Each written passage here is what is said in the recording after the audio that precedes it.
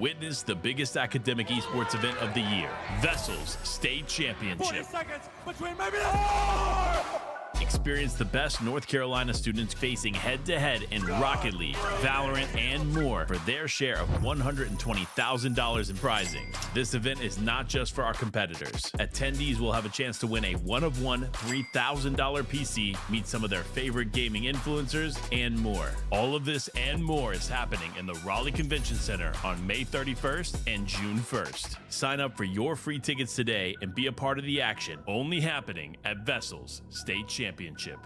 Well, good morning and welcome back once again to the UNCC so we can experience literally the best esports event in North Carolina. This is the finals day 2 of the VESL Charlotte Regionals. Once again, I am Captain Atsuka, joined by the one and only, the greatest of all time, Discounts. Discounts, how are we feeling this morning? You hype me up too much all the time. That's not true. I can't take the compliments, man. But I'm doing great, and I'm hoping everyone's having a great morning. This is day 2 of the Charlotte Regionals. I'm excited. We got a little bit of Valorant in Super Smash today. You know, yesterday we saw a little bit of Rocket League and 2K. Oh, absolutely. And then those games were really good, I'll be honest. They set the bar pretty high for today. Absolutely. But with that being said, I mean, we got Valorant, we got Smash. I mean, I've been waiting for this. Not that I don't love Rocket League. I mean, that's where I come from. I come from Rocket League. But when you got Valorant and Smash in the same day, that's going to be a great day. Speaking of, you know, here at VESL, you know, that's the Varsity Esports League. You know, this is what we do. You know, we put together these events for the best high school student athletes in esports, so that way they can compete and put their talents on display. If you could, can you give us a little bit more about VESL? Yeah, VESL is the North Carolina Varsity Esports and STEM League, and it gives students opportunities to not just play in esports, but also work behind the scenes and do a little bit of STEM work as well.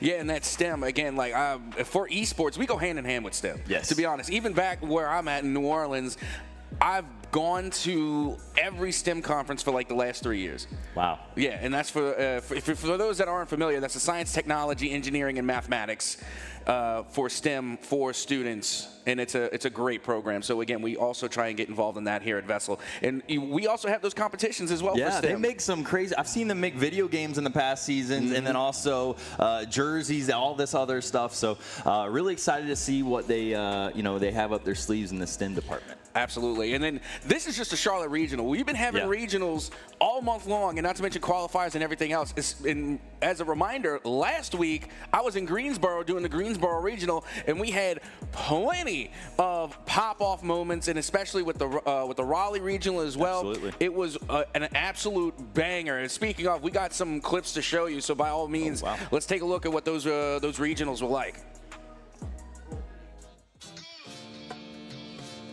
Yeah. Ow! Yeah. Y'all think too small, I got big dreams. You just starting, I'm way ahead at the end of the scenes. Started reading and dodging all of the quick schemes. Money like another one. What a shot. And I'm still looking for Jisoo! The fourth 1v4 clutch to close out the half. It will be Northwest Gilbert and your Valorant, a Greensboro Regional champion. There's no time. The volley's in the lane. It's half, but it's over. Thought he was going to get the 50 and sent it back in by Arcs, who has just been so consistent when his team needs him most. And I promise I'm trying to before you find me out, homie, let me remind you. They was blocking the shine, now I think it's my time to. Counting them dollar signs like lights, they'll blind you. Let me rewind to back when I was broken, I couldn't acquire 2 cents, and now I got 2 rents. They were sleeping on me, homie, must have got too big. Call my phone, I be like, who this? Damn right, hell yeah, I'm brand new. Smell like can too. I'm fresh forever like canned food. Try and tell me what I can't do. I want to see the world, my vision on Shamu. That mean I got... Yeah, I'll be honest. It was a blast. It really was. It looked like it. Oh, and again, like the games were just so good, and I can't reiterate just how close some of these matches were. Again, the 2K match went all the way to the 3rd game, decided by 1 point, and it was like that for every event throughout the day. And same with Smash, with Valorant, Rocket League. It was just some really like close games, some really intense competition. Yeah, I can see that. That was last week, and now we're seeing the same thing kind of this week. We already saw some great games yesterday, and obviously we have some today. today, but remember, there's also Wilmington is also doing the same thing this week as well. Yeah, and let's take a look at what went down yesterday. Again, we had Rocket League, we had 2K, and then the Rocket League, we had some intense matches. Most of it went down into the semifinals. Again, we had an absolute back and forth in the semifinals. When we were looking at, of course, we had Providence that was making big waves yesterday, and not to mention we had a couple of upsets as well. Yeah, I mean, but all in all, we saw who took the crown for the Rocket League side, and that was Audrey Kell, just going through team after team and getting it done. I already hear some feedback from the fans out there. They're up this morning, and they're cheering on Audrey Kell, obviously. Oh, absolutely. And then that's the thing, is because everybody going into yesterday was thinking it was going to be Lincolnton. Right. Everybody was thinking it was going to be Lincolnton, but then they ended up dropping in the semifinals to JT Williams. Yes, JT Williams is that team that you can't let, keep them out of your periphery, because they will come up, and they're a sneaky team. And if there's anything we learned about yesterday, is you don't break Rule 1, because as soon as Lincolnton broke Rule 1, that's when everything went south for them. Absolutely, and that was the crazy comeback from JT Williams in the semifinals to, get in the grand finals and go up against Audrey Kell. Yeah, well, guess what? I mean, and then they came back to win in OT.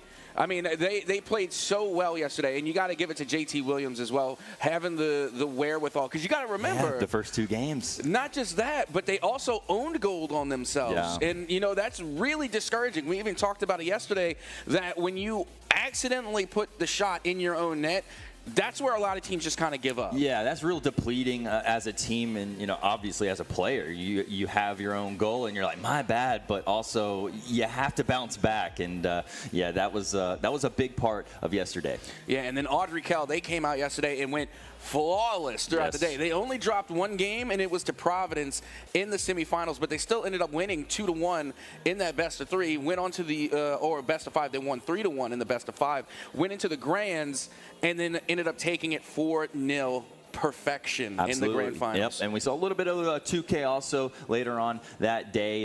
Saw a couple games of that. Yeah, we did get to see a couple of games. Unfortunately, we ran a little late yesterday, so we couldn't finish up. Hopefully, we'll have some updates later on the day about 2K. But with that being said, we're also here in Charlotte for these regionals. And again, just a reminder for everybody, what's on the line is that we got a nice chunk of change for these competitors, whoever are able to finish in first place, plus the ticket to Raleigh, and that's what all of this is about. It's about the road to Raleigh, trying to make it to states. Yeah, the money is just the bonus, right? You want to get into states. You want to, have a little bit of camaraderie with your team, and then just show up and show out. And not to mention, it's a lot of bragging rights. I'll be completely honest. That's true. Like, we've already seen a lot of these teams pop off. In Greensboro, there was so much pop off. I mean, it was becoming a problem at one point. But again, you can tell, like, a lot of these teams, they have histories with each other. They know each other. So, again, when they come across each other in scrims and leagues, tournaments, etc., there's going to be the conversation about who took the regionals and who took state. I like it because then there's some teams that will just go up, pop off, yell and everything, and then you got some that just death stare. Locked in. Death stare. And I don't know who I'm most afraid of. Probably the death stares, right? I would think so, but at the same time, it's kind of hard to tell because yesterday the Death Stare team was Lincolnton. Yeah. But the problem was that they broke Rule 1. So, again, as long as you don't put that hex on your team, I would say the stone face, the composed. Calm, cool, collected. Because those are the players that are playing in the moment. The pop-off ones, those are the ones, they played that game, they're hyped about that game. And that's what they're focused on. They're focused on that game when they need to be focused on the next game. Absolutely. Well, we have the single elimination, 8 schools per game. We already had Rocket League and 2K yesterday. Now it's Valorant and Smash today. Oh, absolutely. And then speaking of, just a friendly reminder that we have 7 teams in Valorant, single elimination, same as yesterday for our Rocket League, except Rocket League had 8 teams, but the format is still the same. Single elimination, you lose the match, you are done. And these are going to be best of ones here for Valorant, so it's only going to be 1 map. Normally we would go to like 3 maps. Right, yeah. But we're only having 1 map today. And then in the grands, I assume it's going to be a best of 3. So we should be able to see 3 maps in the grand finals. You got to see the A game. They got to bring their A game. That's the thing when it comes to those best of ones is, hey, you have to show up and show out immediately. Oh, absolutely. And then we also got some Smash today as well, and we are going to be looking a little bit of that. You know, we're going to be going back and forth, kind of like we did yesterday with 2K, is we're going to be keeping in touch with the Smash matches, and if we're lucky, you know, maybe we'll be able to bring you the grand finals of that, because I don't know about you, but I am a big fan of Super Smash. I'm ready for you to teach me some of the lingo when it comes to Super Smash, so hopefully we do get to see that later on today. There's really only one lingo you need to know. What's that? It's universal among esports, and it's a simple 2 words: get good. And that's it. I like that. I like that. I already love it.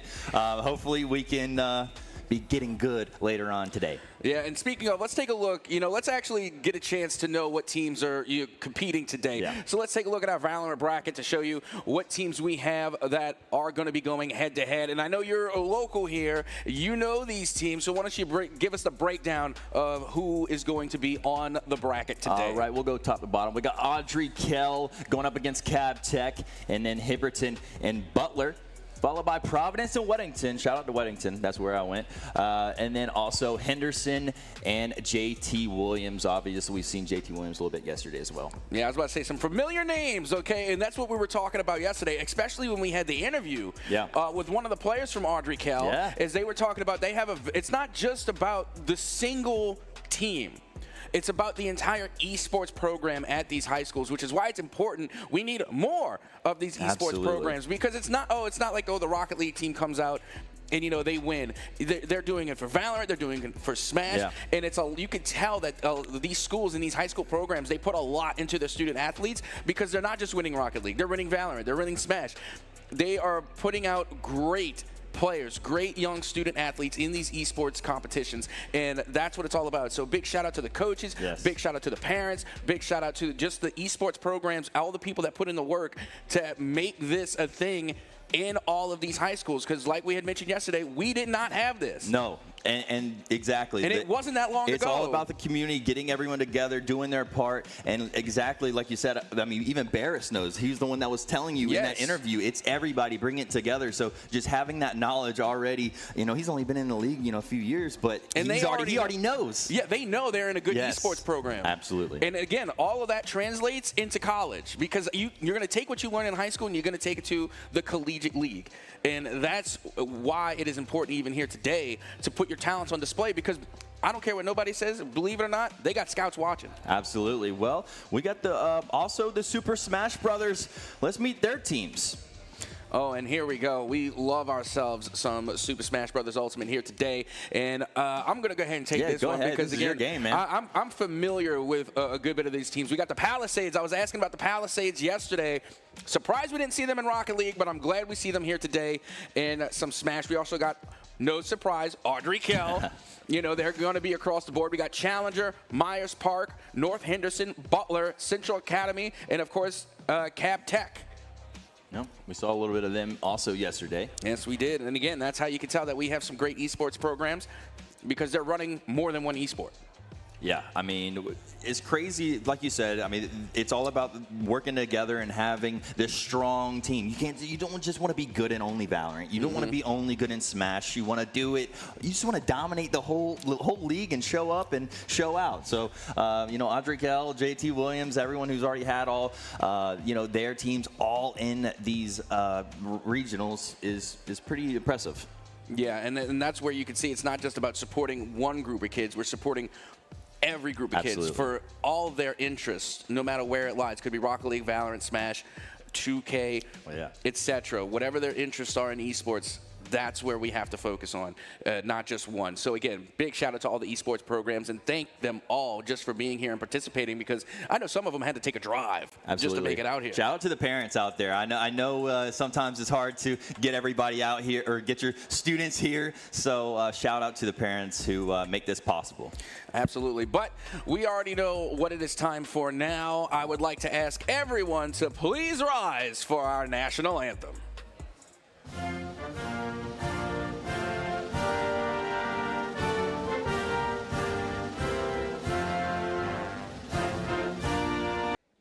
You see that, and that's what I love right there, is that even though all of these parents and all of these schools, they're coming from different areas, they're going to be cheering for all of their different respective teams. Absolutely. But we can all cheer for America. America. Regardless, again, it is just great to be here. I absolutely love the atmosphere. I love hearing the cheers. I love hearing the pop-offs. And again, this is just like the perfect atmosphere to be a part of. Again, it's you want everybody to be involved in this. Yeah, it's different. It's different, right? You're showing up to a LAN center. I said this yesterday. You're not in your comfy home and your comfy setup. You just having your home. No, you're out here. You're against your players. You can look across the stage and see your opponents. You can, like you said, you can dap up your teammates. Thank you. I was going, don't leave me hanging here on stream. Well, my bad. I saw it eventually. I just had to make it back there. Yeah, there we go. We're good.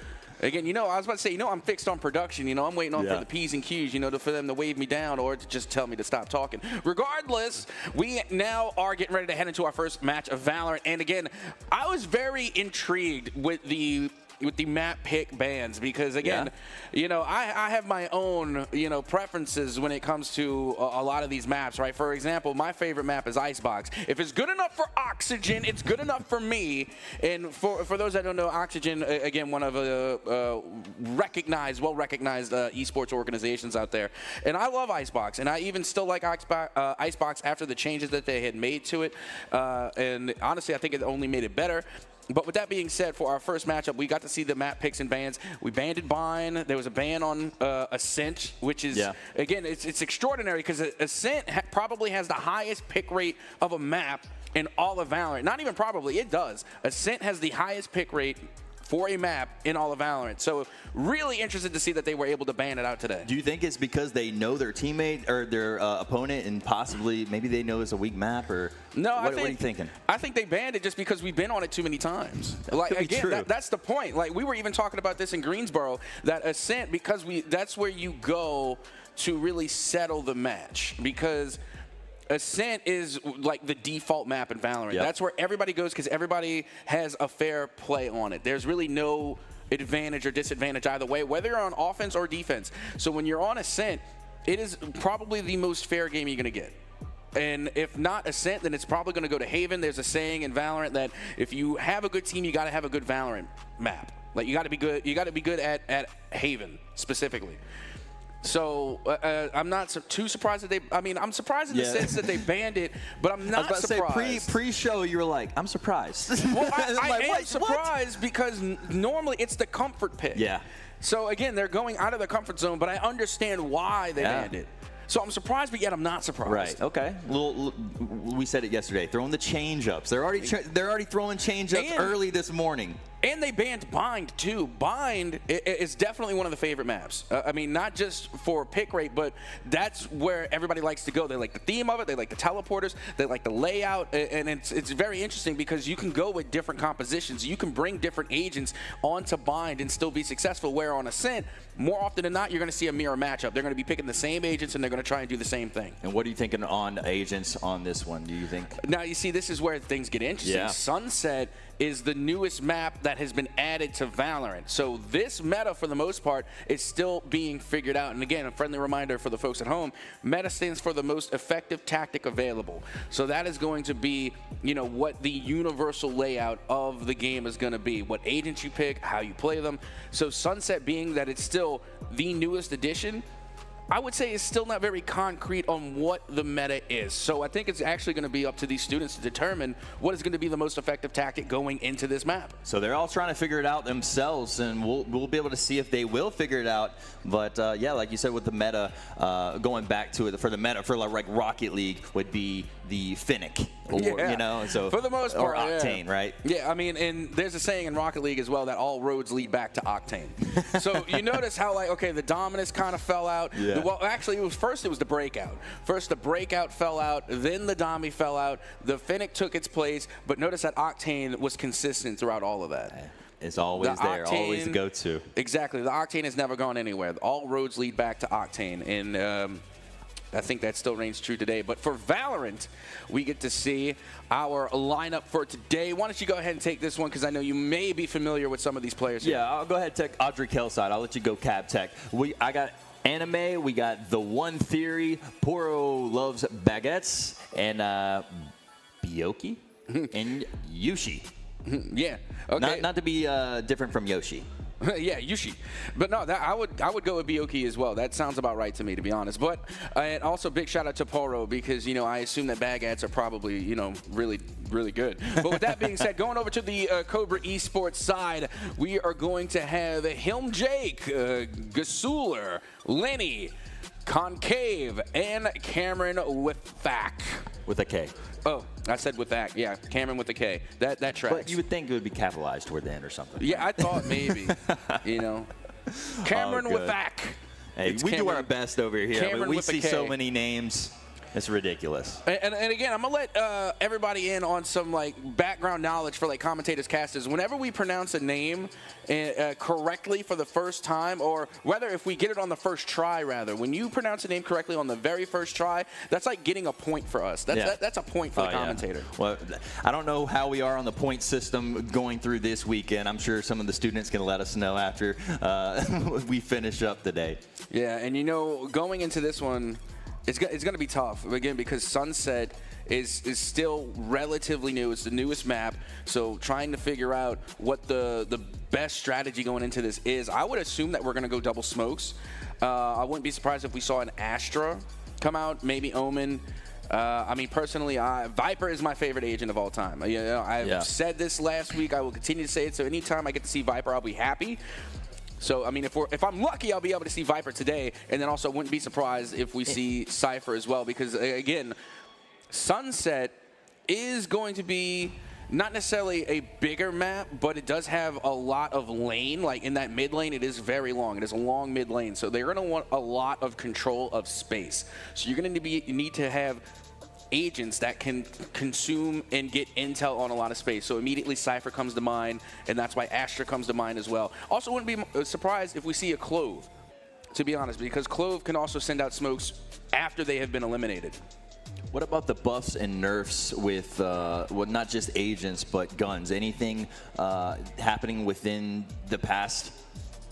Well, to the point where, and the thing with the weapon nerfs is that, and this is a theory that I always say, and I think it still reigns true, you can tell if something needed a nerf if you don't notice it. So, for example, the Judge got nerfed, and it was not very noticeable because people are still getting many eliminations with the Judge. Right. So, to me, that's how you could tell that it definitely needed a nerf, because it is still holding its own. And with that being said, the biggest character nerfs that actually have come out recently were for Viper and Cypher. The Cypher nerfs weren't that bad.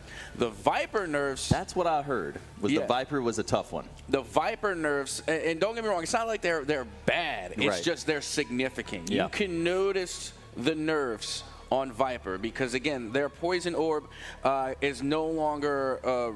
you can no longer pick it back up once you throw it. So once you throw it, you have to commit it to that spot. And it's tough because, if you ran Viper as your main all the time and you see somebody, you have that nerf happen, do you want to keep playing with Viper, or do you want to switch up? Or Absolutely. I know you like Viper, so you're biased. It doesn't matter. Okay, well, this is actually okay. So Viper hasn't been nerfed. She's been nerfed, but she hasn't been nerfed out of the meta, so to speak. Now, what they did the Chamber, that is completely different. I was a Chamber main for a while, but they literally nerfed him to where they're nearly non-playable. And however, my mind has been changed because I have watched some pro matches and they were able to make some pretty good plays with Chamber, but they are literally a shell of their former selves. But now we're going to take a look at what these teams are bringing to the composition here on Sunset. And again, not too surprised with what we're seeing here, because again, we are seeing the Cypher, and the Cypher is going to give you a lot of intel. They're able to cover a lot of ground. And you can see on the side of Audrey Kell, they are animated down there. They're hovering on that Clove pick. They're thinking about going Clove. They selected. They are going to lock it in, and that is the newest agent in Valorant, is Clove. And they are somewhat of like a pseudo-duelist. They are a controller. They can throw out smokes, but at the same time, they have a lot of duelist capabilities. For example, they can get a damage buff when close to an eliminated target. Their ultimate also allows them to come back after being eliminated. Wow. So literally coming back from the grave. Yeah. And trying to go out and get an elimination. So very duelist characteristics, but still a controller. Okay, so maybe not too surprised with that pick then. And then another thing is that I like seeing Gecko, because in recent things, Gecko, again, an initiator, and you're looking at the compositions, and they're actually, for the most part, they're going to be going double initiator. And I like seeing the pairing of Gecko and KO from Cabrera, or Cobra Esports, because for the most part, Gecko has replaced KO in a lot of these instances, and I hardly ever see them working together. I hardly ever see the composition of Gecko and KO. So that's really interesting to see. And I'm always a big fan of Breach coming from Audrey Kell. Again, the Breach pick is one of my favorites. And of course, that's Baguette. You know, they love baguettes. Baguette Yum Yum. Baguette Yum Yum. That was different from what their Discord name was. Yeah, we're going to have to go get some baguettes. You know, hey, I'm for it. We're here. Here we are in round number 1, and already you can see it will be Cabarrus going to be going on towards that A side. At least they were looking like they were going to go more over towards that B side, but now you can see they're rotating back over towards A.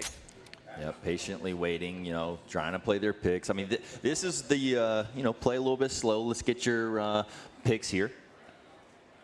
Also real early. Cap check on offense, though. And you see, this is why they brought Breach. You notice there's a lot of corridors, there's a lot of walls, and there's a lot of corners, and that's where Breach is most viable. Good swing coming from Baguette on the Breach, being able to come through with at least 2 eliminations, if not for the assist. And I got to tell you, Baguette really led the team on that one. Again, they were able to use Breach, which is why Breach is good on this map, because all of Breach's utilities, the blinds, the nades, everything else, it is able to go through walls. Yeah. That's where, and hence the name Breach. Like you said, I mean, a lot of little tight corners here on this map. So as soon as you saw everyone just unloading, and that was a quick one. And it was a really good one too. And you know, you notice it's not the duelist. Raze is the duelist on both sides, but they're at least in that last round for the pistol round, they weren't the top frag. It was the controller and it was the initiator. And that's how you can tell that utility is working. As now we go into round number 2, and once again it looks like it's going to be over towards the B side. Anime able to find the first elimination. And now looking to find another. Here comes Yushi with a 2-piece. 1 enemy remaining.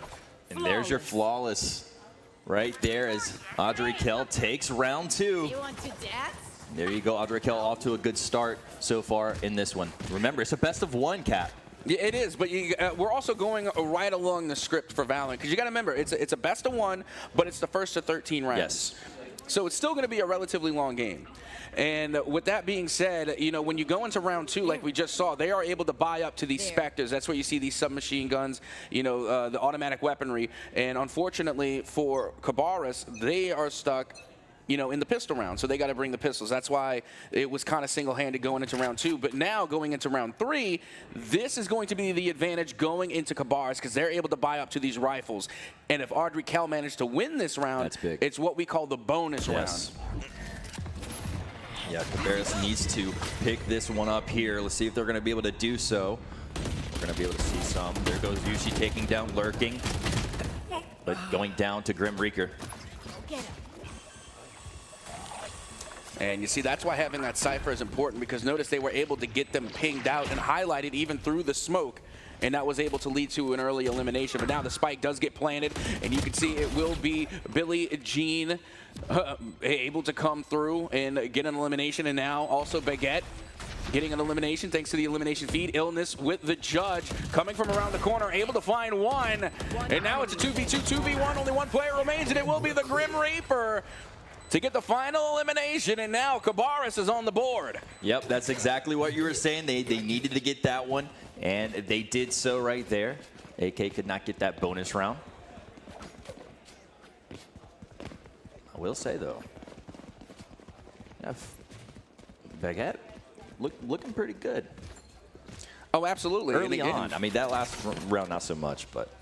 I mean, still, you look at the overall stats, and the entire team is doing pretty well. I mean, across the board, you can see they're getting eliminations, they're getting assists. And Baguette Yum Yum, again, doing phenomenal. Anime, though, on the Clove, being the top frag right now. Again, that's why that Clove, I consider them a pseudo-duelist. Because even though they're providing smokes, they're providing cover and getting assists, they have a lot of duelist-like qualities that make them good at getting eliminations. Looking around.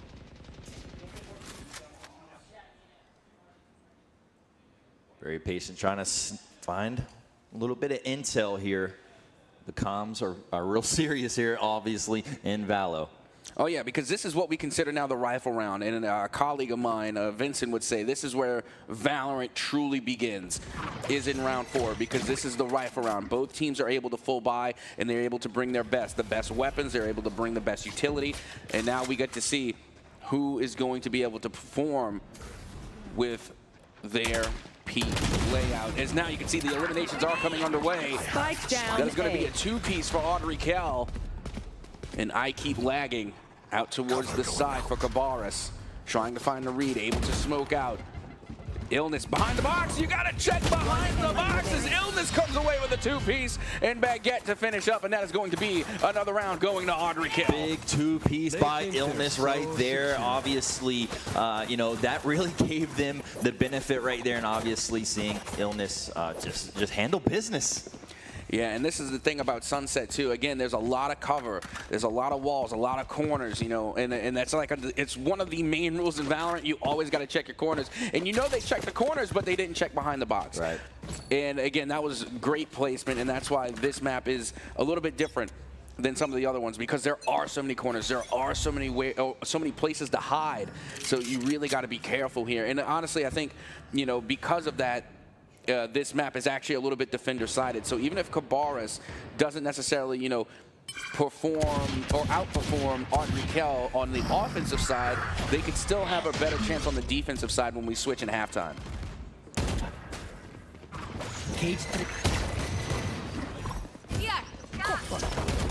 We got one through the smoke, and there's 2. Yushi cleaning one up, Anime picking it up, and Yushi with the 3-piece. Flawless. Yep, Yushi showing why the Cypher nerf, again, was necessary, even though I disagree with my own theory. Because, again, you don't notice the difference with Cypher because they're able to come through with a 3-piece and perform extraordinarily well. But I'm biased because I love Cypher. But now, for the first time of the day, we have our first timeout. And what that means is that it's time for the discounts and at Soka Show. That's what happens when we get our first timeout. So, again, from what you were seeing so far, you know, let me ask you, who do you think is your favorite agent that you have seen so far? Like, do you prefer the smokes? Do you prefer the intel? Do you like the duelist? Who is standing out to you so far? I'm liking the intel. Like an intel, so Cypher? Yep. Okay, respect. Now, what is it about the Cypher? Is it the cloak? Is it the hat? Is it the It's got to be the cloak, man. You can't just rock the cloak, and that's the fashion right there. That's a fashion statement out here. Oh, absolutely. And my very first main in Valorant was also Cypher. Okay. And my very first weapon skin in Valorant was the Cypher Ghost Pistol. So I'm a big fan of Cypher as well. I'm glad they recently got the buff. And then the nerf, like, clearly I think it was necessary, but I'm against it because I'm biased. You know, I love Cypher.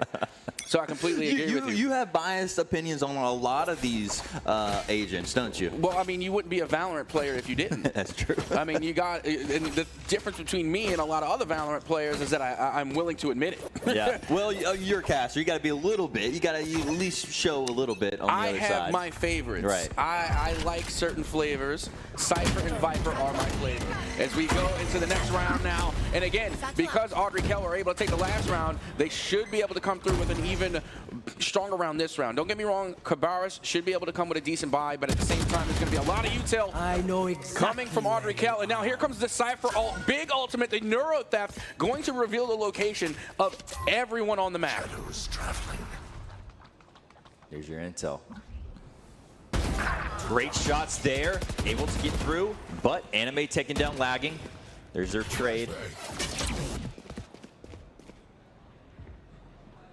And that ultimate. Gotta check those corners. Gotta check those corners. It's literally the first rule of Valorant. Check your corners. But with that being said, you know, that's why that Neuro Theft is such a big ultimate, because it pings twice all of your enemies on the map, and it only costs 6 ultimates. Like, there's special orbs around. Every time you get an elimination, you get 1 point towards your ultimate. And then anytime you plant or defuse, you get a point towards your ultimate. And Cypher's is one of the cheapest ultimates to purchase in the game. 30 seconds Great kill left. there by Grim Reaper. 1v2 situation for Captech. Winnable, very winnable. It happens all the time. And a matter of fact, we even saw in the previous map that, you know, the Cypher main was able to come through and get a 3-piece, but it's not going to happen. Anime is able to find the KO and put them down, and now Audrey Kell have a pretty solid lead. Yeah, that would have been a big 1v2 clutch right there, especially, you know, down 5-1 now. It would have been a little bit different with 4-2, but now Audrey Kell looking a little bit better on this comfortable lead. Yeah, and we're looking at Anime right now, the top frag. They are outperforming everyone in the lobby. They have the most eliminations. So whenever I say top frag, that just means they are the ones with the most eliminations. And not only that, this is why Clove is such a danger. And don't be surprised. I'm not going to be surprised. Clove is going to get nerfed. I'm calling it right now. Calling that? When will that happen? Oh, what? Probably not until next season or the season after. Where they're the newest agent. They want people to play as Clove. Right. That's why they're kind of OP in the first place. But you can tell because not only do they have 8 eliminations to their name, but they got 6 assists as well. Billie Jeans with that first elim. Take it to Illness, but Illness gets dropped by Lurking. Now here comes Yum Yum getting 2 himself. Anime picking up Lurking. And there you have it. It's a Yum Yum getting that cleanup. It's a baguette diff. Like, if you didn't come correct and eat your baguettes this morning, you're not going to pop off. Yum Yum. My goodness. I love that gamer tag. Oh, 100%. And now we're looking at the ult economy here. Audrey Kell has 4 ultimates at the ready. Cabarrus, 3. Still not a bad diff there, but again, that was somewhat of a save round for Cabarrus, is now going into this round. Oh, they should be able to buy up, but again, you can see it's a little bit of a broken buy. You got half shields, couple of Bulldogs, a Spectre, a Sheriff, and oh no, they switched off of the Vandal. So yeah, this is what we call a broken buy. Yeah. Or a budget buy. And so the very, very tough situation right now for Cabarrus in this situation. Minute 30. Yeah, checking their corners there, taking their time. Got to take your time on this. This is a big round for Cabarrus. And it's going to be difficult again. They're going to be going up against a pretty stacked team, but that is going to be a big first elim, and now clearing the way with the showstopper. Not going to be able to find anyone else, but they are able to secure the Vandal, and that's a very important thing. Anytime you get an elimination, you're going to be able to pick up your enemy's weapons, so that's going to be a free weapon. You don't have to buy. Big elimination, even while blinded by the Dizzy. As you can see, Anime now uses their ultimate. Even though that Anime was eliminated, they can come back now for a short period of time and look for another elimination while using their ultimate, and that's why everyone is running away. That is the tactic. When you hear the Clove ult come on, you run away, wait for the time to expire, and then they go back into the grave. Once you know your team or your opponents know where you're at, that's not a good thing, Cap. Yeah, absolutely. And you know what? I think I know why their name is Illness now, because these shots are absolutely sick. My goodness. I mean, Illness was able to find a very clutch 2-piece. Now looking for a third. They finally get eliminated off the spike, but they got it halfway. Theory is going to stick the defuse because pros don't fake, and that will be a very clutch round win for Audrey Kell. Yeah, you can't be waiting around on that. Had no hesitation on that defuse. Great job there by Audrey Kell. And you see, this is why at bare minimum, you gotta stick at least half. When you're going for the spike, get it to at least half, because you can get that second half so quickly. And when you're diffusing the spike, as long as you get it to half, you won't lose your progress. If you stop before the half, you're gonna lose your progress. You're gonna have to defuse again. So if you get it to half, it's gonna save that progress, and then you can have somebody else come and defuse it, or you can try and stick it yourself, and it's not gonna take you as much time to get the defuse. So well done by Audrey Kell there on the retake. Two players that have double-digit eliminations. But look here as Billie Jeans picking up 2 for Cab Tech. 2v2 situation. Waiting for the peaks. One enemy remaining. Oh, and wow, good cleanup by Yushi. Yeah, this team is cracked. I'll be completely honest. Like, you can tell that they've put hours into the lab, into the shooting gallery, because again, their flicks are just so clean. I mean, they're able to go from one to the other just so quickly and get the headshots. That takes practice to be that precise. Well, we talked about that organization, right? Audrey Kell, like the whole school. It's not just about you know, one game title. They can do it all. Yep, that they can, and they are currently doing it all as we get ready to head into the next round. And once again, it's going to be a full buy coming from the side of Audrey Kell. The economy definitely favoring Audrey Kell at the moment. Cabarrus looking to try and make a little bit of a comeback here. But once again, they're in somewhat of a broken buy. You know, they got some half shield. You got lagging here with the Guardian.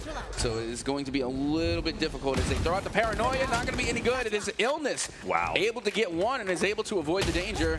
And Anime now coming away with the 2-piece. Anime has been stepping up big time here for Audrey Kell. And now I mean, just really tough situation right here for CapTech. Yeah, and unfortunately for KO, you know, for Grim Reaper, they use their ultimate and they get an opportunity to be brought back and revived, but Anime just simply wasn't having it. Yeah, and right now, Audrey Kell keeping, you know, the foot on the gas pedal right now. Not slowing down whatsoever. Only dropped one round so far. So, you know, obviously having a tough time in that buy situation for CapTech, though. Yeah, and it's at this point where you have to really go for a save round. Yeah. This is where you don't buy. You just kind of, you know, take your L for one round, and then you GG and go next, so that way you can get the full buy going into the next round. But again, it looks like they're going to try and stick with the broken buy in the hopes of getting an elimination, because if you get that elimination, you can pick up your enemy's weapon. Yeah, looking at all those KDs, I mean, you can see how lopsided right now this match is. Yep, just a little bit. As you can see, they are taking the spike over towards the B site, but look at all of the Cypher intel that has been laid down on the map. Cypher has this map locked down, and they're able to get the ping already, and now they're going to be able to relay that information to the rest of their team, saying, hey, they're coming to B, they're bringing the spike, and this is where you're going to see the rotation now from Audrey Kell over towards that B site. Billie Jeans with a pickup there for CapTech. But here comes Audrey Kell, 4-5 in a row, just like that. Wow. Yeah, very clean, flawless execution there on the retake, and didn't even allow the plant to go down, as now we head into the last round of the first half. And right now, my goodness, Audrey Kell are putting on a show. Yeah, absolutely. And I mean, you can look at the creds. Look at all the credits. Audrey Kell can just about start a bank here. Oh, what, they have enough to retire on, to be honest. I mean, the 401k over here. You're looking at Illness with 9,000 credits. Wow. That is the max. You can't have any more than that. They don't allow it. And here we go. And again, one thing that is interesting, if you notice that on Sunset, nobody has decided to go with the operator. The operator, again, is OP. That's why it's called the op. I mean, right. There's other reasons clearly why it's called the op. That's why I call it the op, is because it's overpowered. But regardless, it's very telling that they're not using it on this map, because, again, it is a lot more close quarters than other maps. So it's really hard to make effective a one-hit sniper. But right now, Baguette with the Vandal, able to find a very clean 2-piece, and now going to be able to finish it with a third. And that is a 3K for Baguette right there in the final round of the first half. And now here we are in halftime. And again, for the folks at home that are just tuning in, or, you know, being more acclimated to Valorant, this is where we go back to the pistol rounds. It's like a fresh start. Right. Yeah, and definitely CapTech needs a fresh start right now in this situation. You know, down 10. Very unfortunate situation for them, but, you know, we've seen it happen. Oh, what? We've definitely seen it happen. We've seen it happen. Well, I mean, again, there's a lot of, like, speculation over, like, the round difference going into the second half. Again, one of the memes in Valorant is 9-3 curse. You go into the second half 9-3, the comeback happens. It's a dead meme, but it is a meme nonetheless. And then, of course, you have the 10-2, 11-1. I mean, these have happened. These splits have happened. The comebacks have happened. But again, it's still a very tall mountain to climb, because Audrey Kell, they only need to win 2 more rounds, and they win. That is a tough task to ask for, but when your backs are against the wall, there's only one direction to go, and that's forward. So CapTech looking ahead forward in this next round.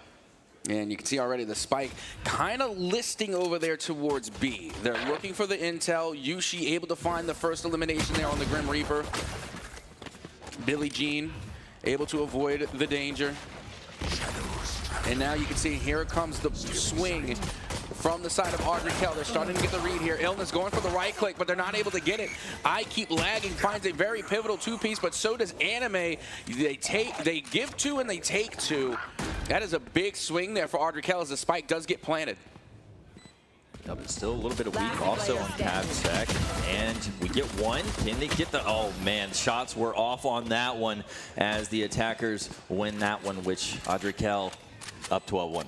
Yeah, but you know what? I got to give it up to the Gecko in that last round because that was actually a really good blind using the Dizzy.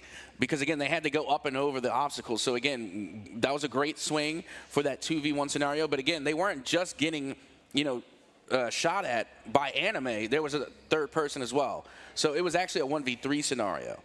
So, again, at least they were able to, you know, they fell, they lost, they got the elimination, but they also took an elimination. I mean, Adrikel has 4 players with, I mean, over 10 kills. So big deal for them right now. And, you know, like a rule of thumb is that you really can't ask more than a 1-for-1 trade. So even though that Gecko was eliminated, they still took an elimination. So, again, you know, as long as you're getting that 1-for-1 trade, you really can't ask any more of a player. So, again, especially being in a 1v3 scenario. Right. You get the one-on-one trade, or if you get one more, that's a bonus, right? Exactly. Yeah. And that's when you're that's talking how you got to look at it. Yeah, 100%. And that's the way I always look at it, because in a game like Valorant, which is a tactical shooter, again, it's actually a lot harder to get eliminations because there's no respawns. Player standing. Last player standing. And that'll do it. There it is. Adrikel able to come through, take game number 1, punch their ticket to the semifinals, and we'll be moving on here in the bracket. Wow.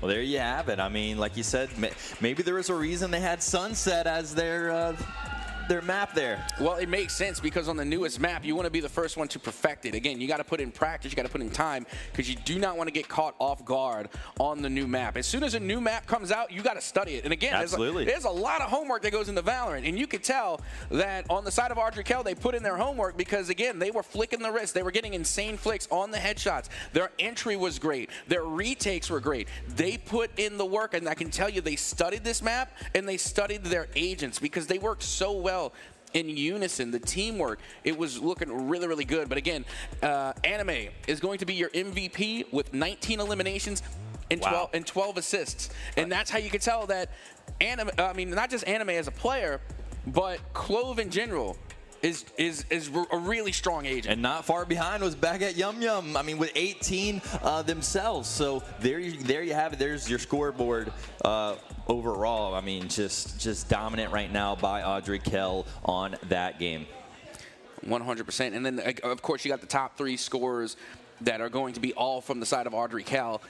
And my goodness, they just played fantastic. 2 of which had over 300 combat rating. I was going to say, I'm pointing out Theory. Even though, you know, Theory was on the bottom of Adrikel, he did get that defuse, that game-winning defuse on that round. So shout out to that Theory.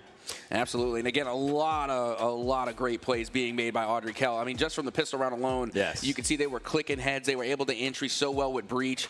Again, shout out to Baguette Yum Yum just for being able to get so many blinds. And then Yushi, my goodness, the info broker themselves, the intel, that was Yushi being able to get so many shots through the smoke just by getting a lot of those targets down with the highlight from the camera. Again, just absolutely phenomenal. And then also big shout outs to the Grim Reaper as well. I'm pretty sure they were the top frag there for their team on Cabarrus. Again, trying to put up as best of a fight as they could. But again, this Adrikel team, they're just playing on another level. Yeah, I mean, precision shots there. I mean, you're watching it on screen right now. I mean, just you know, headshot after headshots, and just great accuracy from that school. Yeah, absolutely. And then not only that, but what's impressive to me is how many multi-kills there were for a lot of these players. I mean, look at Baguette. Yeah. That is a 3K for Baguette just on that play alone. And and that's the thing. The more that you fire your weapon, the crazier that the recoil is going to be, the harder that it gets to aim. So after you get that first elimination, it's going to be even harder to get the second and then the third. So all of these multi-kills just shows a lot of trigger discipline is what we call it. I want to say, I mean, also when you get a 2-piece or a 3-piece, I mean, you get that motivation going into the next round too. You know, you feel good. You feel maybe play a little bit more aggressive, and I feel like sometimes that can benefit your team, especially if you have your teammates backing you up, kind of like what Adrikel had. Yeah, I'll be completely honest. I feel like esports in general is just way more momentum-based than traditional sports. Not to say traditional sports doesn't have its momentum. I just think momentum has more of a factor in esports than it does in traditional sports. Yeah, I mean, yeah, because it's not as physical, but definitely mental. And the mental momentum, that's a tongue twister, but either way. I liked it. Yeah, the mental momentum definitely is a big effect here in the esports place. And you can see it. You can see it take place in real time. I mean, they were able to take the first couple of rounds. They were able to take the first half, and then they took that all the way to a 13-1. That is only one round difference from having a perfect game. So, again, great performances coming from Audrey Kell. But that's going to wrap up our first game. Yep. I mean, it's already said and done. Audrey Kell, they came out, they performed yesterday in Rocket League, and they're coming out and they're performing today in Valorant. I mean, they haven't skipped a beat so far this weekend. It's not over, though. They got to keep continuing, foot on the gas. We'll see if they will continue that. But before we do, we'll go right to break, and we'll be back with our next match.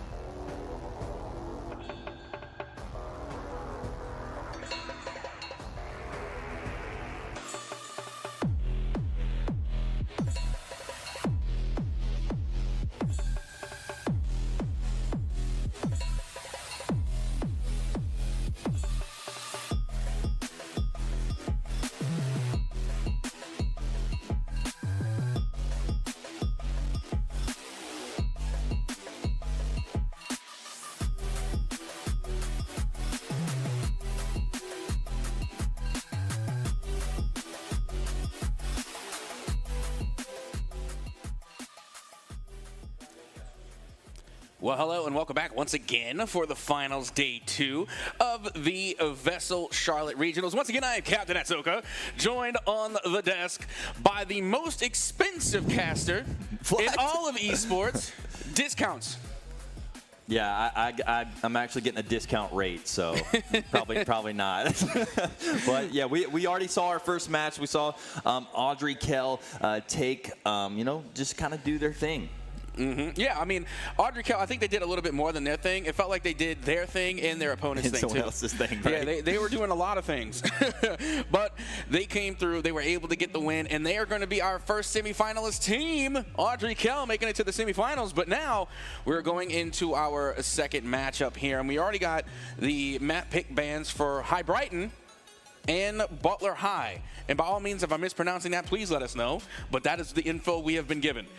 So, High Brighton. High Brighton as good as mine. High Brighton. And Butler. And if it's pronounced Butler, please let me know so we can get these pronunciations right. But that would actually sound kind of good, right? Butler. I have to say, I know it's not, but I kind of want to let you think that. Yeah, I mean, it sounds good, right? Anyway. So we're taking a look at the map pick bans, and on the side of High Brighton, they came through with a ban on Breeze, Ascent, and Split. Once again, we're seeing Ascent being banned. Very interesting, again, because it has such a high pick rate. And on the side of Butler, they are banning Icebox. Boo, it's my favorite map. Why you got to ban my favorite map? Second, you were on Sunset, they banned it, and that was the map we just saw. We just saw that. We just saw Sunset, so Butler banned it. We're not going to see it again. And they also banned Lotus. And Lotus is one of those like 50-50 maps. It's one of those maps that either you love it or you hate it. Yeah. I mean, what do you think, though? I mean, what do you think when it comes to agents? What are we going to see here between these two schools? We're going to Bind. And again, Bind is honestly, I think, probably the universal favorite of Valorant because, again, it's one of those maps where you hardly ever hear a discourse. Like, there's hardly ever a disagreement about Bind. Even if you don't want to go to Bind and you go there anyway, you're just kind of like, okay. We're here. Yeah, like, you're not upset about it. Like, again, I'm pretty sure it has the most positive feedback of any map, but, again, Captain be capping all the time, so who knows. Regardless, for the agent selection on Bind, I'm expecting to see double controller. I want to see double smokes. I was expecting somewhat to see it on Sunset, but I did like the double initiator instead. Well, let's talk about the map. I mean, is it going to be a little bit more close quarters? We're getting a little bit more range. What's going on here? It's interesting because it's going to be a lot more fast play because there are teleporters for the offensive side. So with the teleporters on the offensive side, you can go easily from one side of the map to the other. Yeah. And then not only that, but there is a teleporter in mid as well, in the middle. So instantly you can go from from A main all the way onto the other side to hookah, which an equivalent, I guess, would be considered B main. If you want to call it that, we just call it hookah because it's in a hookah lounge. So expect to see a little bit more fast gameplay from what we saw in that past match. Absolutely, but we also see a lot of smokes going down on this map. But for High Brighton, let's take a look at our players here. We're going to have Thick Milk Dud, and we're going to have Garvey. And good good boy. And then also we got Coinfold and Nikozu. For the Butler side, Can't Teach, Plasma Park, Taunt, Saturn, and Mupkipo. You know what? I'm starting to think maybe that that name on Britain is Nikuzu. Nikuzu. It sounds cooler. That sounds like it. It sounds about right. And again, we're going to be doing this all day. So by all means, if the folks at home or if anybody in the crowd would like something extra to do, keep score. Keep score. And if we're pronouncing these names correctly, and we'll see who put it in the chat. Who has the best score at the end of the day. Regardless, we got our two teams, and again, we're going on Bind. Like I was saying, I'm expecting to see a double controller, so I want to see two smokes. That's what I would like to see. Also, I would like to see Viper for obvious reasons. Yeah. They're my favorite agent. I want to see Viper as well. I mean, we haven't seen her yet, but hey. This is usually where plenty of matches to see Viper. Well, the thing is that before the nerf, Viper would be here. Yeah. This is where Viper would come through because, again, Viper works really well in a double controller comp. So if you're going to bring two smokes, you should probably bring Viper because, again, they have a very long wall that can extend from actually the A site to B and etc. Again, their Viper wall is very viable. But again, since the recent nerfs, maybe we won't see that Viper, especially now that Clove is in the works. Clove, again, a pseudo-duelist controller. Very powerful. We saw that on Sunset. They are a very powerful agent. And so it would make sense that, honestly, you know, maybe Clove is taking the place of Viper, which would sadden me very much. Yeah. Well, I mean, it is what it is here, Cap. I mean they're competing. Are you trying to break it to me softly? Are you trying to break it to me gently? I'm about to put my hand on your back and just tap, but it's okay. It's gonna be all right. That's what it felt like. Hey, you know what? It's going to be all right. It felt like I was going to the doctor's office and you had some bad news for me. Which the bad news is that Viper might no longer be in the meta, but that's okay. All good. Yeah, as we are continuing on here, and, you know, we got some good news for everybody is, again, you know, we're going to have some great gameplay here because, again, this is where, you know, you go to Bind, and it's where you get some really good competition. I mean, we're talking about Ascent. That's the 50-50 map. You know, it's where everybody, you know, kind of has the meta laid out. But Bind has some wiggle room. Like, there's a meta to it, but there's still a little bit room for niche. You know, you can still bring a little panache and some finesse to it. And speaking of, I'm expecting to see Cypher for sure. Cypher on Bind kind of go hand in hand. Now, I have seen some Killjoys, and honestly, I still believe that Killjoy is the best Sentinel in the game. Because, like Cypher, Killjoy can lock down an entire site by herself. She can watch an entire site, and not only that, but her utility deals damage and can inflict and eventually get eliminations, whereas Cypher, they don't really have anything that's going to deal damage with their utility. They're just providing intel. Well, I'm excited to see whoever wins this, remember, will go up against Audrey Kell.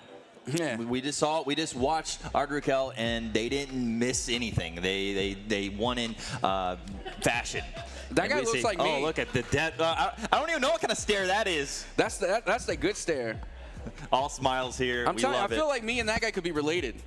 Like I'm telling you, when I was in high school, that might be your cousin. Could be. I'm telling you, when I was in high school, I looked just like that. Like when I had hair, I looked like that. Might be bad news for him, though. Regardless, you love the spirit. Again, this is why we love what we do. We love high school esports because, again, you know, again, the difference between like high school and collegiate esports, and I think can be said for traditional sports as well, there's more spirit. There's more spirit with high school and collegiate esports than I think you would see in the pro scene. And I think that can also be said for traditional esports as well. There's that extra energy that comes with, you know, being part of a school or, you know, playing for a collegiate team. I mean, which is why I want a petition to start bringing the bands out to esports games. Right. We need the bands out. Well, they're competing. Think about it. Whoever wins, you know, today will walk away with 4,000 and qualify for states. Whoever comes in second will get 2K. So not too bad, but will not get their ticket punched into states. Now, you see, these compositions are very, very interesting here. We are, okay, in the term going against the grindstone, somewhat for both of these. I mean, they're both bringing the double duelist composition, not necessarily the favorite. I mean, if you're going to go double duelist, you might want to bring the Yoru here in this scenario. Yoru is, again, somebody who can traverse the map very quickly, and they get a lot of intel as well. Again, not necessarily a pseudo-duelist, but could be considered a little bit more entry heavy, whereas you're going to go with Jet and Raze, and that is just straight duelist. I mean, not too much help towards the team there. They're going to be going out for frags, but it's going to be interesting because, again, you know, this Britain team, I can already tell you, they are strong. That Jet up there, again, I don't know what their name is because I don't understand those characters, to be completely honest, but I remember... Still no Viper. No, I know them, though. I know that player. I know... Oh, okay. I know High Brighton. I know this team, and now I'm getting some flashbacks. Like, I'm definitely starting to recognize this team. Getting flashbacks in a good way or a bad way, Cap? I mean, it's good for High Brighton. I don't know if it's going to be good news for Butler, but the good news is that they're able to find the first elimination, can't teach, able to find one on a Garlic a little early here in the showers. Yep, we are pistol round. Obviously, it's a big round to the start. You know, get your momentum shifting. Like we said, it's a big deal, momentum in esports, and we're going to pick one up. That's Taunt. Trying to find a second. Missed shots on that. Man, now I'm just going to call them Jet because I can't pronounce their name. So again, Jet able to find at least one elimination there, nearly able to get the 2-piece, but they get traded out. Not a bad trade. And right now, High Brighton looking a little worse for wear, as they are down in a 2v3 retake scenario. Now a 2v2 as they get the trade on Milk Dud. And now it's a 2v1. Looking pretty dangerous for Hatsune. Brighton doesn't have the best Energy, oh wow, goes down, and there goes Butler taking the first round here in his best of one. And you notice how I said that Chamber got nerfed out of the meta? This is like the only map I've ever seen Chamber come back on. And it's really interesting because, again, Chamber is what we call, that is going to be a pseudo-Sentinel, because technically they are a Sentinel, but their characteristics are 100% that of a duelist. So in a sense, you're looking at Butler right now, and they're kind of going with a triple duelist comp. Because Cypher, they have a teleporter, so they are able to move quickly out of the way. Somewhat very kind of on par with Jet. Maybe not as effective because they can't go up vertical with the up shaft. However, they are able to get out of dodge, and their abilities allow them to produce more weapons. Yep, Butler now able to pick up a few SMGs now. Remember, High Brighton's going to have a tough time, obviously, down to their pistol still. Yeah, that's the script. That's how it goes in Val.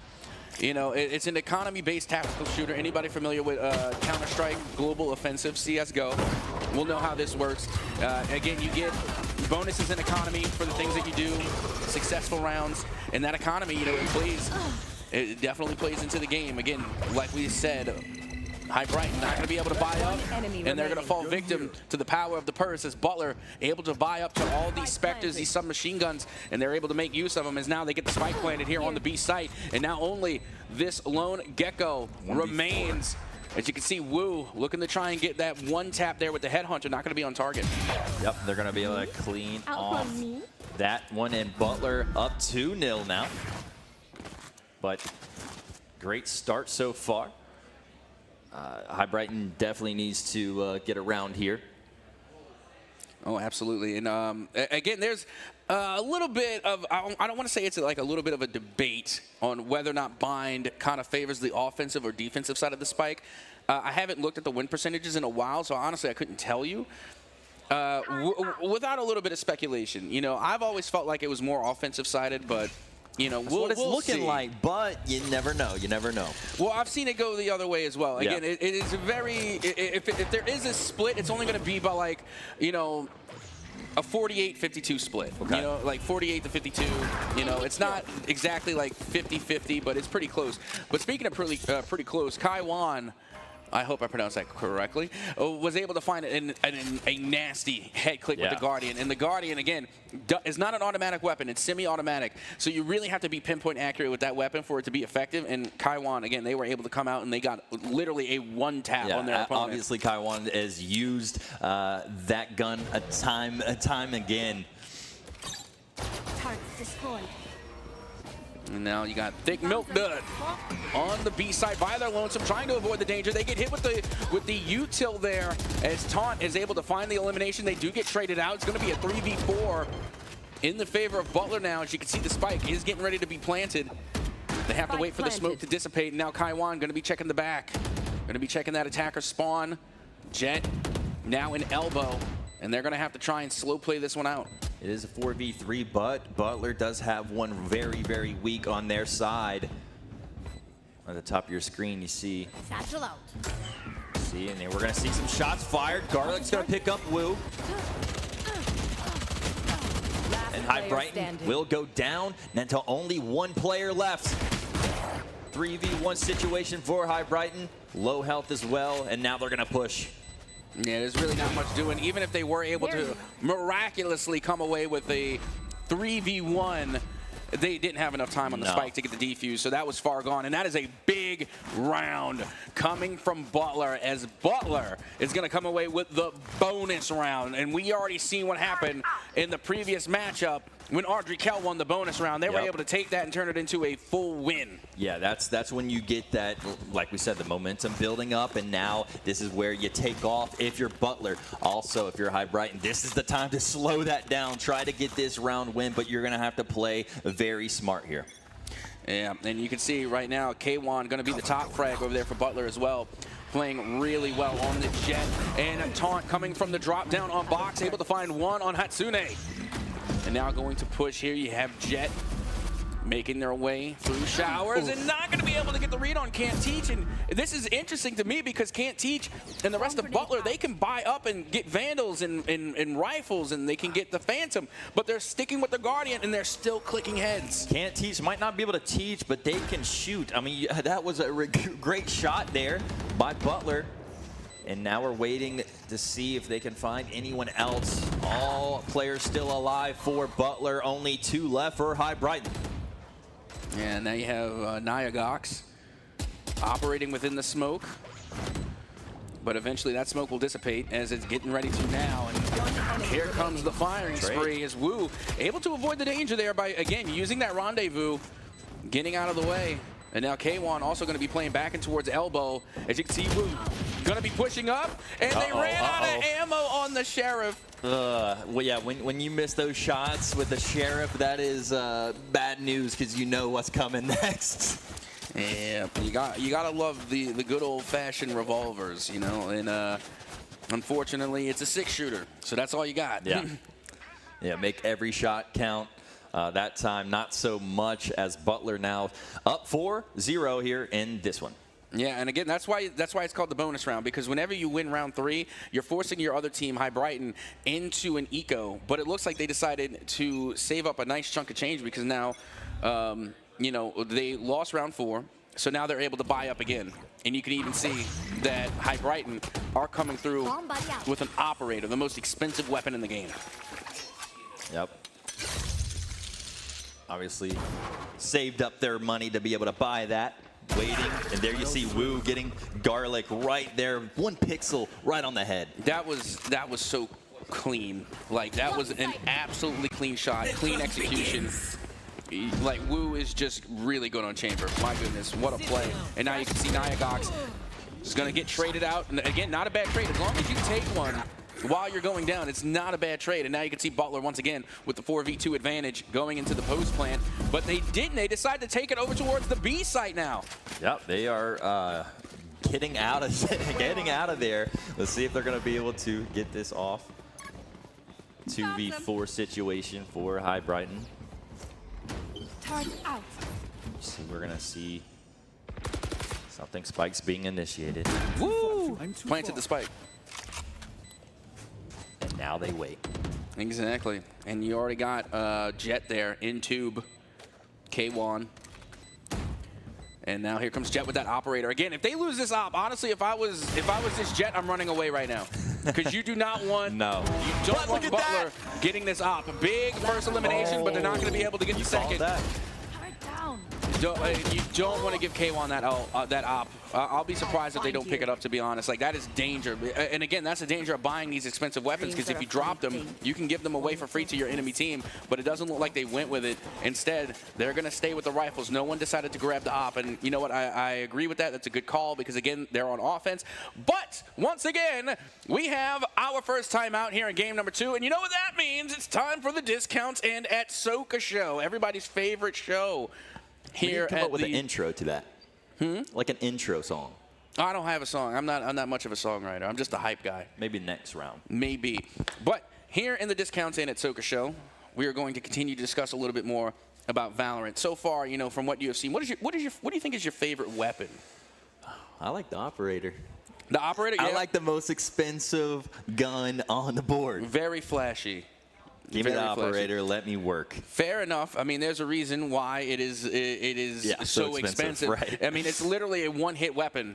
It is the most expensive, most powerful weapon in the game. It is a one-hit weapon. Honestly, my favorite weapon in the game right now has got to be the Phantom. Yep. Absolutely love the Phantom as far as the rifles are concerned, and has a higher rate of fire. Granted, it doesn't do as much damage in the chest as a Vandal, but it does the same amount of damage in the head. So it's still a one-hit to the head. How much is a Phantom? Same price as a Vandal. I want to say it's like $2,900. If memory serves correctly. And then the operator's like 4K. That's my gun. Yeah. Very expensive. Very pricey. Very expensive. That's why you don't want to drop it and give it to your opponent. Absolutely not. More, and it's actually a common tactic that you will see is that whenever you're in a situation like that, they'll take the op and they'll throw it over the side of the map so they don't give it away smart, yeah. to their opponent. There goes everybody's favorite little wingman, but it's going to get eliminated in the showers. And now Thresh is coming out as well. If you get hit by the Thresh, you will be detained, and they're able to at least find one. Going to be throwing out the Dizzy now to get the blind, but you can see that Fade utility also going to be halting that push, and they are able to find some pretty good reads there on High Brighton. Well played, even with all the Gecko util. They managed to still find the eliminations through all the strife.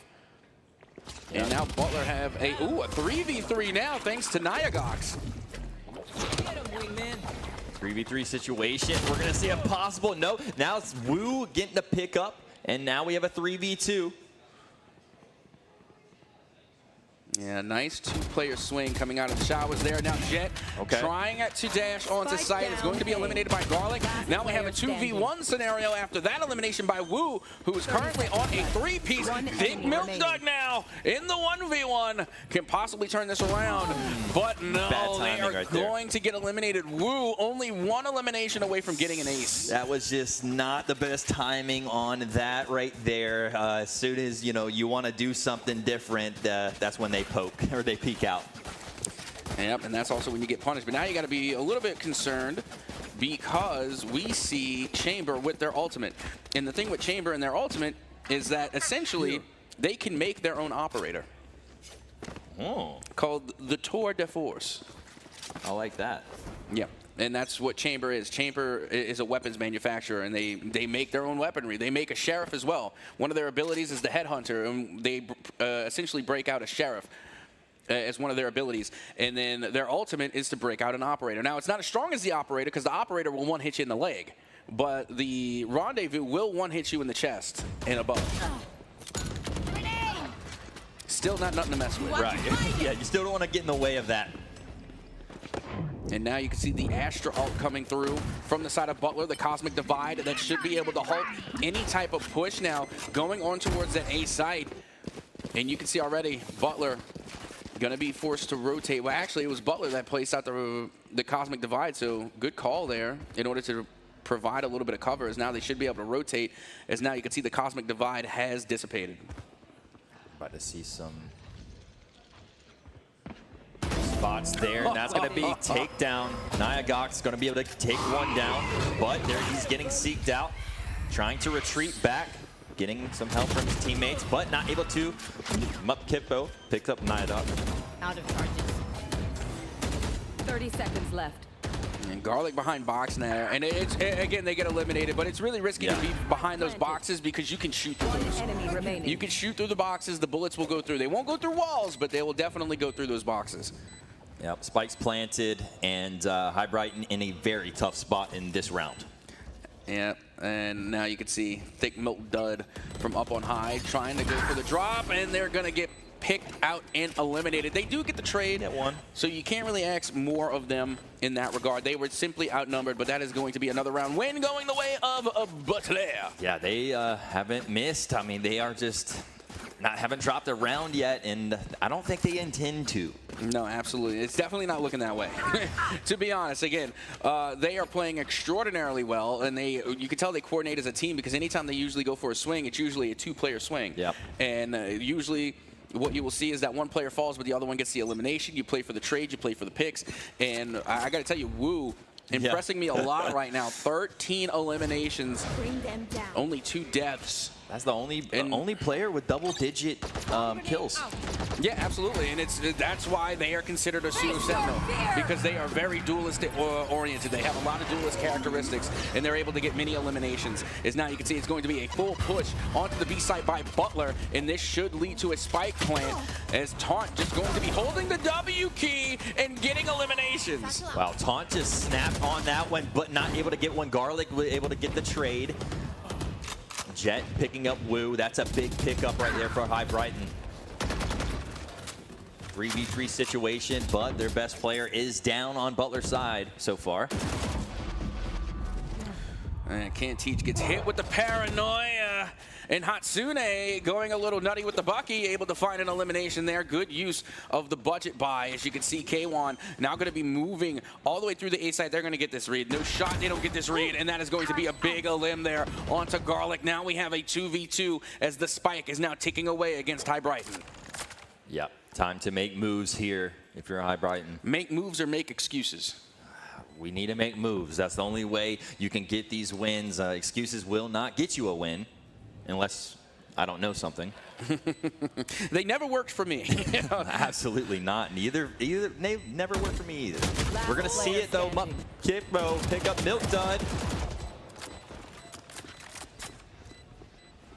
Yeah, Spike's ticking away. Tough. It's far gone at this point. It's over on that, but goes out. Run, Hatsune! Running away, trying to get out of there. At least Hatsune was able to avoid the danger, and they get an exit frag on their way out. Yeah, they get the exit frag on their way out. So again, not too much of a love loss there. I mean, unfortunately, they weren't able to get the Spike defused, but at least they got a consolation prize at the end. 8-0 now. Butler playing flawless right now. You thought right there that was the chance for High Brighton to pick up a round, and sadly not able to do so for them. And I got to tell you, I mean, we're continuing on, and so far, Butler has been flawless. 8 rounds on their side without dropping a single one. But once again, you can see that jet over there for High Brighton. Breaking out the operator, but the audio cue goes off, and it will be Butler. It is Wu taking out the tour de force. Found them. So we're going to have an op v op going into this next round. I love it. I love it. Who will be able to make their shots count here in this round number 9? And you can see Butler just playing around in the teleporter. Look at Nyagox going for the deep flank there. Very risky on a Gecko. And right now, you know, they're not going to really run into anyone because they're all over at the B site. You can see the Spike currently in Hookah. And now Jet going to be coming across Looking Hookah. to click heads. I'm looking to click heads. I think Jet's about to do one. If anybody decides to peek, that is definitely going to be a big punish. But this is why Astra is going to smoke off right where Jet is. Or at least they should. There's the smoke right in time. That's that Valorant timing for you right there. Patiently waiting the whole time, and then as soon as you looking around. Wu picking up Milk Dud.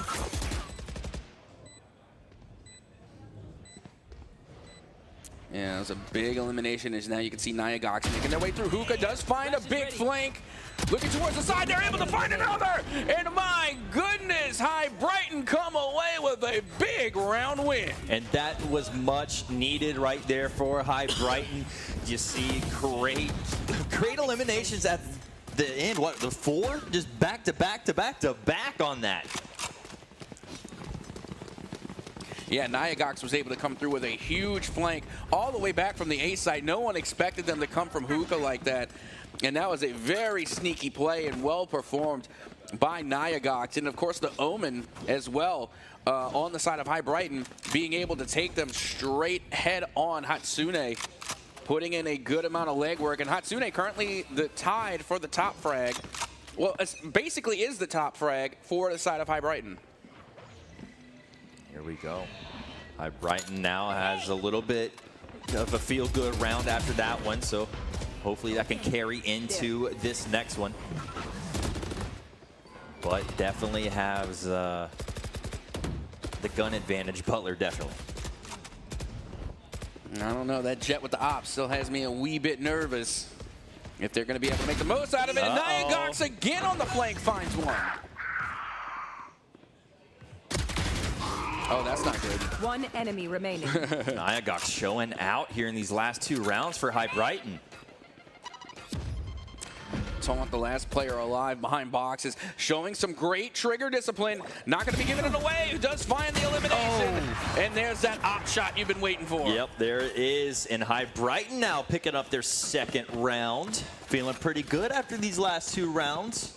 Starting to turn it the other way. And that's how it's got to be done. If you're going to make a comeback, it can't just be 1 round. You have got to take 2 consecutive, because that's when you start hurting the economy of the other team. Yes. And then once you get 3, maybe even 4 rounds consecutively, you can force the eco round, which is going to give you an extra. But now, once again, it's another timeout. Our 2nd here on Bind, which means it's time for the Discounts In at Soka show. Everybody's favorite show. Yep, there we go. Okay, there we go. We got a little jingle now. And so far, you know, we've been seeing a lot of great players. What player is currently standing out to you? I'm liking Jet with that operator. You see, I'm going to match yours, and I'm going to say Woo, the chamber. But that's too easy. How is that easy? Woo's been popping off. Well, exactly. That's why they're standing out. And if it wasn't Woo. Yeah, well, who's your second? Let's say that, because I feel like everyone can say Woo right now. Woo. Okay, if it wasn't Woo, then it would have to be Hatsune. Yeah. Yeah, Hatsune on the. Actually, you know what? Nyagox? Hatsune and Nyagox. Like at an even tie, like a dynamic duo, so to speak. So yeah, I got to give it up to Nyagox and Hatsune. They are performing extremely well. And now it's going to be even more dangerous because Hatsune has a whole Odin. Okay. The second most expensive weapon in the game. Oh wait, hang on. I think they're still on it. Yeah, okay. Still on it. And the Odin is a 100 ammunition LMG. That is just got a lot of rounds in that thing. Yeah, it lays down an absolute onslaught. It eats, so to speak. But you can already see that it is going to be K1 that brings out the Jet ult, which is the Blade Storm. So that those can deal out a lot of damage as well. That is going to be some one-hit wonders possibly coming from that Blade Storm on K1. Patiently waiting to click heads. With the operator, you don't even have to click heads. You just got to click a leg. That's true. Click him in the foot. It'll be good. Just hit something with that gun, and you're going to be all right, as we're still waiting for the peaks. And there you have it, one. Spike Takes down. out Can't Teach. Trying to find another. Nice little pop shot right there. And speaking of pop shots, taunt into Lamp. Still not going to be enough. They are going to pop their ultimate, though. The Empress comes out, and they have a Phantom on deck. Now you got to watch out for this operator. And there it is again. Third time. Jet with the 3K gives the third round to High Brighton, and hold the phone. I don't know if you feel a change in the wind, but it's starting to feel like comeback season for High Brighton. I'm feeling it. I'm definitely feeling it. I mean, the shots are going for High Brighton for sure. These last 3 rounds has been definitely a game changer in this match. Oh, absolutely. Now take a look at this. Getting ready to head into the next round. And give me that operator once again on that Jet, please. I mean, you got it. Ask and thou shalt receive. They're already going to be peeking down B main, looking for someone to look and take a look at this right in the dome piece.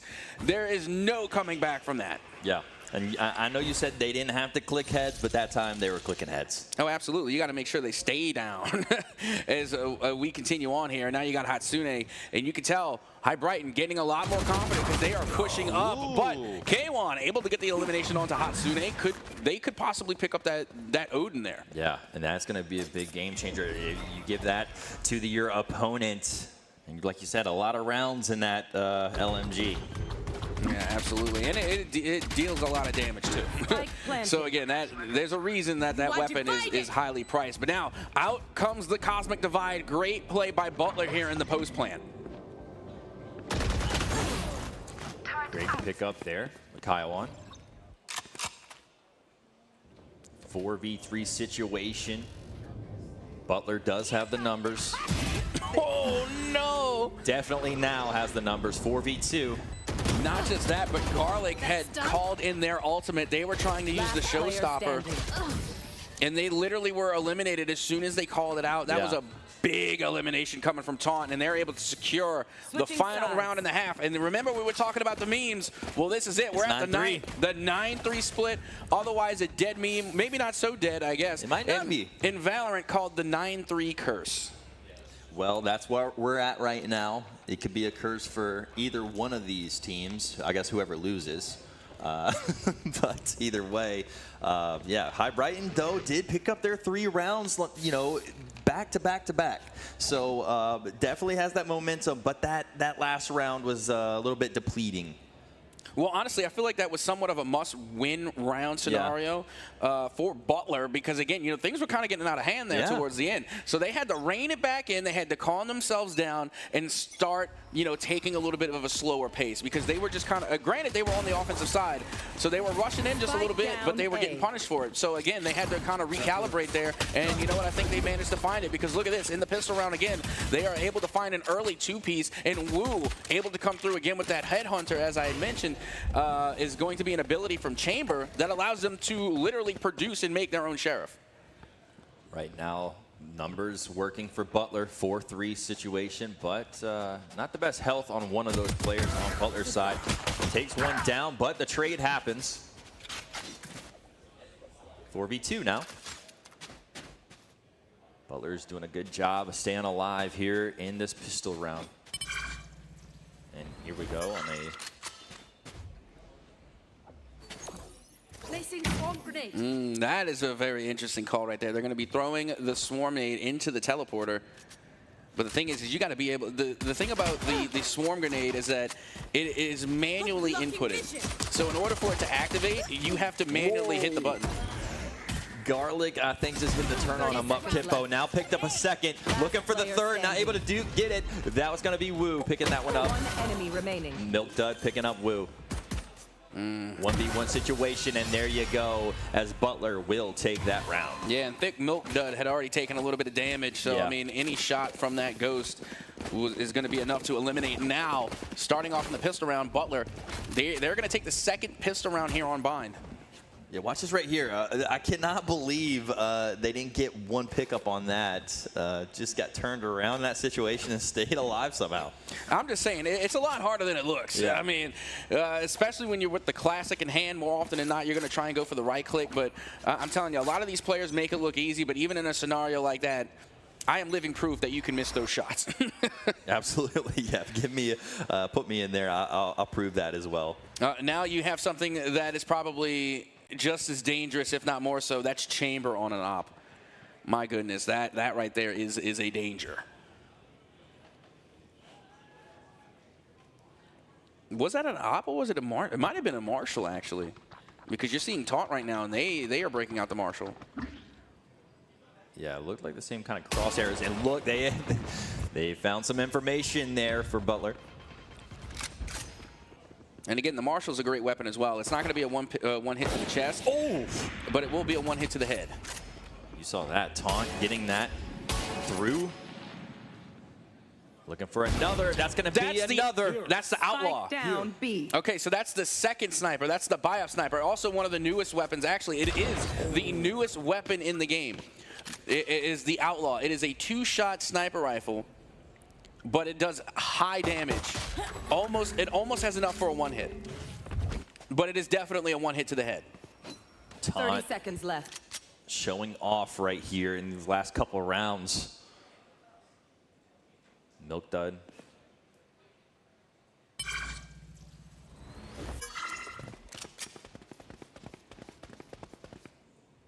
Playing a slow 2v4 situation, time running down. 10 seconds left. Trying to go through the boxes. Spike planted. They did get the plant. Oh, Hasune with the classic, and then get K1 through the smoke. Turn it down. Very unfortunate here. Swarm grenade out. For who? It's pretty fortunate for Butler, but you're right. It is unfortunate for. I'm talking about the one who has one left. Yeah, that is unfortunate. But again, there's always two sides to every coin, and it's going to be Butler coming away with another win, getting 11 so far, and now this is again must win. Yep. I mean, we say that sometimes, but this is the definition of a must-win round for High Brighton, because if they don't win out here, they're going to be forced into an eco round, and you don't want to go into an eco on match point. But once again, it's time for another timeout, which means it's time once again for the Discounts and at Soka show, as we are continuing on here on Bind. And, you know, I'm going to ask you, as we have been seeing a lot of play here on Bind, do you think it is easier on Bind to be on offense or defense? I'm going to go with offense. Yeah, I was thinking the same, actually. Yeah. I mean, you saw the first 3 rounds. Butler handled it. And then when High Brighton had offense as well, it was starting to pick up some. Okay, who do you think's the better sniper, Jet or Chamber? You going? That's tough. That's tough. I'm going with Jet just because how many kills they have. I'm going with Chamber because they can literally make an op. They can literally make their own sniper rifle. Yeah, you got me there. You got me there. But Jet with that shot. Oh, what? No, it's absolutely insane. Like, personally, I mean, just going back to back to back in one round. Like, don't get me wrong, the Jet op has been tried and true since day one of Valorant, you know, and then Chamber has come out, and you know, being the newer character has become like the newest sniper. And not to mention Jet Op, you're going to see a lot more than Chamber Op, because again, Chamber's still not viable. This is one of the only times that you're going to see Chamber out, and Jet Op is definitely way more popular than Chamber Op. So again, you are not wrong by any means. As we continue on, and now you can see Mup Kippo able to come away with some big eliminations now. And it is going to be a 3v2, now making a 2v2 into the post plant. Jet getting those 2. One enemy remaining. But getting 2 taken out, and there you have it, Woo with the 2. That's the outlaw. That is the outlaw. It is a 2. We just talked about it. It's essentially like a 2 buckshot sniper. It is absolutely insane. And that's why it's very viable in the early rounds, because if you have full shield, it's not going to one hit in the chest. Yeah. But if you have like a half shield to no shield, it's going to be a one hit. And that weapon, I want to believe, if I'm not mistaken, is around like 2,400 credits. Yeah. So, again, it's not the most expensive, but at the same time, it's like a good middle ground. Yeah. Because it's not going to be. They showed perfectly how to use it too. Woo with the 2 shots, only had 2 in that outlaw, and used them pretty efficiently. And unlike any other sniper, those 2 shots are semi-auto. Yep.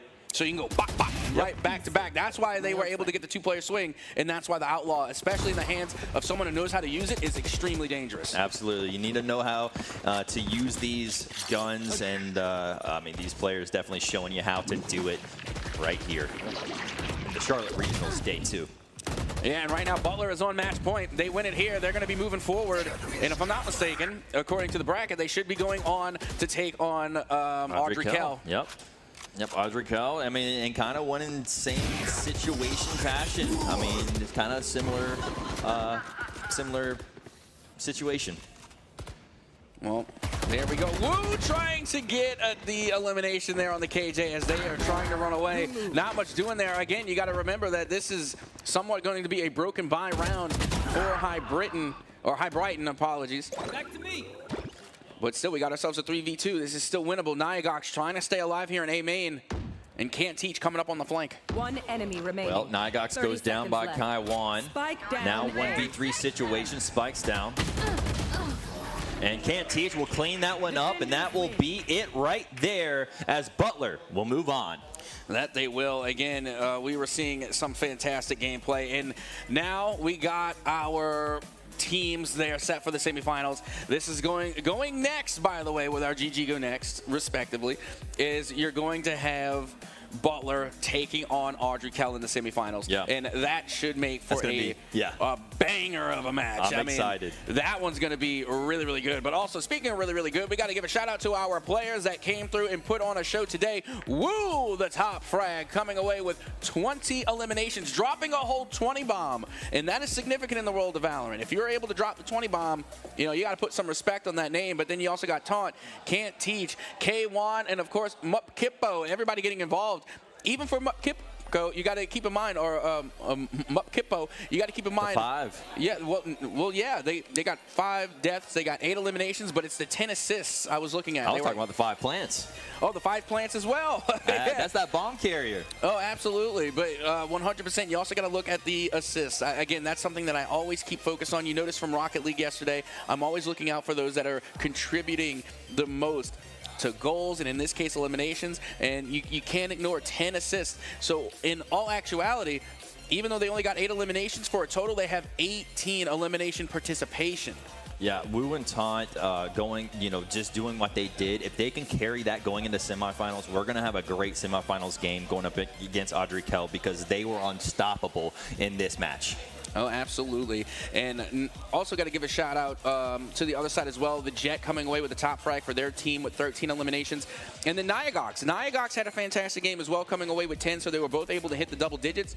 And you know what? They put up a decent fight. Yeah, absolutely. And, you know, for a minute, we were like, hey, comeback might be happening. Comeback might be happening. It was feeling that way. Yeah, and then as soon as we were starting to feel that way, that was when Butler said, no, not today. Well, that's when they called the timeout, too. That's when Butler, a good timeout. That's when Butler called their timeout, and then that's when they were able to talk, discuss, recalibrate, and then come back and come correct. And my goodness, did they come back, and did they come correct? Because they performed. They were hitting their shots, to be completely honest. It was insane.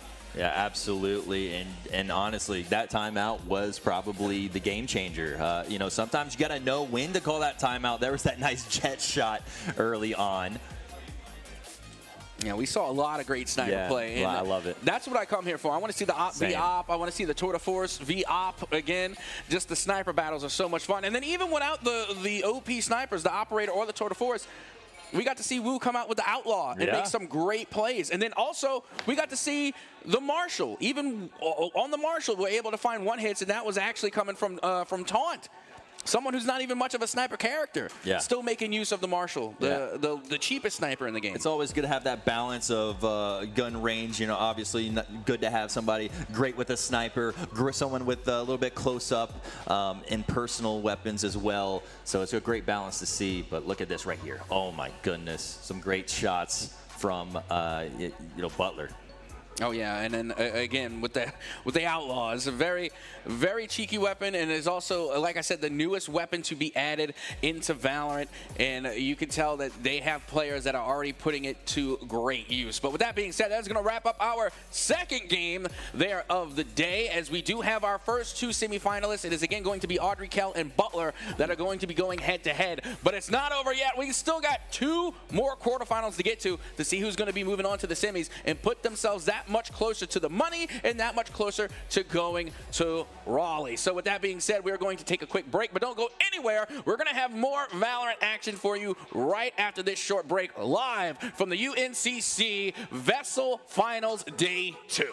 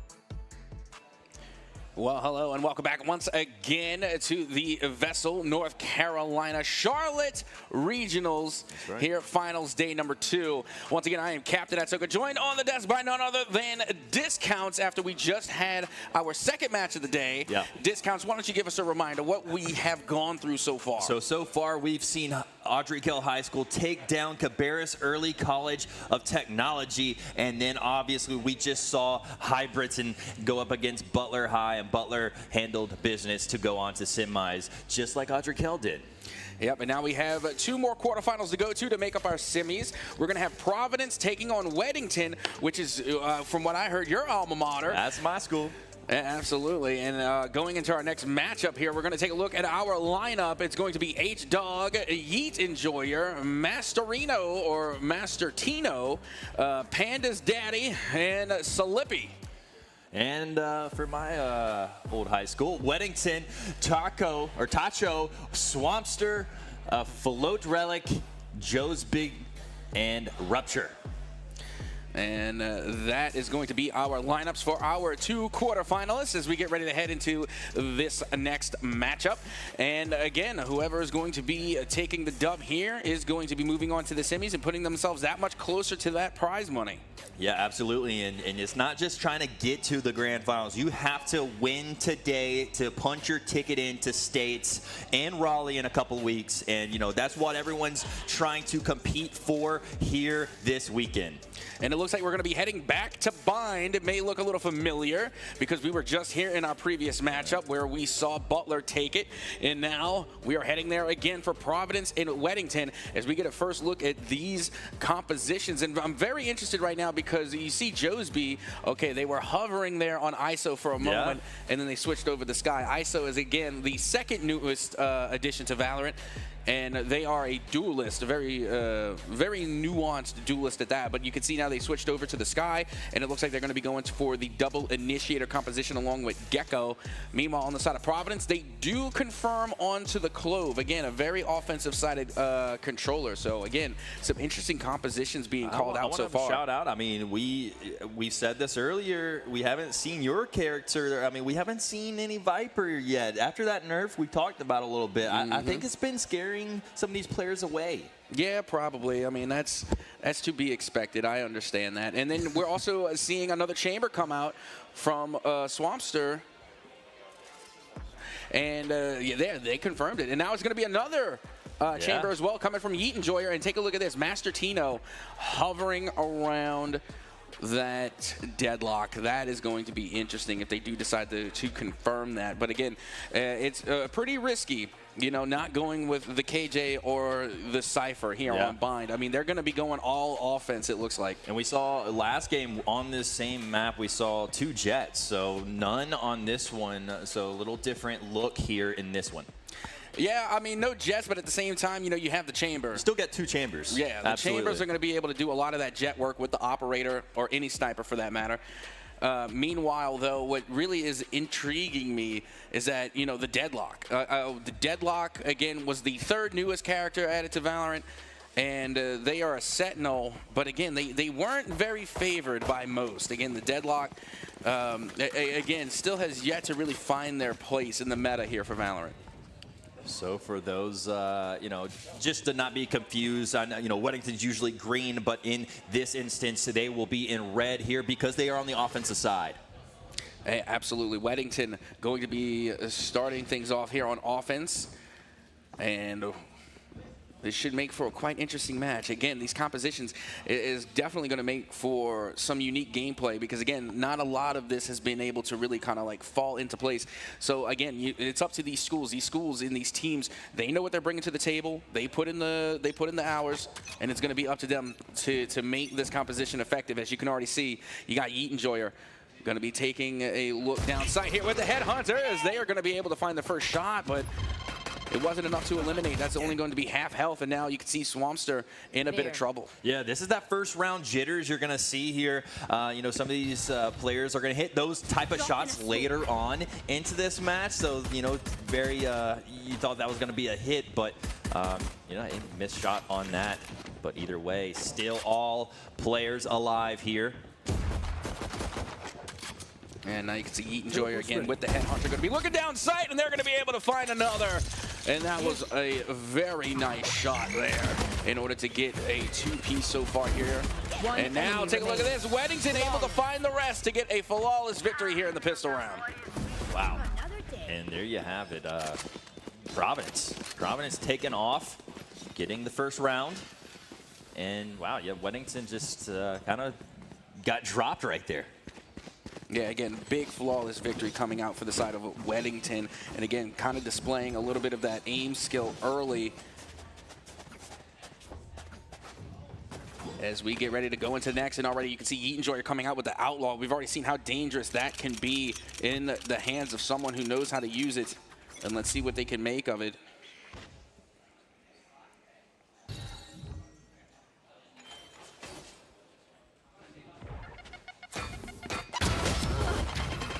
See a trade right there happen. That was Slippy and Tacho.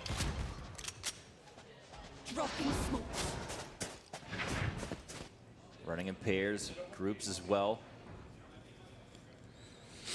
And take a look at this. You got Master Tino going to be holding things down on towards that B site. And you also got Panda's Daddy going to be keeping an eye on things. As you can see, the spike now going to be making its way over back towards that A site. Very balanced right now on that defense right now. Just kind of patiently waiting to see if you can get some intel to bring the rest of your players around.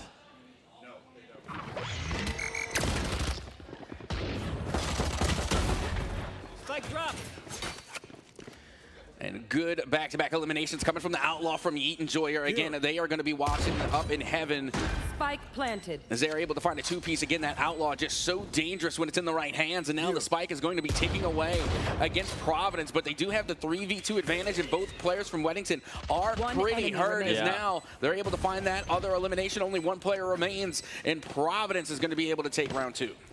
Yeah, and yeah, like you said, both of those players, those last two on Weddington were just about one shot on that. So not the best situation, but we move on to round 3 as Providence takes the second. And so far, so good for Providence. But now it's going to be a chance for Weddington to try and answer back. They should be able to come with the full buy, and they do. We got Vandals and one Phantom along with all full shields coming from the side of Weddington. And again, you know, you're seeing Providence, they're going to have to go with somewhat of a broken buy. They did lose 2 of their teammates in that last round, so those are going to be 2 rebuys. So the advantage should be going to Weddington here as we get into round 3. You know, we talked about the attacking side being the advantage side. You see Tacho getting Slippy there, but right now it's looking the other way. Providence doing their business here on defense. Out goes the blind from the corner, and Yeet Enjoyer still able to get the elimination. My goodness, what a shot. Even through the util, even through the blind, was still able to find the shot. Looking for one here. 2v4 situation. We're going to have one dropped, and now a 1v3 situation. Providence only has one left. That's going to be Panda's baby. Yeah, unfortunate for the side of Providence, but Weddington are able to come through and find their first win here on Bind, and they're going to deny the bonus round to Providence. Big round there by Weddington. Big clutch at the end. Now getting on the board feels a little bit good right there early on. Remember, best of 1, so all these rounds are huge. Yeah, definitely feels a lot better, but this is where we see real Valorant start. Again, shout out to a colleague of mine, Vincent.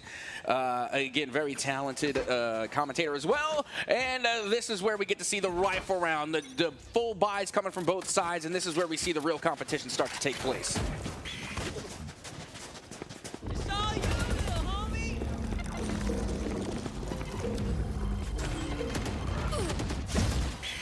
No surprises. Yeah, they're not going to be able to hit with the Thresh, as that's going to miss off target, but it is going to be able to clear sight, and it's going to give way for the rest of Weddington to try and take position. But big eliminations there coming from Yeet Enjoyer and Slippy.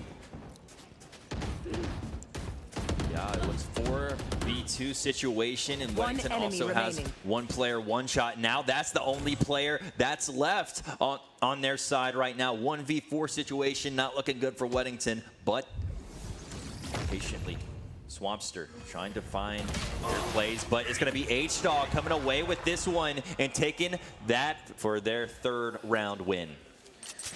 And they are looking really strong here. Yeah. Again, being able to take the dub in the pistol round, going to be giving themselves yet another bye. As you can see, only one player is going to be Master Tino, unfortunately, stuck with the Spectre, but they are going to be able to come through at full shields. Meanwhile, on the other side for Weddington, you know, their economy not looking so good right now.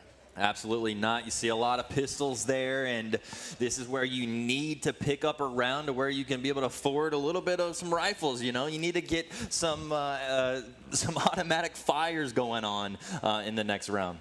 Yeah, well, my favorite rounds are thrifty rounds. So if we were able to see Weddington come through and get these eliminations with the pistols, they will get a thrifty. And to me, that is like my favorite round to see, even more so than an ace. Even though the aces are absolutely insane, the thrifty rounds to me speak way more volumes about how talented a team is, especially, you know, being able to make a lot happen with only a little bit. Yeah, just finding the shot on that last one. Didn't even see that player. Yep, and currently we do have a tech pause, so we are going to be taking a quick moment just to make sure that everything is on the up and up, making sure all our players are comfortable and ready to go.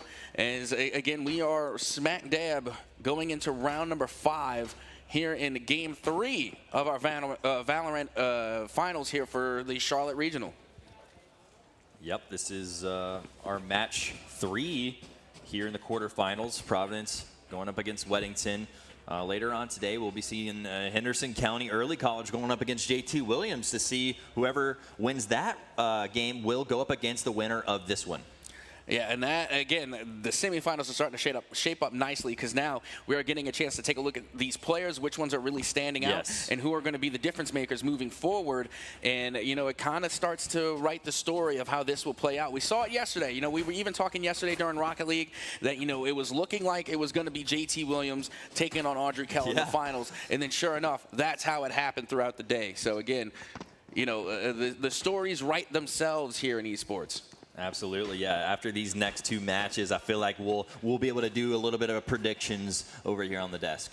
Yeah, if we're brave enough, for sure. I don't know. That one semifinal match that's already going to be taking place, Audrey Kell High going up against Butler High, like that's a tough one already for me.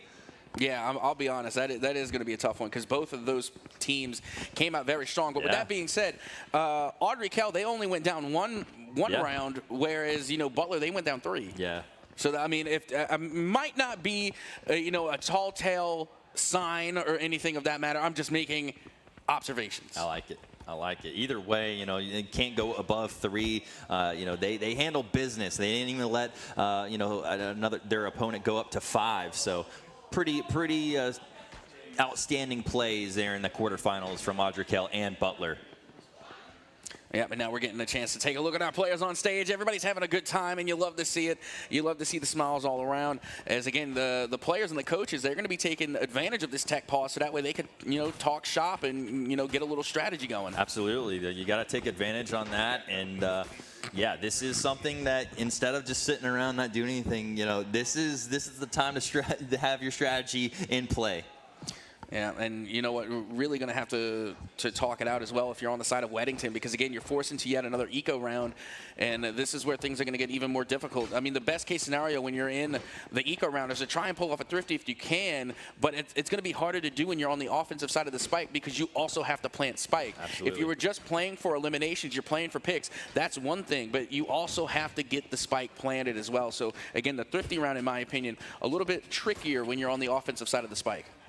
And it was just opposite, though, last game. You know, we were talking about being on the offensive side. We felt like it was a little easier. But on this match, it's not looking that way. Well, honestly, I just think Providence is playing really, really well. And with that being said, even with this, what I would consider an unorthodox composition, I mean, you're going double Sentinel, which is a meta we haven't seen in what, maybe 3 or 4 seasons since it was last viable, and that used to be my favorite composition as well, especially in the heydays of Chamber being their former self. But I mean, now they're bringing in the deadlock. And to me, that is really interesting because, again, I'm not the biggest fan of deadlock, but I got to tell you, they're making it look good there on the side of Providence. Yeah, and also hats off to a couple players on that Providence side. I mean, the ones that already stand out in these first, 4 rounds, Yeet and Joy and Slippy. I mean, they are handling business already early on in this match. Yeah, no surprise there. Again, you got Chamber, who is a pseudo Sentinel with a lot of duelist characteristics, and then you have Slippy, who is a pseudo controller with a lot of duelist characteristics. So it only makes sense that they're sitting at the top right now with the most eliminations for the side of Providence, and currently, kind of leading their team right now 3-1 in the scoreline. As hopefully we'll be able to get this game underway soon. As once again, we're just checking in with our players, doing some dramatic lookbacks. You gotta love it. Throwing off that tricep over there on the Weddington side. No problem, no doubt about that. I felt like a tattoo was gonna come out or something. Yeah, right. I was like, okay, we're taking the sleeves off. Okay. But it looks sleeves are off, and Weddington is ready to go back into war right here. All right, here we go. Tech pause is officially over. Everybody should be on the up and up. And now Tacho going to be coming down B main, forcing their way through the blind, takes a peek out, and they take a good bit of damage in the crossfire. And now you can see H-Dog able to find that first elimination onto Swampster. And this is where we see that the deadlock comes in handy now. It's going to be this wall, so to speak. Yeah. And clearly, you're able to fire through it, but you can't walk through it. Yeah, that's a line of sight where you really don't want to go through that place, do you? I mean, you can't. I mean, that wall is going to block you, but at the same time, if you try and walk across the door, you're going to get fired upon.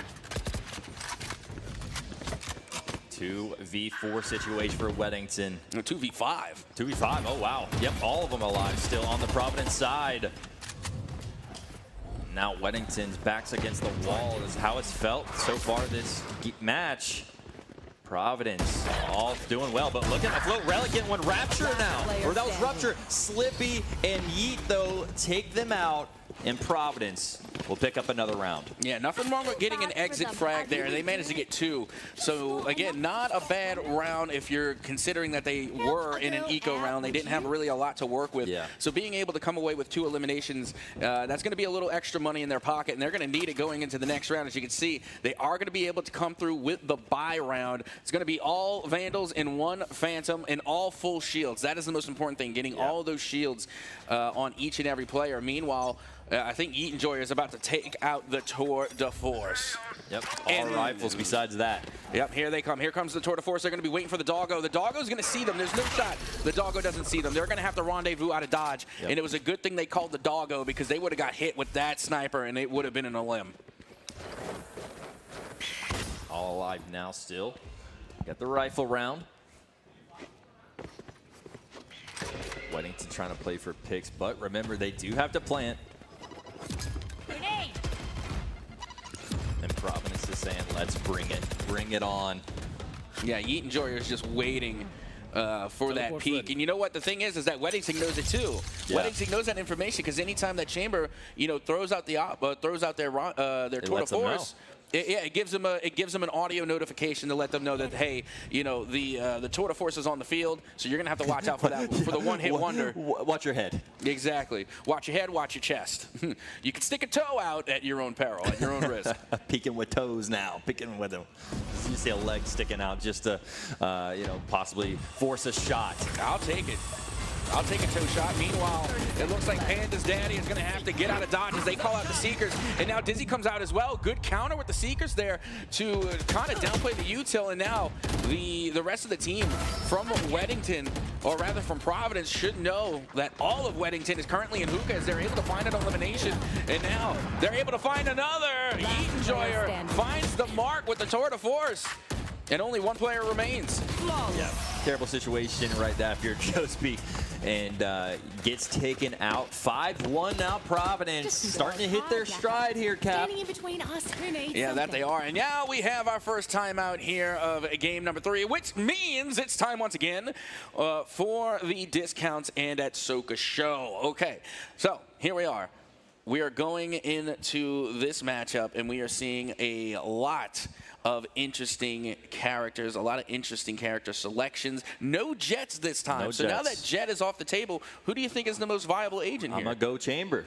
You got two Makes of them sense. on the map, and I really do think, like you said, right now has been played. I mean, we've seen Chamber in, what, all 3 matches? No, we didn't see Not in the Chamber first. on Sunset. There was Right, no Changer on Sunset. But we've had 2 bind matches, and for the 2 binds, we have seen Chamber. So, yeah, you know what? I agree. I'm definitely going to go with the Chamber as my favorite here, but I think the most interesting pick has got to be Deadlock on the side of Providence. Again, you don't see it often. I'm not the biggest fan of Deadlock overall. I think they need a buff, in my opinion. And they actually did. A little bit after their release, they got buffed because their utility, which is a net nade. And what happens is when you throw out Deadlock's net nade, it throws out a net, and it forces everyone that's caught within it to crouch. So they're not going to be able to move as quickly. A little slow, huh? Yeah, they're going to move slow, but the thing is that when you crouch, your aim gets better. True. It reduces the recoil.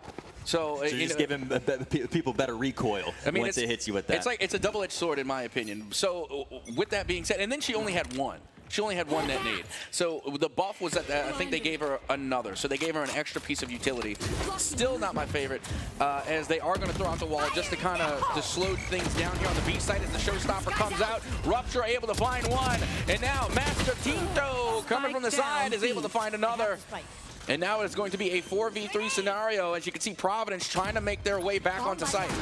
Wilmington does get that spike planted, and now in a good situation.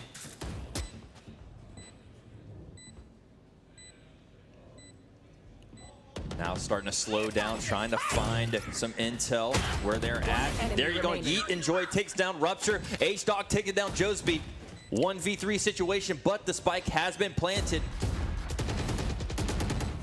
Yeah, they're going to stick to defuse because pros don't fake, and neither does Providence. They're able to get the defuse. They're able to hold off the retake. And just like that, Providence able to find themselves another round. I mean, and they turned a bad situation into a good situation. That is the difference between bad and good teams. I mean, you know, you have your backs against the wall whenever your opponent just planted, but you still seem to figure it out and end up winning that round. Absolutely. And, I mean, to be honest, my favorite part of that is when we got to see H-Dog come through with the showstopper, because, you know, leading into that, it was Tacho. You know, Tacho had their showstopper a little bit earlier on, and then they were able to answer it with a showstopper of their own. And, you know, they're kind of going tit for tat, and I like that. Enjoy with the first blood.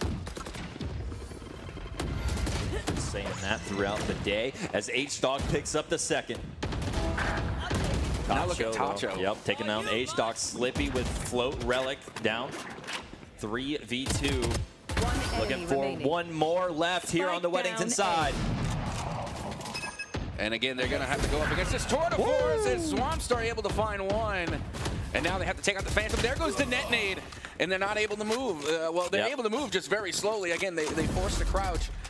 And so you got to see what the net nade actually does. Again, still not my favorite. If you ask me, I feel like the net nade should deal a little damage, but you know, that's just my opinion. But at the same time, you know, you got to think about Sage's util. Sage throws out like an ice ball, so it slows your movement. It doesn't force you to crouch, but it also gives off an audio cue. So when you walk through it, you hear the ice crunching. True. So again, the net nade, again, it has its usage, and I'm glad they finally gave Deadlock 2 of them. But still, I mean, still need to buff it up a little bit more, right? It's just kind of weak sauce, you know. I'm just not a fan of it. He said, you know, like that. Not my favorite. It's not my flavor, you know. But if it works for you, by all means, go for it, you know. And it's just like in Smash, like we talk about with Smash. Same in Valorant. You got to go with comfort picks over everything else. I've got your trail. Go for these wall bangs right through. Tacho picking up Pandas. Now Swamps are picking up Slippy. Okay. Weddington now looking all right, but Providence, every time when you feel like they are at the disadvantage, it's automatically flops. Well, you got to give it up to Slippy there. They popped their ultimate, and remember, with the Clove ultimate, you come back from the dead. You come back from the grave, and you're able to just hold the W key and just go for a limbs. Slippy came back and got a 2-piece off of their ultimate, so a big play there is now you can see the deadlock wall does go out. They're going to send out a fake plant. And right now, this is tough. It is a 2v1, but both the players from Providence are in the red as far as health is concerned. It's not going to take only one shot to get the elimination. There goes one. Tacho still very much alive here, and now they can settle it in a 1v1 as the spike is now ticking against Weddington. He knew where they were early, but now kind of clueless. The 1v1 situation. This is a close one. It all just depends on who gets a peek, and it's going to be Weddington taking this one down. Great clutch by Tacho. Yeah, nearly getting an ace, too. Again, that's the second time we've seen a 4K, but still have yet to get the ace.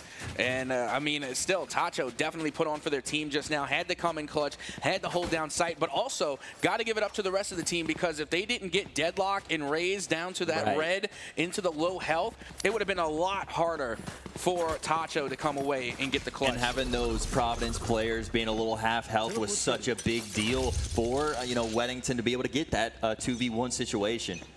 Yep, and now once again, you can see the op coming out. And look at this, they're holding the W key, and they're able to get in the limb going forward with the op. That's what we call high risk, high reward. Indeed, and now Weddington down one player. 5v4.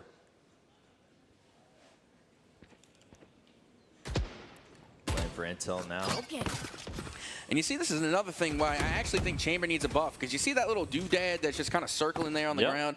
That's their trip. So basically, if you walk in that vicinity, you're going to get pointed out, and it's going to reveal you. But you only get one of those. There's only one of those, and it's very noticeable. So again, it's not my favorite piece of utility. Again, I think Chamber needs a buff in that regard, at least. Yeah. Change the sentry out, or give them another one. Oh yeah, Monster on the loose. J-Talk taking down Rupture. There. 3v5, all players still remaining on Providence, and it still continues. 5v2, 5v1, Providence taking down a bunch of Weddington players here. And only one remains, and you can see the op shots coming through, and then all of a sudden you're just facing the firing squad. On that point. And there's nothing much you can do, but at least they traded out. They did get an exit frag on the way, so that is going to be a little extra money. And again, it's not the worst case scenario. Worst case scenario, they went down without taking anybody. But again, it's Yeet Enjoyer. I mean, oh my goodness. That's the way to start that round. They're putting on a clinic. Yes. Oh my goodness, that's scary. It's one thing to break out the op and get shots. It's another thing to go into enemy territory with the operator, and then just going right to the jugular of the opposition. But it was such a beautiful play, and I can guarantee you, it's not going to happen twice. Like, Weddington's going to be like, okay, we're going to look out for that from now on. Absolutely. You got to write that. You got to take that page out of their playbook for sure. Weddington still on the attack. Over there. Eyes on Masterino. Master Tino. Master Tino. And, once again, it's somewhat of a broken buy coming from Weddington. And this is where the danger is. You walk past the wall, but you can still get shot, and you can get dropped by the op. Just bow down. Bow down to greatness. Bow down to Yeet Enjoyer, because I got to say, I am enjoying Yeet Enjoyer. Yeet Enjoyer is yeeting these players too. I mean, it is crazy. The precision they have with their guns. And we got the spike planted now, but it's going to be a very tough task here for Weddington. And it's so crazy, too, because Chamber clearly being a pretty big pick here today. And it's interesting to me because, again, I commentate a lot of high school, a lot of collegiate Valorant. And the only time I have ever actually seen Chamber being put to full use, like we have seen today, is in the pro scene. True. Yeah. And I actually was lucky enough to commentate one of those matches. I remember. Wow. Yes, I remember it. As a matter of fact, it was because of that tournament that I commentated for, is the reason why I switched from the Vandal to the Phantom. Okay. It does it that way. If you watch and cast something, because I did that for Rocket League for a while, and I was like, all right, I got to change some of my settings and get back into it. Some of these players will, they give you some hope to go home and play a little bit better as well. And that goes along with traditional sports as well. Coach will tell you, in your free time, watch the pros. Right. Watch what they do. Watch the games, watch the warm-up, watch the bullpen, watch the batting cage, watch the pros go to work, and then try and see what they do and apply it to your gameplay. Absolutely. There's a reason why they are professionals, and yeah, you want to study their playbook and learn from the best. And if you want to be the best, you got to learn from the best, and that's exactly what we recommend. But Rupture able to get the first blood there for Weddington, but now Providence starting to drop some Weddington players themselves. Only 2 remaining. As well, big kills there by Weddington now. But you can see Clove coming back from the dead yet again with their ultimate, and they get gunned down by Josby as they are able to call out the Seekers. This could be a big round here. My goodness, both players are in low health, and right now, if I gotta tell you, Josby's absolute. Oh my goodness! But I mean, look at the chamber on the other side. They're both hit, and now the intel has been given away because they were able to take down. They were able to take down that trip, and they're able to find the chamber. Now they know. Both of them have intel on where each other are. 30 seconds left.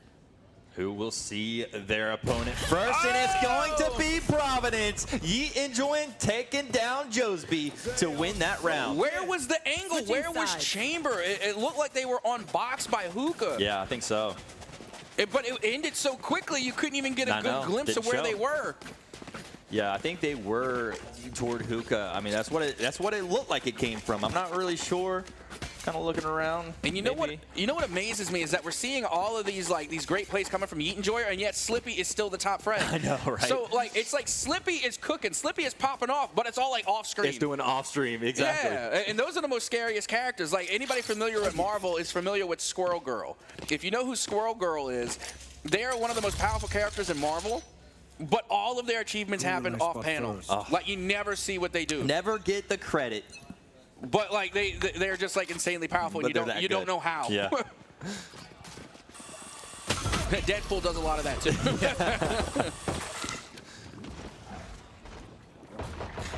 All right, well, Providence up 10-2 in this one.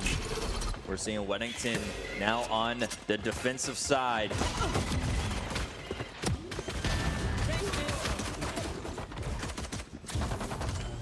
Yeah, a lot of trades being made in the pistol round. Again, we are officially in the second half, so now it's Providence on the attacking side as the spike does go down, not having a lot of room to work with, as the defuse is going to be coming through now for Weddington. And there you go. They're able to secure the pistol round, and that is huge going into the second half. That you need that momentum going into this second half. I mean, it is key. Obviously, you know, Providence doesn't need to win too many rounds, but Weddington has a lot to do. So great round to just jumpstart that comeback.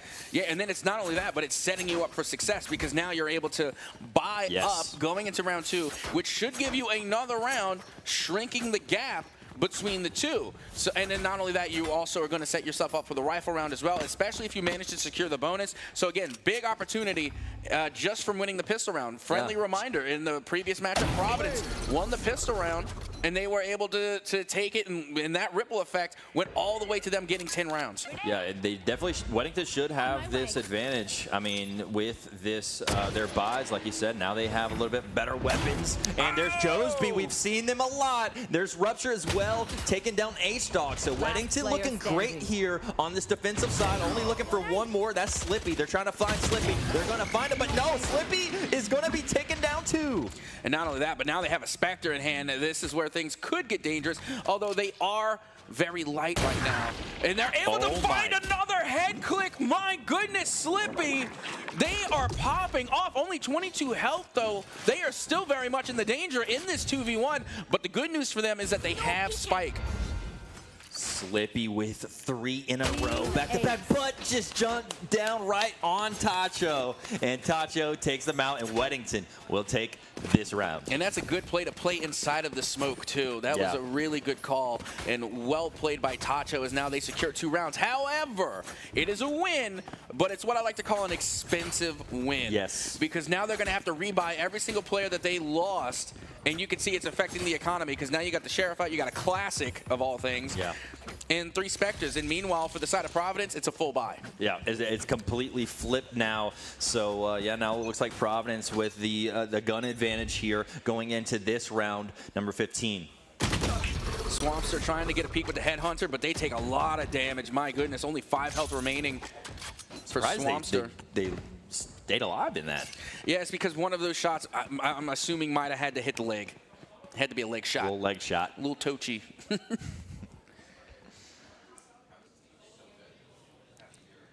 And here we go, back in towards A main. Look at Rupture being a little bit of a lurky turkey here. Gets the head click. And they're good for 1. Not a bad trade, not whatsoever, especially when you're looking in an eco round. Yeah, I mean, Yeet cleaned them up real quick after seeing their teammate just get their head taken off. But 4v3, Weddington down on numbers. It's going to be a big one for a float, but a float's going to go down to Slippy. Slippy has been unreal for the side of Providence. Dude, Slippy is cracked. Like, and again, like I'm telling you, dude, Clove is going to get nerfed. and it's not saying that Slippy's not hitting their shots. They are. They're cooking. But that's exactly why Clove is going to get nerfed, because clearly, like, the top frags, they're no longer playing like the Duelist they're still playing Jet, right? But the top frags are now playing Clove. Yes. Like, it is too evident. And this is the second time that we've seen Clove just go absolutely bananas. That's twice. 22 kills for Slippy. And 18 right behind from They dropped a 20 bomb, and we just started the second half. Unreal. This is ridiculous. They have been handling business here on that Providence side. It's going to happen. The nerf is going to happen. It might happen just because they're watching this stream. 8 assists. So, yes, you know what? They got 22 eliminations, but they have 30 elimination participation. Insane. Unreal. My turn. And here it is. It's comeback season. They popped their ult. And Slippy just going to take control of this site. And then, you know, Slippy's ultimate kind of works in the same way as the Showstopper does, in that, like, most of the time, it's used for a sense of control. When you hear the ultimate come out, you're just trying to clear sight, because everybody's going to run away from it. Right. Yeah, you don't want any part of that. Stealing sight. 1 enemy remaining. You enjoy with another pickoff. There now 4v1 situation. And a good smoke here in heaven to blind off Joe's B. And they know exactly where they are. Absolutely, so yeah. This is bad news, Berenstain. Yeah, this is not looking good. Gonna have to make some picks happen, but Scout destroyed. not looking good here as Panda's gonna take down Josby and win that round. Now we're on match point. Yeah, match point for Providence. They're looking really strong here. Not only that, but they definitely have the power of the purse on their side. As you can see, the economy not looking too great on the side of Weddington, but at least they're able to come out with 2 Vandals so far, 2 rifles. Some full shields there, and this is where you really have to make tough decisions. Do you rather buy up a weapon, or do you buy up for the full shield? What would you do in that situation? You know, I tend to buy up weapon. Yeah. That's where I tend to go. However, it is probably more rational to buy up shield. Okay. In my opinion. I do it because I am not a good player. You know, so I like to buy up for weapon. But to be honest, you really can't go wrong either way. Rupture picking up 1 there. Backs against the wall, Weddington. But now Slippy takes Rupture down. Slippy has been all over the place in this match.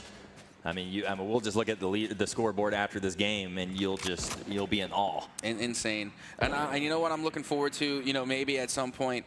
Right now, 2 stars that are sticking onto my head right now is going to be Woo and Slippy. Yeah. Like, if we're making an all-star team, my 2 first-round draft picks is Woo and Slippy. We got our Sentinel and we got our controller. Found. Big plant there by Providence. Oh, you know who else? Baguette Yum Yum. Yeah, Baguette. That's going to be our initiator. Yep.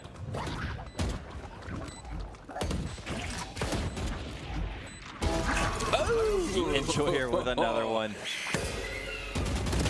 Dangerous with every weapon, not just the sniper rifle. Providence with the win, and that is going to be the match point, sending them into the semifinals. Congratulations to Providence High on taking down a Weddington. And I mean, what an insane display of talent that we just saw, because I could tell from the way that Weddington plays that they are themselves a pretty good team. I'll be honest, like you could tell just from the way that they operate that they know what they're doing. But I mean, Slippy, Yeet Enjoyer, Hot Dog, or H-Dog, Panda's Daddy, and Master Tito, I mean, my goodness, their ability to flick and just get these head clicks, their accuracy, their gun skill is insane. Look at that, 220 bombs. Coming from the side of the victor here. My goodness. I mean, it speaks for itself. Yeah, and I'm looking back on these last two matches we saw. You know, Andre Kell won 13-1, Butler 13-3, and now, Weddington, or sorry, Providence 13-4. So it's getting a little bit closer in these matches. So possibly in the next one we'll see even a little bit closer of one. Yeah, I mean, tis hoping. I mean, like we saw the same thing yesterday. As we go along the bracket, the closer and closer the matches get. Yes. Even though in the semifinals we did get a treat yesterday. The semifinals, like both of the semifinals were in my opinion, were a lot closer, a lot more tight-knit than the grand finals. But I think we'll have some great semifinals here. I mean, right now we're setting ourselves up for some good matches here in the near future on this championship Sunday. Oh, absolutely. It's about to get real, so to speak. We're about to see some great gameplay. We're going to be in a treat for the semifinals because so far we have just seen so much great talent. You know, whether it be Audrey Kell, Providence, it's just been some phenomenal gameplay that we have seen so far. And all of these great teams, all of these great players, they're going to have to meet up eventually. Exactly. Whether it be in the semis or the grands. Or the grand finals. Either way, you gotta be the best. So we'll see who will be the best at the end of the night. But right now, I mean, we're just seeing, like you said, some great talent, seeing these highlights right here from this past game. Yeah, and again, Slippy, my goodness, has just made so many plays, but a lot of it happened off screen. So, we got to give it also to Yeet Enjoyer. Yeet Enjoyer, my goodness, they also dropped the 20 bomb for the record. And again, and probably 18 on screen. Exactly. We saw it all. Like, we really did. And then again, great use of util by everybody as well. Even got to give it up to Master Tino as well. They made a great use of the deadlock. Again, I'm not a big fan of the deadlock. I think they need a buff, but I got to give it up to Master Tino. They did make the character viable with the utility that they had to work with. Yes, I mean, but I'm looking back at that score. Yeah, I'm looking at the score as well. 25, and then Yeet with 22. I mean, just alone, 47 just between those two players. But you got 5 assists on the board there. Yeah. So again, and like I said, Deadlock is not an offensive character by any means. They don't have any util that's going to provide extra damage. So they are not an offensive character. So they were playing mostly defense, and they did a good job of controlling lanes. Yep. They did a good job of controlling entry, and that's what their job was to do. It may not reflect on the scoreboard, but we notice it. Yeah, it doesn't go unnoticed. Absolutely. So with that being said, I mean, we did get to see a great game, regardless. And now the semifinals are shaping up, and we got one more semifinal spot. One more left to go. But before we get to that, of course, we got to build up the hype just a little bit. We got to build up the anticipation. We can't just give it to you right now. So we're going to take a very quick break. But when we come back, it is going to be the last quarterfinal of the day here for Valorant for the VESL Charlotte Regionals Finals, day number 2. Don't go anywhere. We're going to be right back with more Valorant right after this.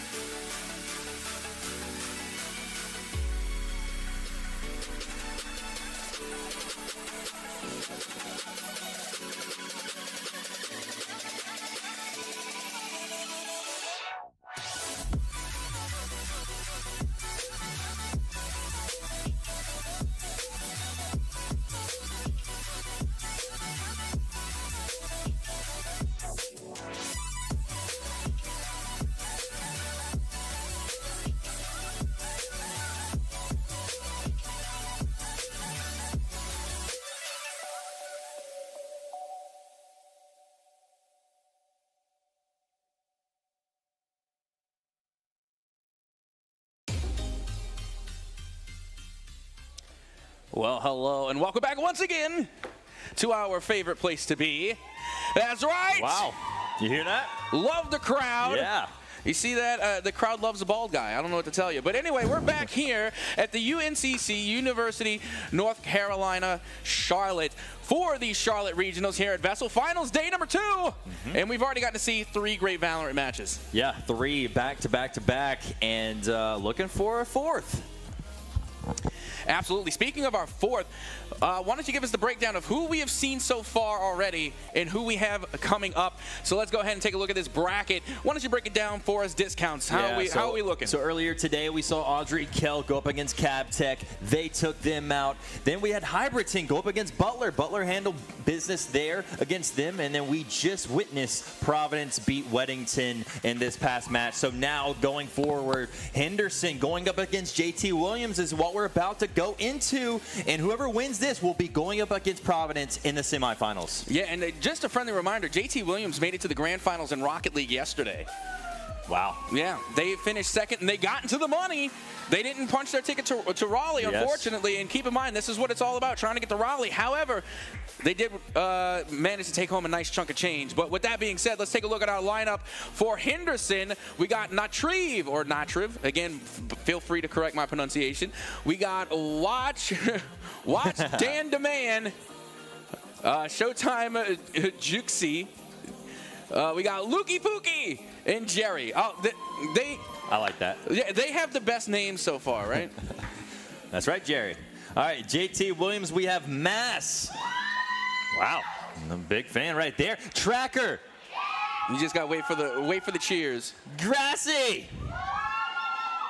Indigo.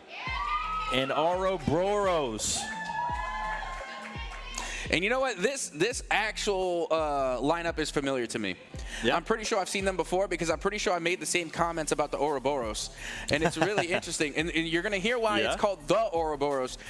Ouroboros, again, that's their name. But in Resident Evil lore, the Ouroboros virus was the predominant virus in Resident Evil 5 that turned people into, like, zombies.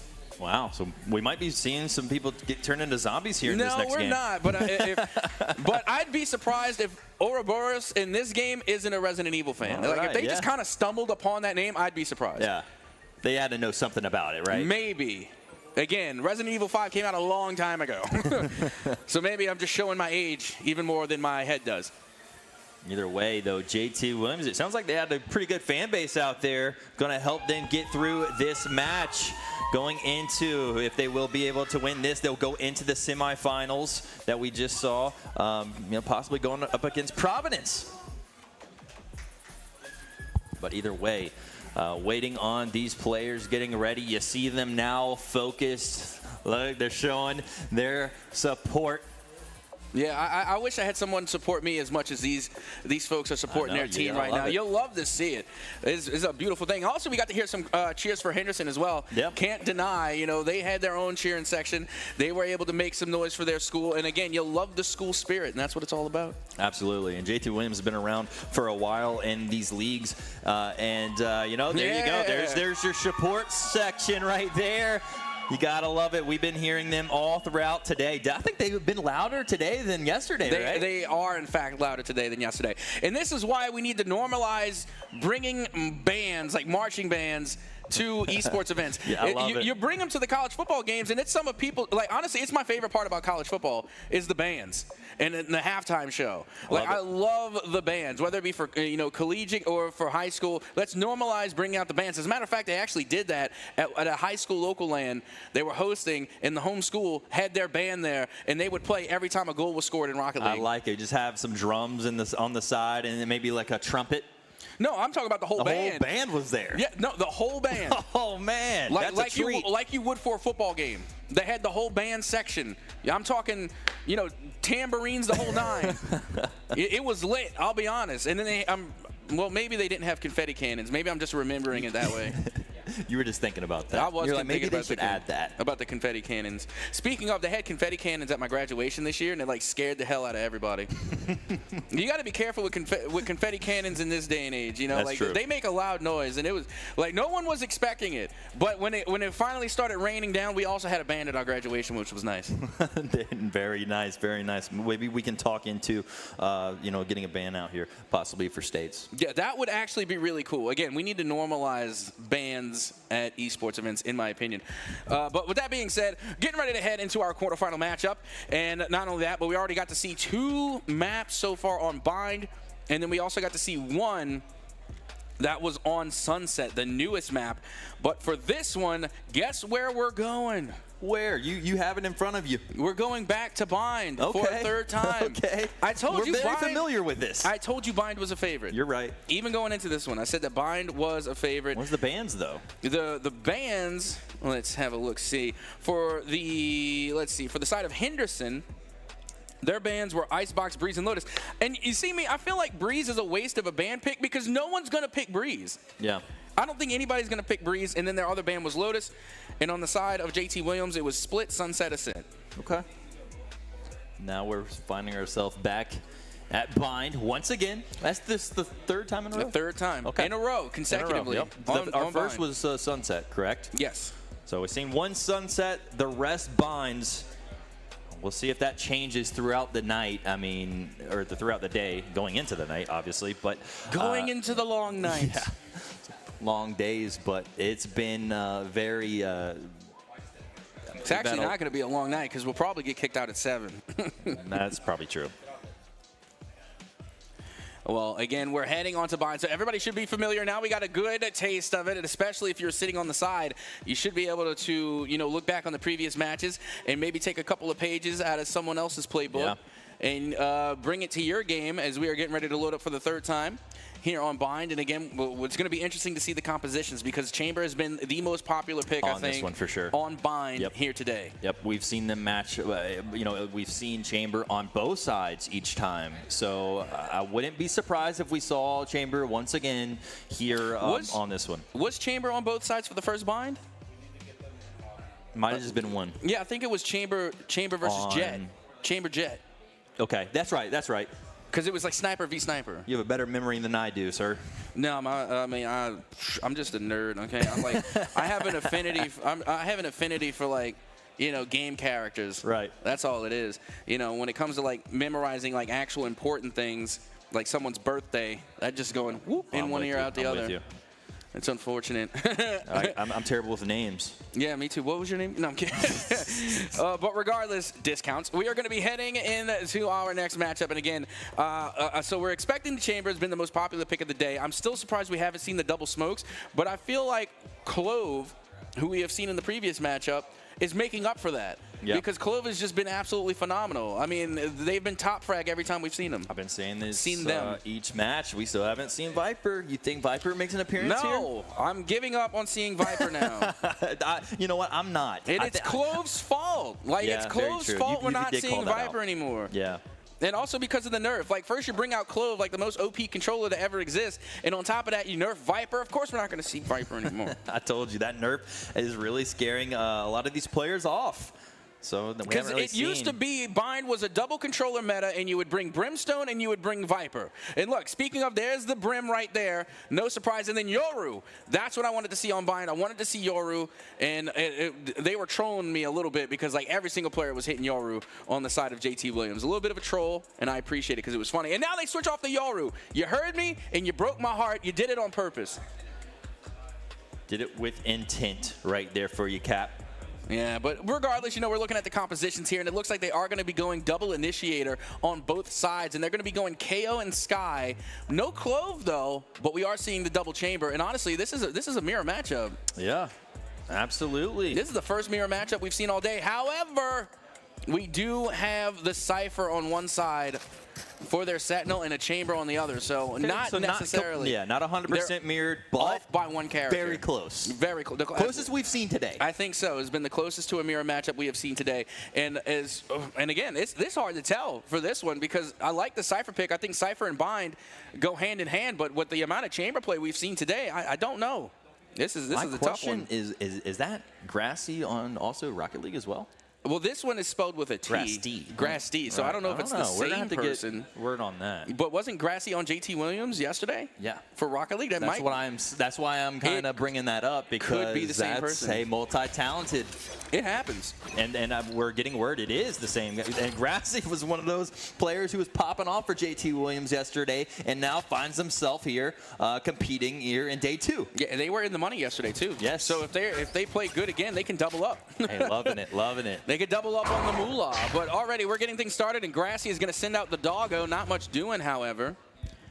And they're going to be slow pushing it through. And again, the Brimstone smoke comes out early.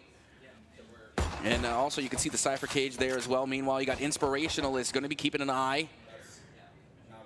And Hyperscale as well. And you see, this to me is very smart, because so far, you know, in the matchup, we've only seen one person hold down the B site, and now they're going to double up. And take a look at that. Jerry gets picked off early. They were pushing just a little bit too far forward. Yep, one drops there for Henderson. JT Williams getting that first pick. First blood on that on the pistol round definitely helps out a good bit. Play those numbers, and we're now seeing some here as you see JT Williams takes down the second. Yep, you got to watch out for the Ouroboros virus. That thing is deadly and it is contagious. Spike been planted. JT Williams doing a great job, and now controlling. Or they just kept playing that spike, and now as Henderson needs to make a move. I need to get a moment, you know, in between matches, if I can go and ask Ouroboros where their name came from. You got to be close to it, and look who comes up clutch there for you right there. Oh yeah, Ouroboros coming away with the 3K, and this is what I was saying even before we got into this, and we were talking about Viper. I said normally on Bind you go with the Brim and you go with the Viper, even though we don't get Viper, but still we're holding true to the Brimstone, and I like it. Holding true indeed. Brimstone also has a Molly. It's a Molotov, and it deals damage over time, and it is used to delay, and it's also used to secure spike plants. So don't be surprised if we see these Brimstones with lineups on the Molotov. Keep your eyes out for the Molotov. Keeps your eye on that, and also keep your eye on Ouroboros. Already off to a good start here. And a lot of missed shots, but some good shots there by Ouroboros. Still alive here. 3v3 situation. Stim beacon down. Yeah, not a bad strat, you know, coming from the side of Henderson. I mean, when you're in the pistol round, you know, you just got to use numbers to your advantage at that point. And they were able to find 2 eliminations. So, again, not a bad trade. I mean, they went 2 for 2 in the pistol round so far. Yeah, so far. So far, so good. What now is going to come down to... found one. Sleeping around a little bit. Oh, we take those. That was such a nifty play. They threw the flash out, right? So Cypher jumps in the smoke as KO comes out. Call that timing. And now that spike continuing to tick away against Henderson, and Ouroboros watching in tunnel, able to get the read, but it was Mass with the headhunter finds the 2K.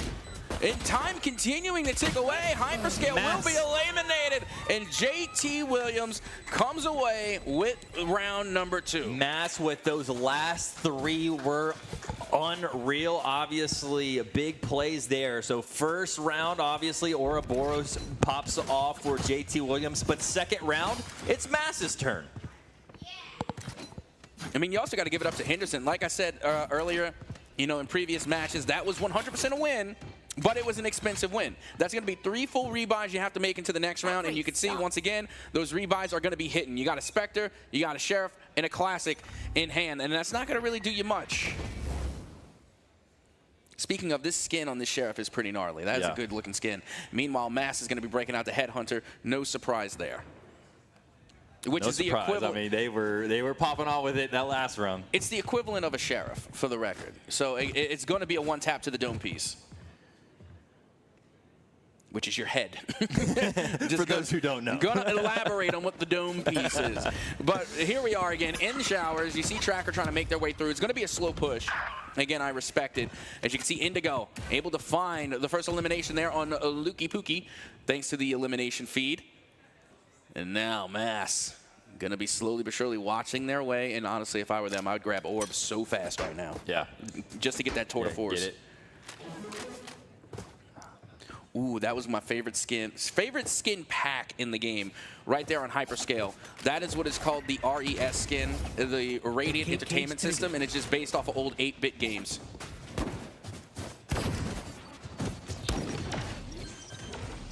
Skins get wins. Skins get wins, and the plant is on. JT gets it down.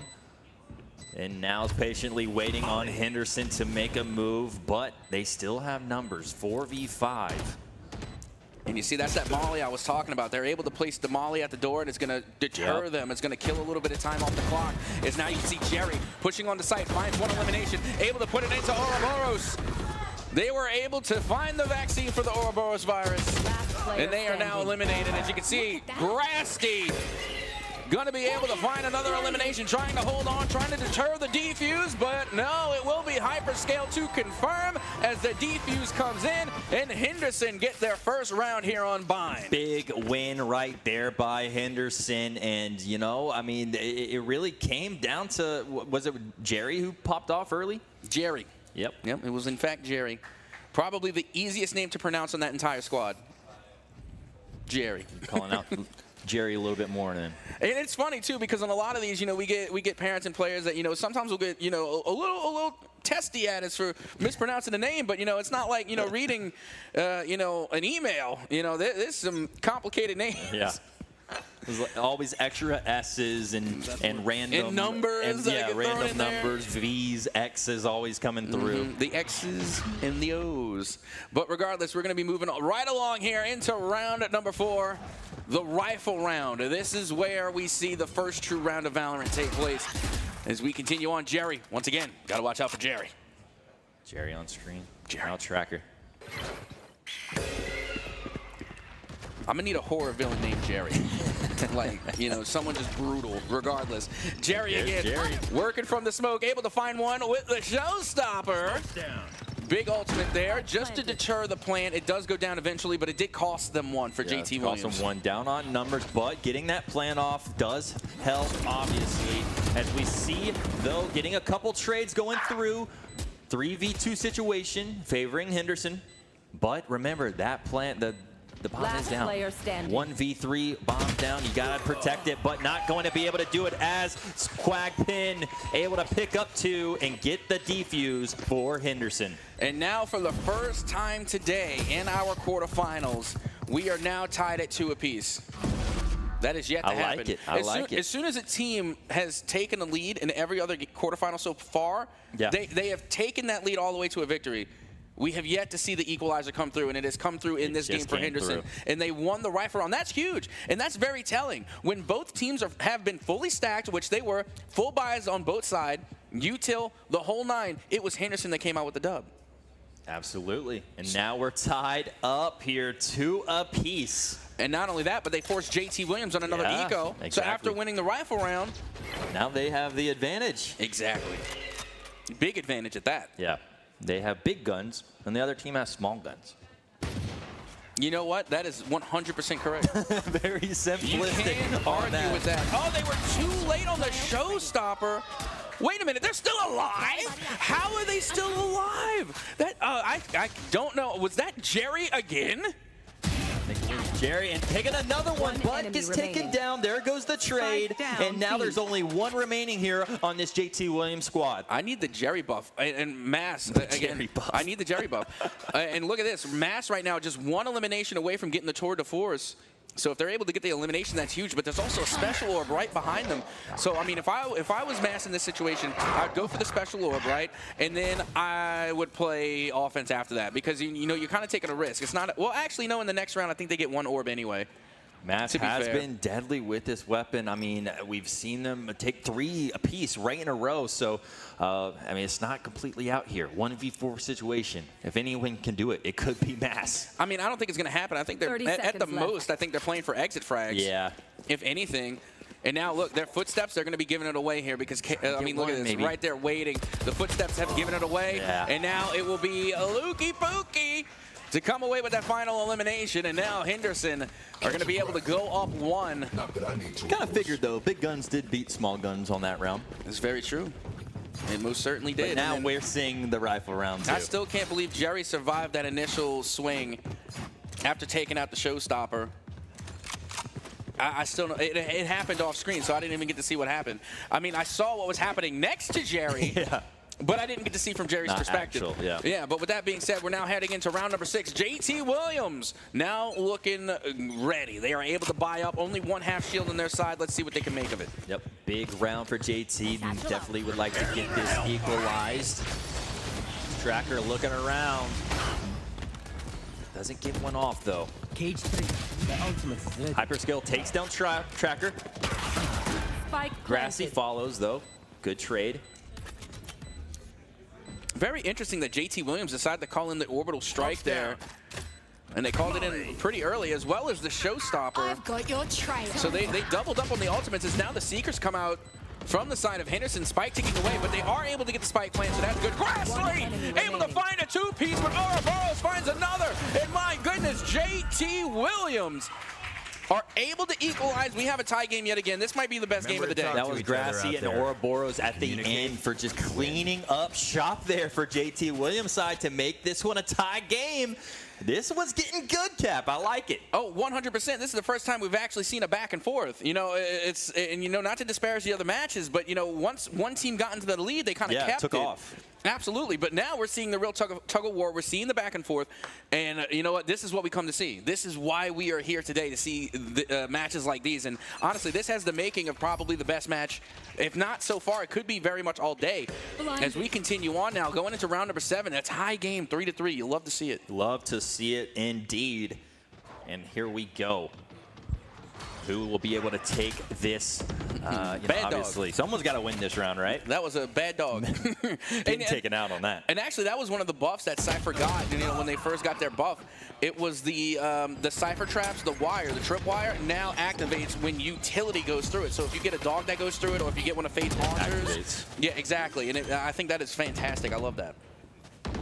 And the plant has been, the spike's been planted now. So JT Williams getting that spike planted. The pressure on for Henderson now to defuse that, or just get the limbs and the defuse. Ouroboros taking Jerry down. 3v3 situation, bomb down.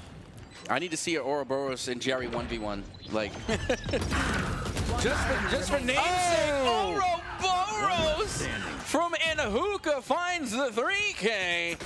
And JT Williams are now going to take their lead back, forcibly so. Yeah, watch this again. I mean, we're looking at this replay, and Ouroboros right there.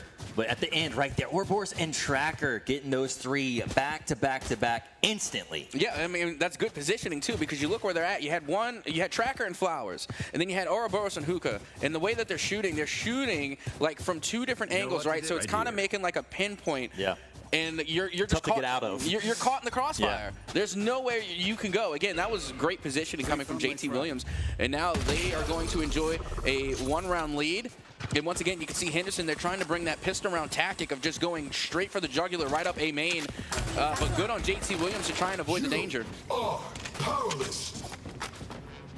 Now this is an interesting choice. I'm all along with it though. You can see that the null command came out from the KO, and what that does, the KO ultimate, is that it sends pulse waves out, and if you get hit by the pulse wave, you can't use your abilities. Yeah, that's big positioning here by JT Williams. Getting that bomb planted was huge, and now taking down a couple. Tracker doing well. That's 3 for Tracker.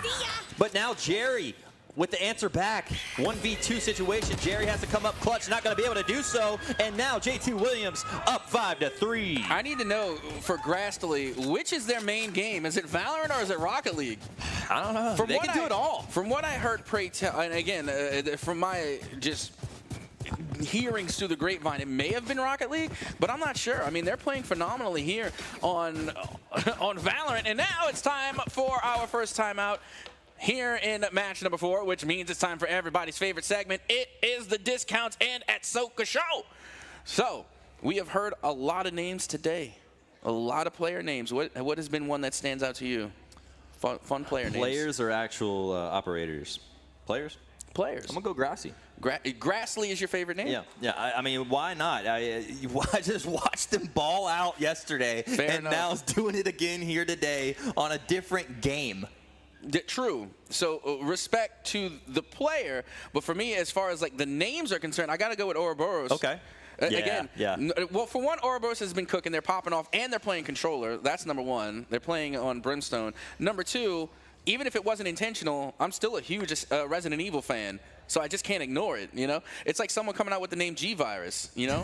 Like, that's amazing to me. I love that. That was true. It is feeding into my fandom, and I respect that. As soon as you saw Ouroboros, I think you just became, like, connected. Instantly. And they're living up to the reputation, and they're the top frag. Because think about it. The Ouroboros is a deadly virus, and right now Ouroboros is a deadly Brimstone. Okay, well then, I want to show some love to Henderson, though. I'm going to say Jerry, then. Okay, Jerry. Again, yeah, Jerry, because, again, it's the easiest name to pronounce on their team. That's not the reason they're top fragging on their team. But still, I'm just saying, they're also the easiest to pronounce. It can be both. They are both. It can be both. It is both. Yeah, exactly. You know, we're on the same page for different reasons. Absolutely, and JT getting that spike planted early on, and it's been helping them throughout the day. Has been waiting now for Henderson to make a move. Now JT kind of is favoring them since they got that bomb plant. And now here comes Lukey Pookie coming out with the null command. This is going to be huge, and this is exactly how you're supposed to use it. But take a look at this. You got Quagpin able to find 2 eliminations, one of which came off of the orbital strike. And that is a big use right there. Normally, orbital strike is usually a deterrent in order to clear sight. And Jerry got the defuse. Of course they did. They were able to clear sight with help from the orbital strike and the null command. They were able to double ult, and that's how you're supposed to use KO's null command. You use it to either take sight or you use it to retake sight, and that's how it is used effectively. And not only that, but also Quagpin coming out with the big orbital strike in order to clear everybody out as well, and they just played a solid retake. That's how you play retake. Definitely played that perfect. I mean, Quagpin getting those 2. Jerry went straight for that defuse, got it. And now Henderson, hey, they're answering back exactly what we were expecting here in this back-and-forth matchup. And this is exactly what I love to see because, again, I started to get a little nervous. JT Williams took 2 rounds ahead. That right there, it could be deterring. You know, it's disheartening. But I love that Henderson was able to shake it off. They fought back. They shook it off, and they said, GG, we'll play next. And that's how you have to play esports. You can't hold on to a single round loss. You've got to play in the moment. You've got to play for the next round. And we are into round 10 now. Henderson trying to equalize this one. I love the crowd, man. Me too. The crowd's great. They're hyped today. Yeah, they're making me more hype. I like it. There's now Spike ticking against Henderson, and this is where things get difficult.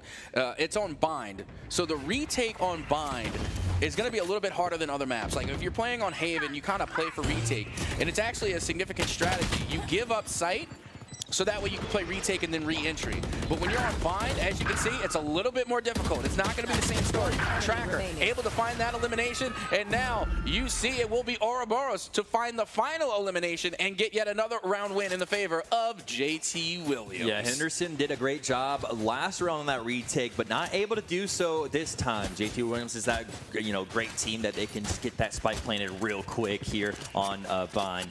And like I said, that's really pivotal when you're on bind because the retake is a little bit more difficult here. And now, by all means, Captain might be capping. You know, I could be 100% wrong, but that is just from my observation. That is what I am looking at. And that's just with the knowledge that I have, as minuscule as it is. You know, again, I can only speak from my own experience. Then if you're minuscule, I'm very minuscule on that. No, but look at here as JT Williams just wiped out Henderson in that round. Well, it's understandable. Last round and I'm not surprised, and let me tell you why. It's not because like JT Williams is so cracked or because Henderson was lackluster there. It's because every single eco round and pistol round they've had, they have run the same play where they just run straight for the jugular. I even noticed it when we were calling it out, and it's no surprise to me that JT Williams was able to catch up on it. Every eco round, they dive right into the attacker spawn, and this time JT Williams was ready for it. Hoping to see. You can't keep running the same play. Exactly. Yeah. Eventually, they're going to get red. I mean, it just happens. You got to think of those new strategies. hopefully to see some here shortly. Got to go deeper in the playbook. Yep. How deep is that bag of tricks you got to dig in to get? Well, here we go again. You can see the spike kind of listing over there towards the B site. Meanwhile, we are seeing the positioning, and it looks like we're seeing a good bit of util being displayed as well. And not much doing so far. Ouroboros, again, got to watch out for this quadruple threat. Now Mass, I didn't even hear the audio cue that the total force had gone off. Yep. And this favors them big time on that, but still no one dropped yet. And again, this is a big play. You can already, again, they called out 2 ultimates, and that is the best way to do it. You bring in 2 ults, because now you have the null command coming in from KO, and you have the tour de force out. So now you have a not necessarily a defensive ultimate, but you have a nullifying ultimate with an offensive ultimate. Tracker almost had that 3-piece, but Quagpin was able to take them out, but Ouroboros with that trade. Now Ouroboros looking for Luki Pookie, high scale, taking out Ouroboros. Now here we go, 2v1 situation. JT Williams with the numbers. Yeah, but the North Theft does go out, so they do get the information. They're able to get the ping, but the only problem is they also know where Hyperscale is. By the way, did you see where Ouroboros was on that last play? Well, they were all the way back in A main. You know why they were there? Because had the Cypher in that last play managed to get the elimination and start going for the defuse, Ouroboros was lined up to throw out the molly onto the spike. Of it. Yeah, they know exactly where to throw it, where to be. So very smart on that one. Yeah, that would have been GG's on that one. Actually, that was Quagpin. My apologies. That was Quagpin setting up for that, not Ouroboros. My apologies, Quagpin. Quagpin also, by the way, top frag for the side of Henderson. I mean, right now, they are looking really, really good. You're talking about, you know, a 12-9 spread. And that's with their controller. Not to mention Hyperscale right behind them with 8 eliminations. This is your controller and your Sentinel. Yep. You know, and they're coming out with the top frags. You'll love to see it. Again, Hyperscale of which has no offensive utility. At that halftime stage.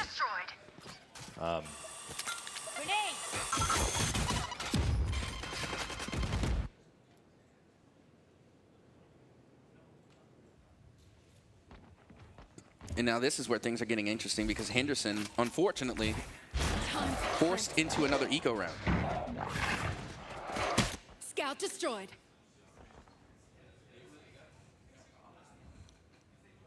Very slow here, still playing for the picks. They start seeing each other here around the corners. Who's going to be able to get this win? First blood, waiting still for that first blood. I'm such a buffoon. I'm sitting here saying, oh, we're in the eco round. It just realized to me that we're in round 13. I didn't even realize we went to the second half. I'm just like so infatuated with the game. I said it, but it was very subtle. Oh my goodness, I didn't realize we had went back to the pistol rounds. So I was right. It was Ouroboros that did that play. Yeah. I'm telling you, it's been a long weekend, yo. it has. Still waiting on that first blood, but now it looks like they're going to be able to find each other here and starting to make some moves as we get that spike planted.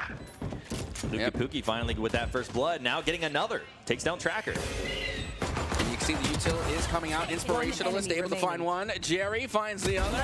And Henderson able to answer back in a major way here in the second half.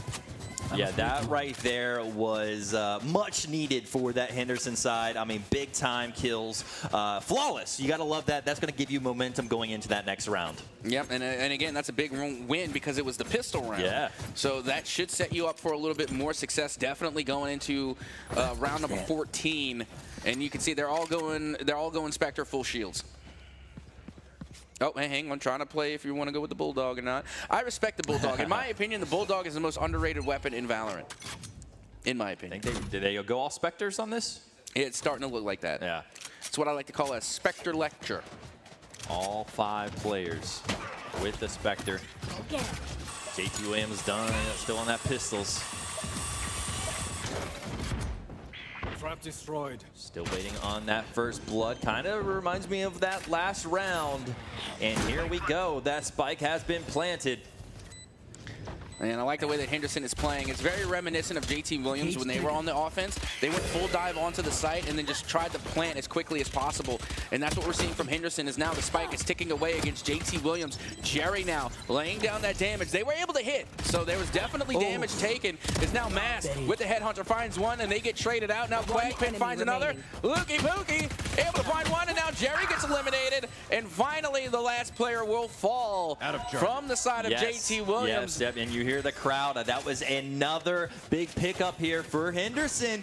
Now only trailing by 2 rounds here, and like you said, I mean, they are setting themselves up right here for success.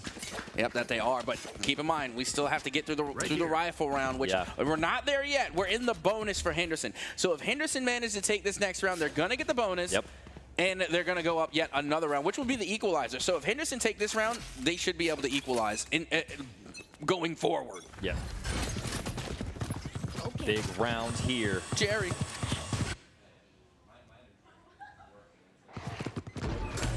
Wouldn't be surprised if we saw something kind of similar like those last couple rounds. But we already see enough first blood, and that's Quagpin taking down Tracker, now taking down Indigo, now taking down Ouroboros. That's 3 in a row. Oh my. And even getting the spike planted on that after the 3 takedowns. Right now, Henderson are on the path to having a bonus round victory. As you can see, we are going to be playing in towards Lamps now. Out goes the bird. And a big elimination. Jerry with the ghost. Are you kidding me?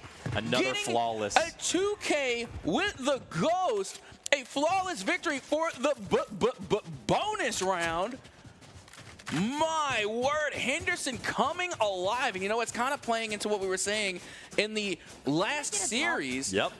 That Bind is a little bit, you know, offensive friendly.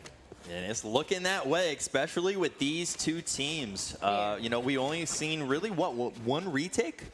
That's the first bonus round I think we've seen all day. Yeah. Maybe the second, maybe the second. I think 7, 8, now we're on the bonus. Henderson. They should equalize here. Yeah, playing so well here in these last 2 rounds. And you know, it's really, and it also goes to say not just the map could be offensive sided, but you have teams that are just offensive teams. You have teams that are defensive teams. They have specialities. Yes. And for all we know, Henderson, their speciality could be on offense, right? It's looking that way. That's for sure, Cat. Oh, big blind. Coming out of the teleporter tracker. Going to be watching in showers. Only has the sheriff in hand. And from way downtown on B main, you got Hyperscale clicking heads. Clicking heads, and that was going to be Grassy getting taken down. Now trying to find another. Stay on here, but now Mass. Still right. We got 5 versus 4 here. Still playing real slow. They found my trash. Lukey Pookie picking up Ouroboros. Kind of similar for these last few rounds, and there's your plan. Yep, down it goes. Big play coming out from both Tracker and Mass, being able to get those eliminations just by using the sidearms there. So again, not too much love lost. As you can see, Indigo from the side trying to get the read. And now Mass trying to make a play happen. Finds another. Finds 2. Oh my word! Only 1 player standing. Hyperscale able to get the 4K to get the dub.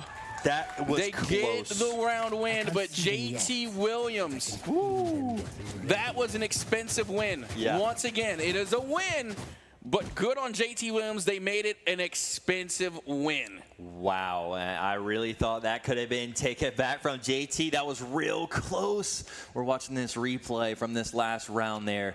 And Mass right there, those 2-piece right there, but then Hyperscale able to clean up the last 2, and giving that to Hendersonville. And Hyperscale has a 4K. Yeah. That, again, 1 away from an ace. Insane. So not only did we get to see some great plays coming from JT Williams, but my goodness, the Cypher from the side of Henderson stepped up that game. A 4K on the B site. Insane. And now you're looking at the alt economy. It's 2-1. And just from the recap alone, we didn't have time for the discounted at Soka show. No. We didn't have time because there was just so many good plays that were being made in that last round. I mean, you called that, though. You did call for that equalizer if they did win that pass round, and look what happened. We're all tied up. Yeah, no love lost there. But again, I'm still taken aback by JT Williams. Literally one elimination away from getting our first thrifty of the day. Which I told you is my favorite round. Is your favorite? It's my favorite because any team that can come away with a win using nothing but side-ons is a dangerous team. To me, that's impressive. I mean, that just shows you the chemistry, the teamwork, the spacing out, I mean, positioning, all of that. They can do it without having the OP guns, right? It shows me that you are always a threat. Yes. Every single round. Absolutely. Definitely saw that on you know, if you can do it with the pistol, you can do it with just about any gun. Yeah, 100%. And you can see Inspirationalist now going to be throwing out the doggo, not going to be able to find anyone with it. Tracker watching the smoke. Going to be keeping an eye out. The smoke is about to dissipate and they get blinded. What a play by Lukey Pookie, but Ouroboros comes out with a 2K, a 3K, and now 4. Let them ace. Oh, Ouroboros nearly coming through with the ace. I was hoping for it. That was close, but now Quackpin putting that down. Spike planted. It would be 1v2 situation. Yep. It would be Quackpin to take out their counterpart, the other Brimstone. Ouroboros. Not having the most health there, Quackpin. Kind of in a sticky situation.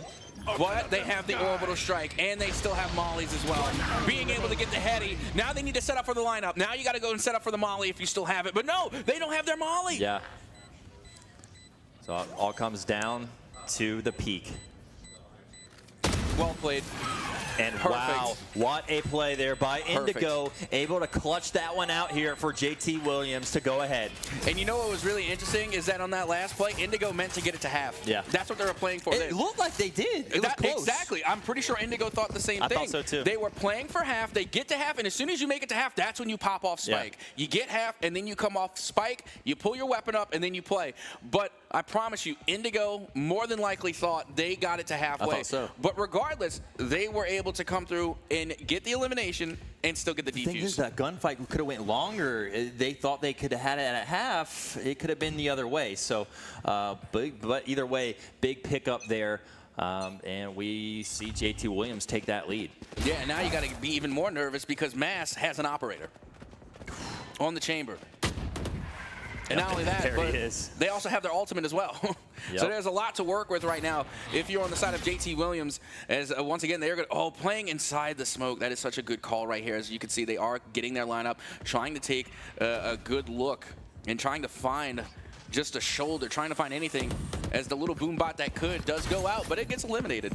Poor little boom bot. Yep, didn't have a chance. And now you can see the ult economy also favoring JT Williams here. You got 3 ults at the ready for JT, 2 for the side of Henderson. But I got to tell you, the 2 that Henderson have, some really good ults. You can definitely make a play happen with that. Still patiently playing 50 seconds. Here, let's see. Smoke's down. Fire in the head! And here we go. Oh, big showstopper. And they traded out. They traded out showstoppers. Yep. That's I mean, I want to say you see that more often, but I honestly don't. As you can see now, Henderson going to be taking control. Spike is going to go down, and now the time is ticking against JT Williams. Yep, 2v2 situation with the bomb being planted.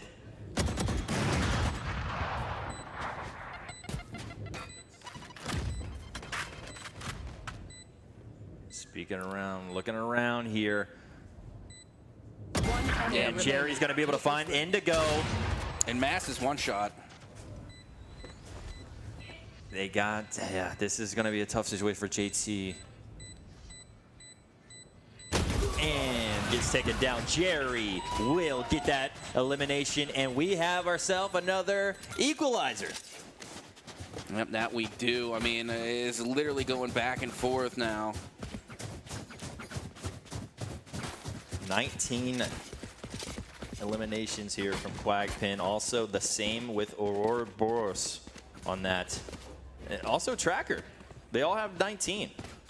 Yeah, they're playing a great game right now. I mean, it has just been back and forth nonstop. Now going into round number 19. And it's all tied up, but now you can see that it is going to be Henderson that are going to able to use the power of the purse here. Mass now going to be popping out the tour de force, and that's going to be like their big difference maker, because other than that, it's an eco round. Poor little Boombot. Yep, gets taken down once again. No chance. And now you can see that Henderson, they're going to have to try and slow play this. JT Williams, again, they're on the hunt. They're on the prowl. Big elimination there coming out from Hyperscale as they're able to find one. Jerry on the flank. Able to find a big elimination there. And Henderson, they're just on the hunt for JT Williams. Yeah, and they have the advantage here with up one player on this round. 4 versus 3. And Mass with a big shot there on Jerry, and now we have ourselves squared 3v3. Yeah, and that's why that ultimate is so viable. Again, this is an eco round, need I mind you. So they were able to use that ultimate, the Tour de Force, in order to get these eliminations. And now you can see with those eliminations, they're able to pick up the rifles that Henderson have been dropping. So all of a sudden, we're looking at a 3v3, and it's looking a lot more even. That indeed. Spike being planted now. Now JT Williams going to have to make their way over. Finding some picks and trying to get that defuse as well. And Mass again with the Tour de Force, able to find one. Looking for the swing here. Dangerous is missing the first shot. And that is going to be Inspirationalist, able to find a big two-piece. As I think the Secrets have been called out as well, trying to secure this plant, and that is the right way to play it. And a big win, Inspirationalist coming in clutch for the side of Henderson. Absolutely, big plays by Inspirationalist right there. I mean, what a clutch situation. Really haven't been talking too much about them, but on that round was such a clutch play. And a good use of the ultimate too. I see so many times where, you know, players just, they hold on to their ult for days and days, and eventually, you know, it comes back to bite them. So again, I'd rather you use your ultimate in a 1v1 and secure the plant than to not use it at all. Yeah. So again, great use of the Seekers coming from the side of Henderson, and now they got their lead back, but now we're into another rifle round. The double R. We're seeing Quagpin pick up Mass early on. There's your first blood. Yeah, and to put Mass out early, that's huge. Can't use that. Now they know where Jerry is. Jerry doesn't care, though. Jerry wants it all. He wants the smoke. And Inspirationalist is going to get Indigo. Ouroboros is going to take down Jerry and Lukey Pookie. Ouroboros taking down Hyperscale as well. Let him ace. Let Ouroboros get the ace. I mean, it's going to be hard because, you know, oh, wait, they're getting healed. I was going to say they are weak. They don't have a lot of health, and no longer the ace opportunity, no longer there. As, again, they're playing for defuse. Inspirationalist, though, not done yet. 2v1 going out, but the double swing will not be denied. And now once again going into round 20. Oh my goodness. We have another tie game. Inspirationalist, I was like, is this about to happen again? I say good luck to any semifinal game making it as this good. I agree. I mean, this one right here is a barn burner, back and forth action. We got the tennis match going on here in Valorant. I mean, ridiculous. And then Inspirationalist, I mean, even though they weren't able to come through with the clutch at the end of the round, they have really popped off in the second half. Yes. Yep, I mean, just making that the equalizer. 10 apiece here with Henderson versus JT Williams. Let's make some noise. This is a good one. This is an absolute banger. Is now already, they're going to be calling out the orbital strike. A little preemptive. As you can see, the showstopper does come out, and it does connect for Jerry. And you know what? Maybe the orbital strike was a good thing. I mean, they were able to clear out the initial site, and then it was followed up with the showstopper.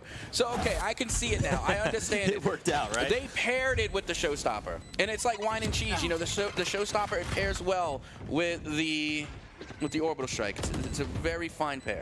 Ouroboros now getting finally one Henderson player down. So now 3v4 situation here. And Grassy taking down Jerry, Tracker taking down Hyperscale, and Ouroboros Inspirationalist down too. Quagpin, though, trying to fight back. 1v2 situation for Henderson. Pros don't fake. And like you said, the pros don't fake, and either does JT Williams, going up one here in this best of one. Yeah, and that was a great play, honestly, because we saw the opening come out with the orbital strike from Henderson, followed with the showstopper, and then JT Williams played for retake using the orbital strike from Ouroboros, and they were able to follow that up and take it to a win. And now in the late game, JT Williams go up one round. Man, this is a good one. I think you're right. I don't think that any semifinal match is going to be this close. But looking at those schools and looking who's already in those, I don't know. I might be proven wrong. Yeah, I mean, I'll be happy if we're proven wrong. I'm just here trying to get the best games possible. And right now, this is one of the best games I think we've seen all weekend. Honestly, this is probably one of the, not even, this is probably the closest Valorant match I've even seen last weekend at Greensboro. Totally in regionals then, right? Mm-hmm. At Greensboro. You know, you expect to see these close games at States. Yeah, exactly. Exactly. But, you know, they're trying to get there. They are trying to punch their ticket here, and they have to win. It's a best of one. There's no double elimination. It is single elimination. So the pressure's on. And you know what's funny? They were saying yesterday that Wilmington, you know, they had like better Rocket League matches than ours, but they're not beating our Valorant yet. No, not touching it. I'm sorry. Charlotte Valorant hits different. Not touching it one bit here. Wilmington. Charlotte's a cooler name. JT Williams up. All players, but Jerry gonna take Grassy down. So now we're equal here on the players. Oh, big showstopper. And Ouroboros able to double up off the ultimate. Now only one player remains. And there they go. Being able to use, I believe that was the paint shells. Able to get the elimination thanks to the elimination feed. And now JT Williams are on match point. Timeout coming in from Henderson. This could be the last discounts and at Soka show of the this quarterfinals round. Yes, of the quarterfinals even. Yeah, you're right. Yeah, and this is a this is going to be a close one. We've seen Henderson usually kind of bounce back after being down 2. So, you know, now the backs are against the wall. They must win. All right, and I got a good one for the Discounts in at Soka show. Right now, I want to know who has the better cheering section. Is it JT Williams or is it Henderson? Let me hear it for JT Williams. That's pretty loud. Yeah, that's pretty good. All right, now Henderson. Let's hear some Henderson for the cheering section. Okay, that's pretty loud too. I mean, I really can't say who's the better cheering section right now. I don't know. Hopefully they'll let us pick after these couple rounds. I mean, honestly, I think it's whoever wins, right? Whoever wins got to have the better cheering section. Because, you know, the cheering section, that gives you like a buff. It gives you like plus 10 in damage. That boost, right? Yeah, exactly. It gives you that, plus 10 in damage. Yeah, you get plus 10 damage. Get some stopping power on it. 100%. That's how it works. I'm not making this up, man. Kind of, but not. We'll say that I'm not. Anyway. I think Cap be capping. But that's my secret, though. Discounts, I'm always capping. I know you are. Capping with no cap today. No, it's right here. I got it. Right there. It's right there. Cap. And now you can see Inspirationalist taking out the doggo. Finds a little bit of intel. A little bit. Maybe they were able to see a shoelace from one of the players there. But probably not too much, though. Yeah, no, not too much. Big KO knife in order to slow down Henderson. Again, look, Jerry, unfortunately, they got hit with that KO dagger, and it does the same thing as their ultimate. You get hit by it momentarily. You use your abilities, and it also reveals your location. You can't see them through the wall, but it gives you a notification that, you know, you hit someone with the KO dagger. Right, it lets you know. And right now we're still waiting on that first blood here in this 23rd round. Yeah, big blind now into the showers. As you can see, the doggo is coming out. Wow. And what a trade. That was a beautiful bait and switch. They sent out the doggo, and it drew their attention to the dog, and then Indigo was able to find the shot. Out, yep. So now Henderson only has 2 players remaining. Big swing. 2v3. 30 seconds left. This is still a game here. Here comes the swing. The dog command is out. It's Grassley. Grasty able to get the Alama. JT Williams able to come through with the wind on bind, 13-10, and they will be moving on to the semifinals. Yep, they will be playing against Providence in the semis. I mean, what a game, though. You cannot, you know, you got to give credit where credit's due, and that is for both of those schools putting up a great match. Yeah, but you know what? I really got to give it up to Ouroboros. Ouroboros dropped 29 eliminations, 15 assists. Wow. I cannot stress that enough. 15 15 assists. That is the highest assist count we have seen all day. And on top of the 15 assists, they got 29 eliminations. So, yes, you could say they got 29 eliminations, but all in all, we're looking at a 44 elimination participation. Unbelievable. The highest match of the day. I mean, Ouroboros really just handled business. I mean, so did Tracker, but like you said, the 15 assists, that hits different. It does. And you can even see from their econ rating, they also had a 101. And then look at the difference in the average combat score. Ouroboros at a 370, nearly 100 combat difference between them and the next runner-up. Yeah, looking at these highlights here for this game, and there's plenty of them for sure for both sides, too. I mean, we saw it just about go the distance there. Yeah, and you know what? I'm putting Ouroboros on the All-Star team. That's going to be our smokes. Yeah. Added to the list. by tonight, we'll have a star All-Star team. I'm telling you, we're going double smokes because we got Slippy on the Clove, and now we got Ouroboros on the Brim, and we had Woo on the Chamber. Yeah. Can't forget about Woo. Definitely can't forget about Woo. I think we're still open for our duelists. All right, well.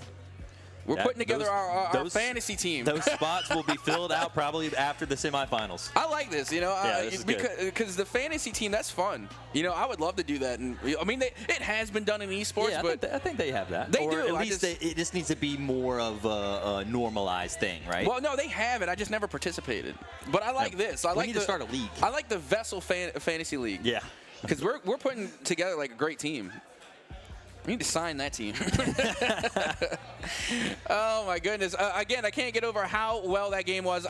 Quite possibly going to be the best game of the day. I mean, absolutely phenomenal. I can only hope that the semifinals are just as good, if not better. And now we're set up for some great matches. We really are. And, again, some great players coming out. Again, Tracker, oh, my goodness. Being paired with Ouroboros. Again, they coordinated so well. The entire team really came together. And then not to mention Grasty. Yeah. Grasty being the Rocket League player from yesterday, making it to the grand finals, now looking to repeat here in Valorant. That's exactly who I was going to talk about. That's why whenever you were like, hey, let's highlight one player, I was like, Grasty. Grasty's been phenomenal on Rocket League yesterday. Hey, hang on, put some respect. It's Grassy in Rocket League. It's Grasty in Valorant. You're Grassy. Just kidding. You can be wherever you want. Just let me know. I'll call you whatever you want because right now you're dominant this weekend here on the Charlotte Regionals. I mean, day 1 and day 2. Yeah, but with that being said, you know, we are going to take a break because our quarterfinals for Valorant are done. But guess what we got coming up next? We are going to be coming back to some Super Smash Bros. Ultimate. I have been waiting for it all week. I cannot wait to get to it. So do not go anywhere. When we come back, we will have some Super Smash Bros. Ultimate action for you right here at the VESL Charlotte Regional Finals. Day number 2. We'll see you in a bit.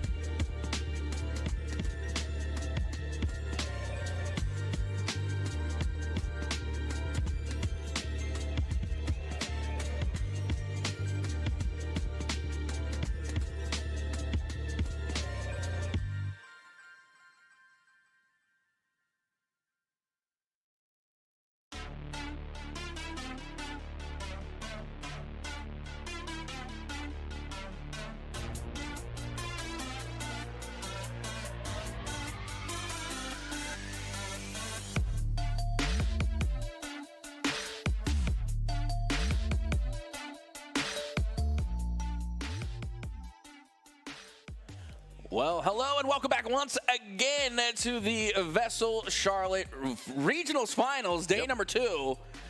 And I got to tell you, we've been having some great matches here today. We've already gotten to see some great Valorant. We got our 4 quarterfinals gone and done with, but now we get to check in on our Smash. As right now, they're currently going through button checks as we have gotten some great Smash action for you today. We had some great Smash action in Greensboro as well. But let's take a look at our bracket so far here for Super Smash Bros. Ultimate. The Palisades. Again, very familiar with the Palisades. We have already talked, these are all like CMS teams. Yeah. Pretty much what we're looking at.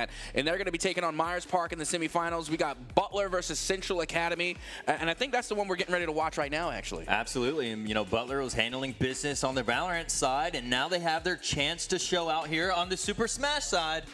I'm excited to see what they can do. And again, I'm very familiar with these teams. I mean, I've been doing CMS for at least 2 years now. Yeah. And, you know, I've really grown attached to it. And look at this. Mup Kippo. Mup Kippo. Yeah. What is happening with all this multiple talent? I love it. And again, I am hearing that Butler, since they are unfortunately a player down, that they are automatically going to get a 1-point advantage going into this. Which is big for Central Academy. Big news for them. And who is on their roster, you might ask? BB Awesome, Selsta, and Deadly Pants. Right there. Fun fact is all of my pants are Deadly Pants. Are they? Are you sure about that? It depends what I ate that day. Very true. Very true. I guess we could both agree on that. All the bad jokes aside, I mean, now we've gotten to the part where we're hitting fart jokes. So, you know, we're really reaching at this point. But regardless, we're getting into some Super Smash Bros. Action. And again, I've been waiting for it all week. I absolutely love Super Smash Bros. And I've gotten into Super Smash Bros. Commentating completely by accident. But however, I've been playing Super Smash Bros.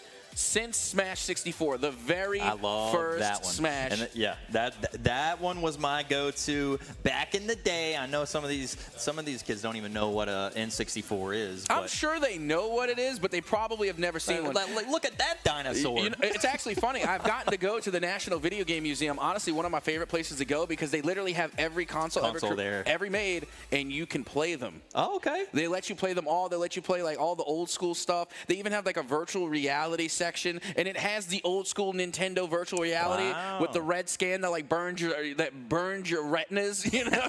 And it was a big controversy back then. But so yeah, the N64, and again, this could be to the parents in the crowd too. They might be old school gamers as well that remember the N64. I love the N64 controller. Yeah, really. Honestly, the N64 is, in my opinion, probably the greatest console ever made. I think it's the most unique controller, for its time. Yeah. Notice, in my opinion, I think the N64 is the greatest console ever made for its time. Hey, you remember whenever, you know, maybe a game wasn't working, you could just take it out of the cartridge and just pop it back in, and it was good as new. Yeah, well, the instructions on the back specifically said not to do that. Yeah, but guess what? That's how it worked. Yeah, we did it anyway. We did it anyway. You know, sometimes following instructions on that just didn't work out. I am now officially scared in going into this matchup because I'm looking at the character selection. What were you seeing? I don't want to give anything away yet because I don't know if it's I don't know if it's going to be what you're seeing too. I don't know if it's going to be confirmed. Yeah. We will have to wait and see because it is not what I have been told. Okay, we'll wait. We shall see, and I think we're going over it right now. Yeah. Actually, Either way, we're fitting to find out. Remember, now it was Butler. Am I correct? That's down a player. No, yes, actually, yeah, so you're right. So Butler's down a player, which is big. Obviously, Butler really can't afford any mistakes here in this match. I was about to say we're gonna need the homie Reed. We're gonna have to get Reed in here. But regardless, you know, again, we're talking about Smash. We're talking about a lot of nostalgia. You know, I got to ask, who is your favorite Smash character? Oh, man, so many now. I mean, right? So it used to be back in the N64, and I'm just going to stick with them. Captain Falcon. Yes! Nice. That is all. I am a Captain Falcon main myself. Yes, What are the odds out of like, what was it, like all 200 characters? I know. Well, hang on. Let's do the math real quick. You got 6 going up. 1, 2, 3, 4, 5, 6, 7, 8, 9, 10, 11, 12, 13. 13 times 6. Off the rip. Come on, cast a math. High schoolers. Yeah, high Shout it schoolers, help us out here. It's a very big number. Okay, so we're looking close to 100 characters. Yeah. I mean, it's not easily. exactly 100, but we're in the ballpark. I really 78. 78, but also you got to add the A other little bit like more. So yeah, a little bit over, so probably 80 something. Yeah, around, if not 90, 89. 89. Okay, we were just so told. 89 different players. And we in both Smash. decided on Captain And Falcon. we both landed on Captain Falcon. Absolutely love Captain Falcon. And then my other favorite character, and again I have two, because Captain Falcon is my main. And then also my new age main, like again, Captain Falcon the OG, new age main is Solid Snake. Absolutely love Solid Snake. Big shout out to Apollo Kage, is my favorite pro player. Next to Kirby Kid. My second, I think I go Link. Link, fair enough. I mean, that's old school sortie. Yep. Definitely. And honestly, particularly young Link is my favorite, one of my favorite sorties, because again, I like to consider them as a pseudo zoner, because unlike other sorties, like main sorties like Cloud or our boy Roy, who's just Roy. Yeah. I just say our boy Roy because, again, he's our boy. I mean, Roy is insane. But unlike those two sorties, like your main sorties, Zelda, particularly young Zelda, they can throw out flame arrows, tornadoes, boomerangs, and bombs. So a lot of utility for a sortie, but still has the power of a sortie. So they're somewhat of like a pseudo zoner, and that's why I love young Link. Well, I'm thinking we're getting ready. Yeah, I think don't so want too. to completely say it, but now we're showing the screen. So Yeah, you want to talk about the characters now? Yeah, and I think we had a rule book on the play because it was about to be gnarly. And so because I've talked to Reed Sloth, and they share the same. I saw you saw. They share the same sentiments I do. So I was like, hold the phone. We gotta check this out real quick. But we are getting into game number one, and it is going to be Fox versus Palutena. And to be honest, I'm not the biggest fan of Fox in Star 64. I definitely like Falco more of the Fox characters. However, Palutena has been going absolutely nuttery buttery in Louisiana Smash. In Louisiana Smash. Yeah, in Louisiana Smash in particular, it's been about Palutena. So again, I've been liking what I've been seeing. Here we go, still trying to fight on that ledge here. Barely hanging on, Fox.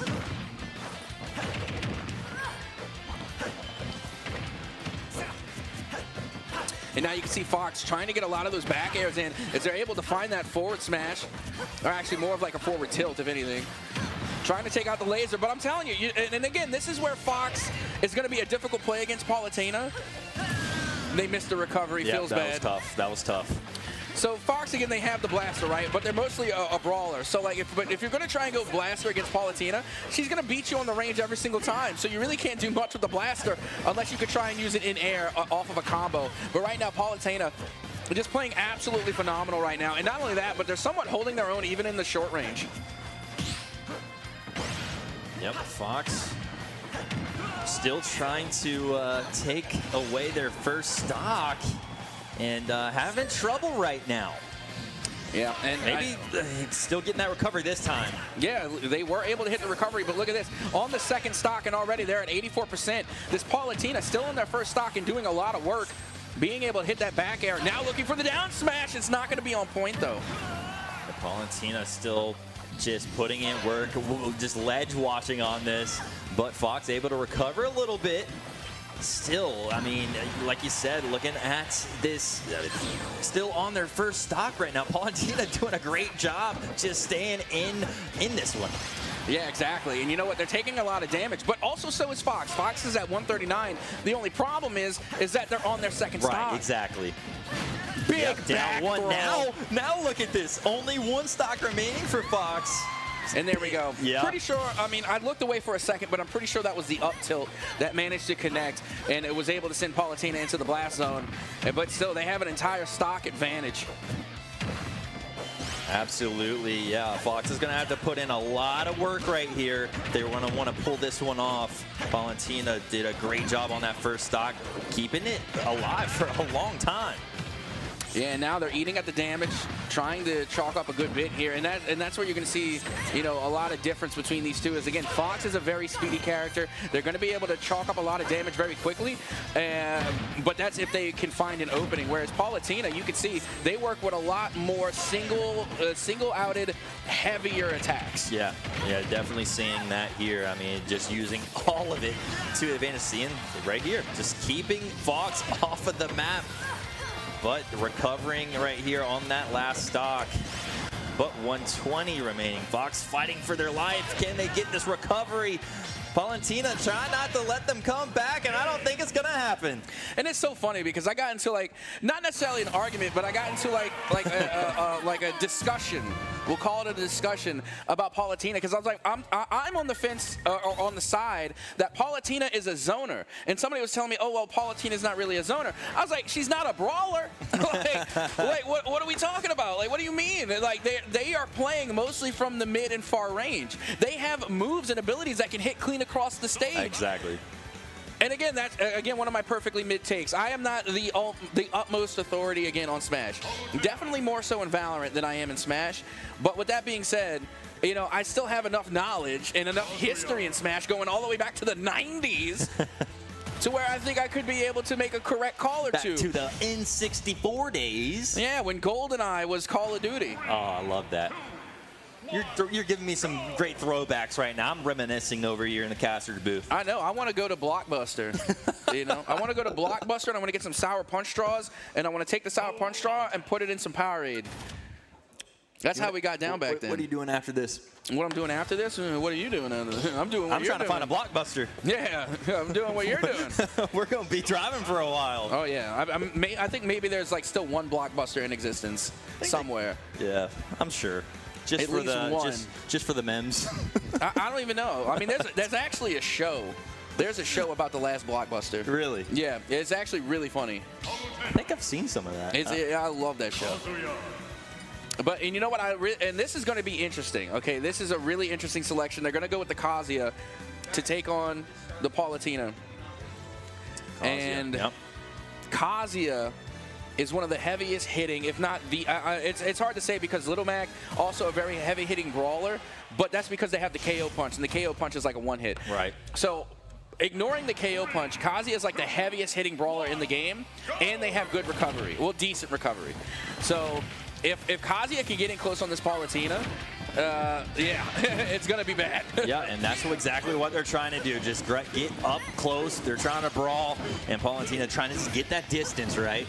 And you see, this is also interesting because it's somewhat of a different gameplay, different play style from Fox. Fox is very jumpy, so they go for a lot of nairs, they go for a lot of back airs. Kazuya is mostly effective when they're on their feet.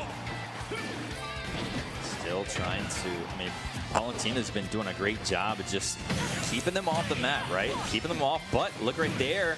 Almost fell to their one stock down, but still staying alive here. Yeah, but this is the danger now. Whenever you get Kazuya to 100%, they hit Rage Art. And if you get hit by, let's say even then, they tried to go for that Nair in the Rage Art, that might have been enough to confirm. And look, I mean, look, barely any hits have landed for Kazuya. You gotta keep your distance. You gotta keep your distance. Paulatina's at 97%. That's why it's so scary, because I feel like they could easily get an even stock count right now. Paulatina trying to stay alive with a 118 health right now. Keeping the distance, getting a little bit more and more, and now hitting up with some combos. Paulatina doing a really good job. Yeah, and again, they're keeping their distance, and that was a good DP. And now the Heaven's Gate hits for the second time. The command grab is going to be enough to get that first stock, but already Paulatina's working on the second. Comes right back in and doesn't miss a beat and just starts putting damage down, and that's what we're seeing here non-stop. And you know, it's so funny because, you know, we're watching like a lot of the new players, but, you know, in games like Tekken and Street Fighter, you see that small little jab uppercut? Yep. That is, in Tekken and Street Fighter, those are called DP, which is just a dragon punch. So I'm wondering if that translated into Smash. Like, if I say Dragon's Punch or if I say DP, is that going to resonate? It's somewhat of an anti-air, but it's not as effective, I think, in Smash as it is in Tekken and Street Fighter. But I still want to call it a DP. And down to the last stock. Paulatina still has two. Yeah, and again, Paulatina, you know, just with the staff alone, like even when they get into close range, that staff, you know, is just doing so much work. Oh, there you go. Paulatina getting close to that 100 damage, and that's what you're wanting. If you're their opponent right now, try to get them at least even on stocks before going for that. Yeah, and again, it's just very difficult. Big move there, and I'll be honest. honest, I'm not 100% sure on what that one was. But, you know, I don't think it was one of the B moves. Could have been. I don't know. Again, I'm more familiar with Kazuya in terms of Tekken than I am Smash. And there goes the Rage Art, already going to be coming online as they're going to have to try and recover. They do. But again, the ledge guard is there. Down smash doesn't connect. And unfortunately, they missed the grab as well. I think they might have went for the command grab because Heaven's Gate right now would definitely confirm on Palutena. Oh, big back air. Or it could have been a neutral air. It was hard to tell. As we are making our way back to center stage. And now Rage Art expired. Kaboom. And a big back air coming from Palutena, using the shield smash to confirm the final limb. And that is going to be a 2-0 first round win.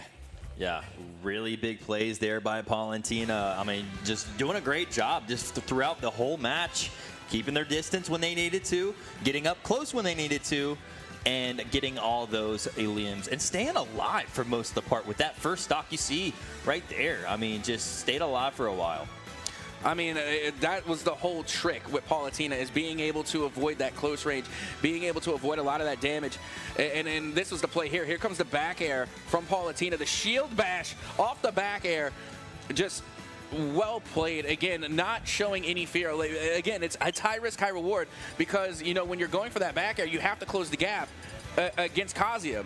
But if you close the gap against Kazuya, he hits like a truck, and he can deal so much damage just with one small opening. Yeah, that was the thing, trying to just keep your distance away from Kazuya. And now, you know, that's already, you know, hard to do. But then whenever you're able to even do work when you're up close as well with Palutena, you're doing all right.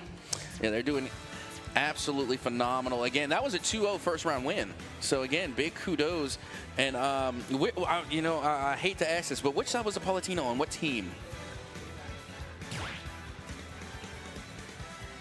So that way we know, like, who's up in the series right now. Yeah. Trying to figure that out. Yeah, I was about to say, Prod, do we know which school Palutena was on?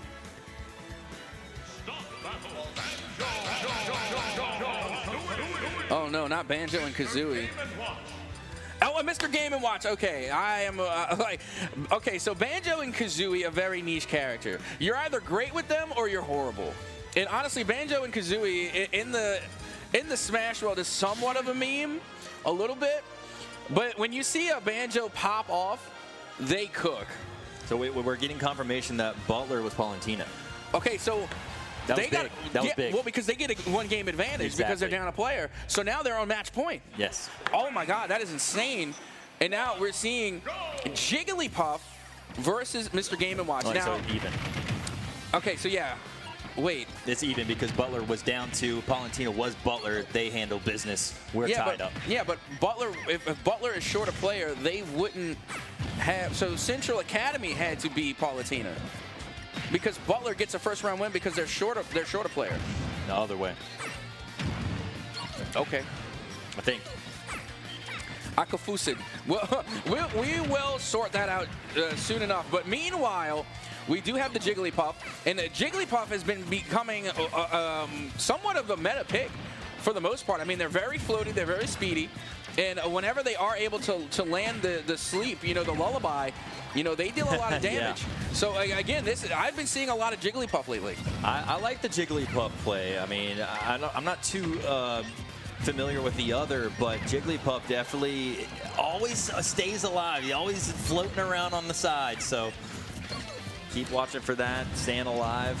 But we're pretty even right here, 97-91, still all on the first stock. Yeah, I really like Game & Watch because they are very deceptive. You know, you don't think they're going to hit hard, but they hit hard, especially when they break out the hammers. And also, I like the breakfast toss-up ledge guard. Unfortunate. I really don't know what happened there on the recovery. I think they maybe missed an input. But my goodness. We are all tied up on the stock game now.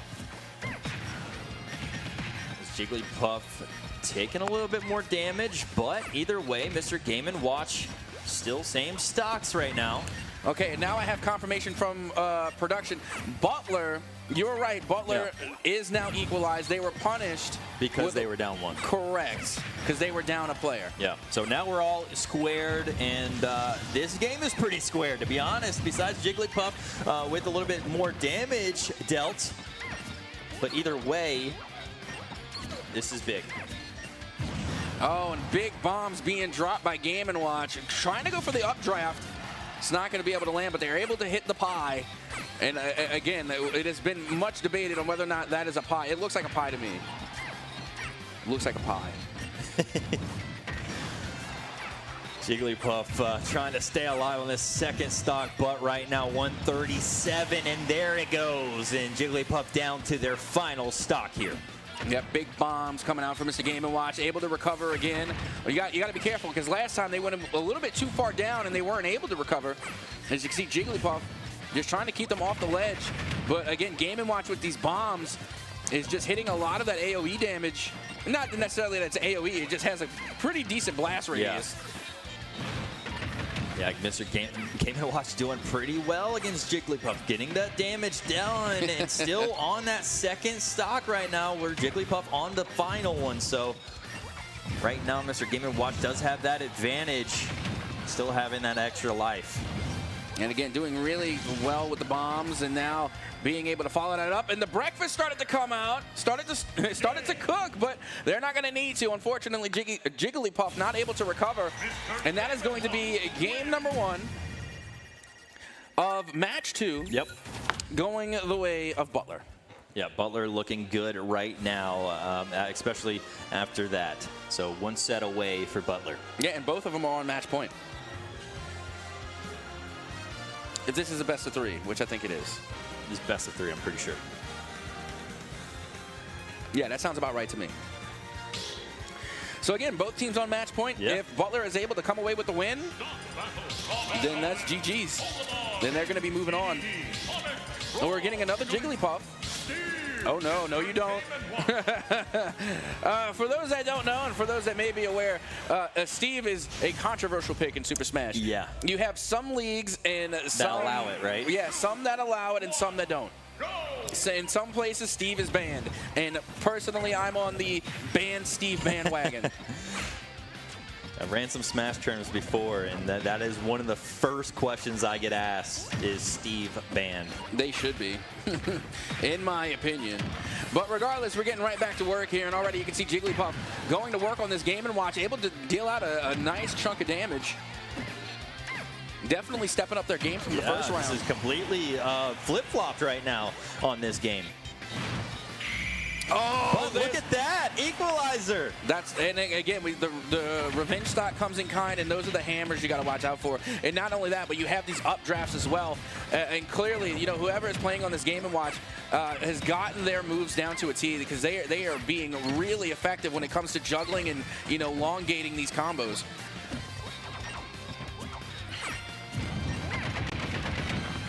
Jigglypuff getting some damage, but also back the other way.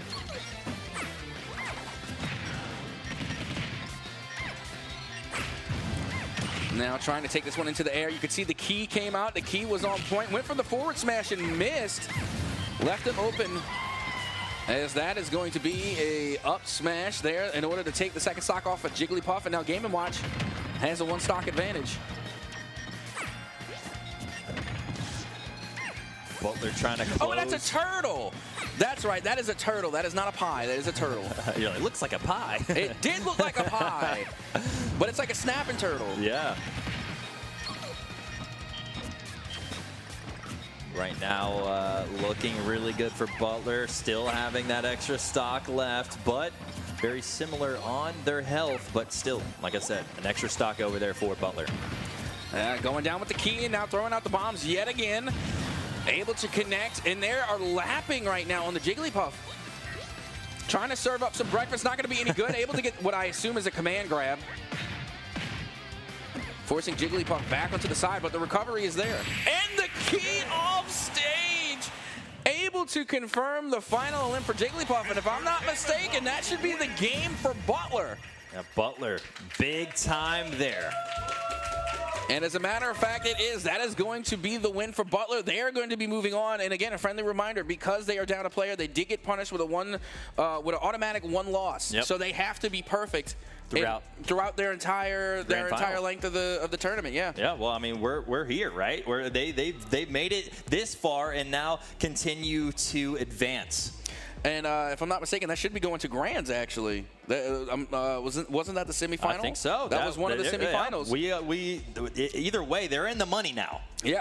So, I mean, that's a huge congratulations. Playing, again, with a player down, also playing with the one loss already to their name. So now they're going to be making it into the grand finals. Butler putting up one heck of a fight. And, again, they have a pretty good, a pretty good roster. I mean, they have a really talented Paulatina. And not to mention, they came out pretty big with the Game & Watch. Oh, for sure. And those are two not necessarily niche players. I feel like Game & Watch is more niche than Paulatina. Paulatina quickly rising through the meta and is getting a more and more higher pick rate. Like I said, even in Louisiana Smash, Paulatina has been coming out and winning tournaments. I can see why. I mean, definitely Butler played that character very well, and into, just like you said, they got to play flawless, right? They have been playing flawless with that player down, and now punch their ticket in to at least second place right now in the grand finals. That's at least $600, so congrats to Butler on that.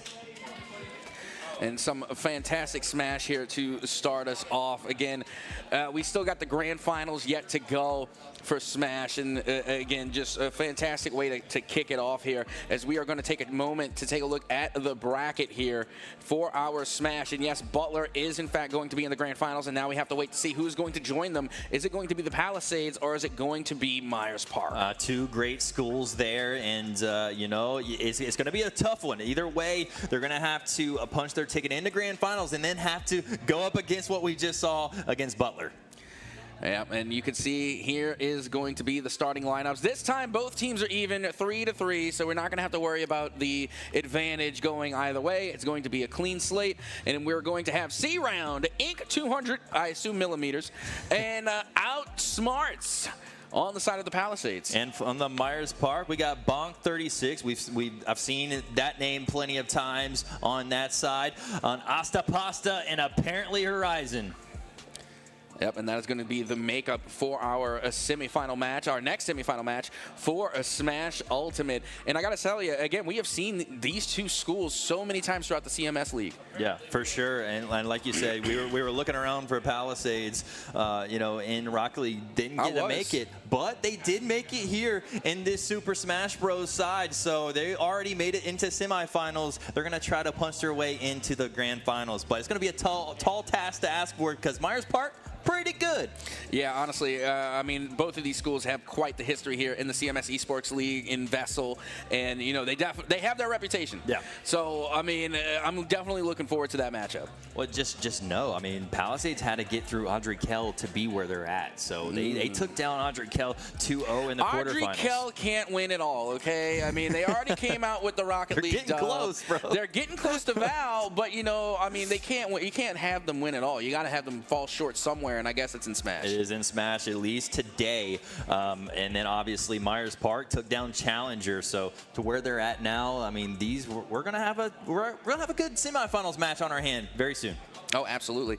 And with that being said, I think we are good for a very short break while we get this next match underway. So do not go anywhere. We're going to be right back with some more Super Smash Bros. Ultimate action and some Valorant as well. That's right. Can't forget about the Valorant right after this very quick break. So don't go anywhere. We will be right back with more action live from the UNCC for the VESL Charlotte Regional Finals Day number 2.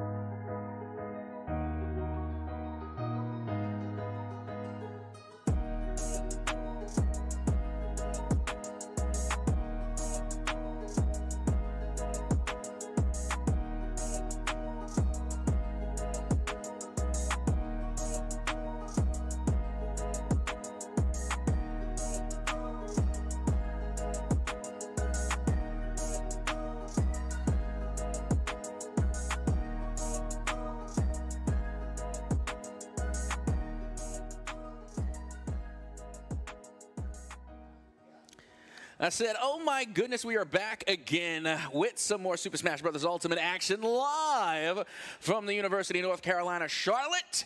And I got to say, once again, it's just a beautiful arena. As always, I am Captain Atsoka, joined by Discounts here for the VESL Charlotte Regionals Finals Day number 2. As we are continuing to get these games underway, and we've already gotten to see our first pickup, of course, for our semifinal Smash. Yep. And why don't you give us a rundown? Why don't you give us a quick flashback? I told you it was going to be a quick break. Didn't I tell you it was going to be a quick break? You did. So Palisades taking on Myers Park here coming up very shortly. But they are going to be playing to go into the grand finals. If they win this, they will be going up against Butler, who we just watched, just casted, who just took down Central Academy.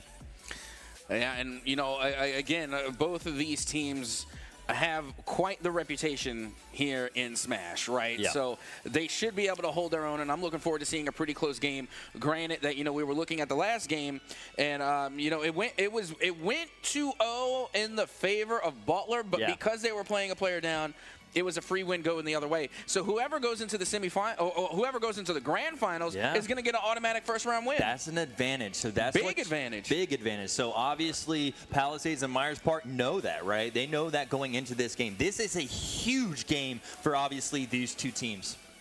Absolutely, and I'm definitely going to be interested to see on what the character selection it is. And believe it or not, in Smash, you also have like map pick bans, the same way you would have in Valorant, for that matter. Yeah. So again, it's very interesting that, you know, we are seeing the maps that we are currently seeing. Again, Pokemon Stadium 2 is usually like the default Smash map. I think that's where you're going to see not necessarily the majority, but a lot of your matches played. And then of course Battlefield. Battlefield to me is probably where you're going to see the most of your matches played at.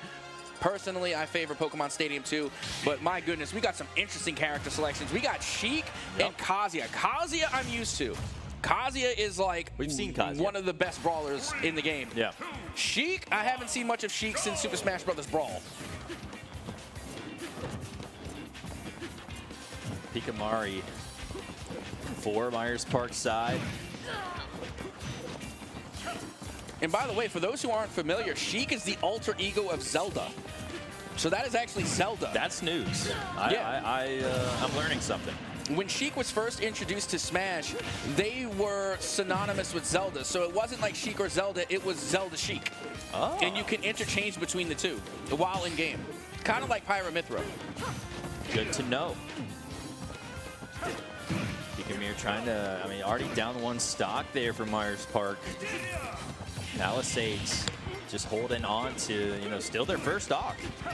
Yeah, and you know what? Again, I haven't gotten to see a lot of Sheik here in Ultimate, and because of that, I'm not too familiar. I've seen more Zelda, actually, than I've seen of Sheik when it comes to the pick rate. But right now, I got to tell you, whoever is playing, apparently crowned AF, playing a pretty good Sheik as of now, trying to recover. They do manage to make it back on stage.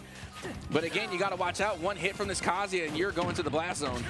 Absolutely, yeah. And he's doing a great job, though, by just staying alive and still putting a little bit more damage on that second stock for Myers Park. Yeah, Sheik is very speedy, as you can tell. So very again, fast. they're able to close in that gap, which is really important with Kazuya. But that Heaven's Gate, the command grab, I mean, again, when you're at over 100%, that's going to send you to the blast zone. Yeah, absolutely, and that's exactly what just happened. But still 76% on Myers Park, but putting that damage right onto Palisades now. Sheik not at that advantage anymore. They're kind of evened out. Now both at 2 stocks, and that's the thing, as that uppercut there, that DP is going to be enough to send Sheik into the blast zone, and that's what we're talking about. It doesn't take much for Kazuya to get that damage in, and now Rage Art is online. Rage Art with the Heaven's Gate. The command grab, just from that, sends Sheik to 58% damage. Yeah, that was a much-needed hit on that, and still needs to find a little bit more. Trying to just work down this Sheik on that last stock. So playing for their life, but able to even it out now. So we are down to our last stock on both schools. Yeah, great forward air in order to confirm that second stock. But I mean, this is just danger. You know, Kazuya, they can eliminate at this damage percentage. I mean, again, they just hit so hard and they hit so heavy. Yeah, Kazuya definitely in a good spot right here with Sheik only at 108, 127 now, 129. It keeps going up. And there you have it. Yeah, I'm surprised they survived that first hit, you know? Yeah. And again, that was just a great play coming from the Kazuya, being able to confirm, and that is going to be, however, just the first round. Keep in mind that is the first round of game number 1. We'll try to explain that as we keep going. And that's what happened. Okay, so it was a misinput. Yep. We didn't catch it the first time, but we saw it the second. It looked like they went for the down spike, you know, for the ledge guard, and they missed input, and they went straight down into the blast zone. It happens. Those missed clicks. I mean, remember, hey, you got the first game jitters. I mean, this is semifinals, so you don't really want to have those first game jitters here in the semis, but it can happen. What's going on? I don't like this map. This is me. I mean, this is not my flavor. Hold on. Wait a minute. I think we got to, okay, there we go. We're going to have Kazuya and Sheik going back-to-back again. However, when you're looking at this, this has 3 platforms, very smaller maps. Honestly, I feel like with all these multiple platforms, this could very well benefit Sheik more. As a matter of fact, this might have been their map change. Could have been. Either way, with being in a small arena, don't you think that being up close and personal for the Picamere would be beneficial at all? Oh, yeah, 100% when you're on a smaller map, but I mean, it's not that much smaller. That's the thing. It's definitely a lot more confined, but that's because you have those 3 platforms. And those platforms, in my opinion, would benefit Sheik a little bit more because, again, they're a lot more jumpy. Right. And they can continue, if they ever catch Kazuya in, you know, an air combination, they can continue that combination by landing on that second platform. True. That I didn't even take into consideration of that second platform because that's a little bit more square footage, right?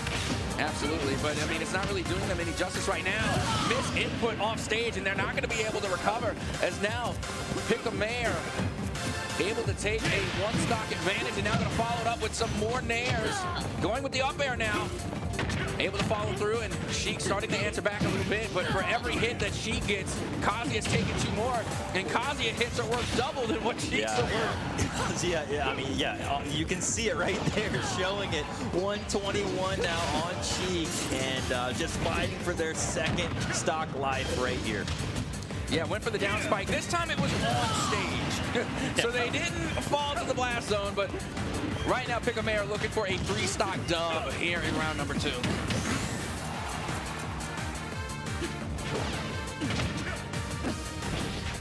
Also, Rayjard is online, and they're able to find their way back towards center stage.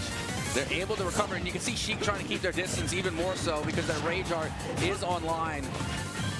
As they continue to try and close that gap again, going through that DP, not going to be able to hit. The forward air is good at 131%. The problem is now you need to find something with a little bit more kickback to send Kazuya to the blast zone. Yeah, you gotta figure it out. Sheik needs to do something here quick. Obviously, having all 3 stocks right now, Picamere doing a good job by just staying alive, but still 146, 155 now takes down their first stock, so Sheik does a good job on that, but still has a lot more work to do. But right now, it's looking pretty good on the Myers Park side. Oh, that was such a cheeky forward air, and now you're looking at 87% damage. That's elimination potential for Kazuya, in my opinion, going up against Sheik. As now you can see they are trying to fight back, trying to find openings here for a lot more of these combinations, but it's just oh so difficult trying to avoid the hits from Kazuya, because again, you are in danger right now if you're Sheik. It's very, you know, you don't have much room to have any mistakes here if you're Sheik. I mean, already almost at 100 damage. Now you have 113. Fighting for their last life right here. You know, Myers Park still having their 2, and now able to send Sheik out of here. And now Myers Park takes that one. Yep, Myers Park now officially going up 1-0 in the series off of some great Kazuya play. And it's really interesting because, again, in our previous matchup, we saw Kazuya come out, and that didn't really do them any favors. This time around, we're seeing Kazuya come out, and they're able to take a 2-0 dub. And my goodness, they did it definitively. And again, you know, they were able to take Sheik to the ledge more often than not, but that's not where they wanted them.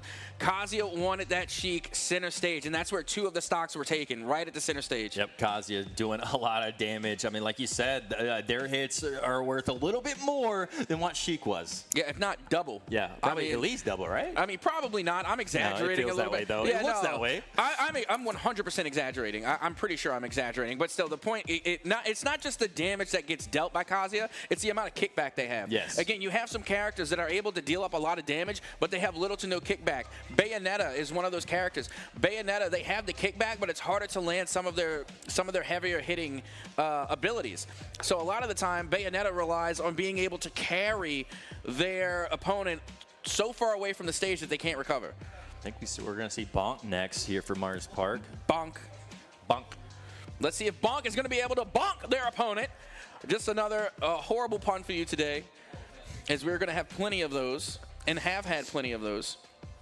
Yeah, I'm curious to see what they use here. Obviously, been seeing I want a lot of Kazuya. Yeah, a lot of Kazuya, which is why now I want Ken. Oh, please go Piranha Plant.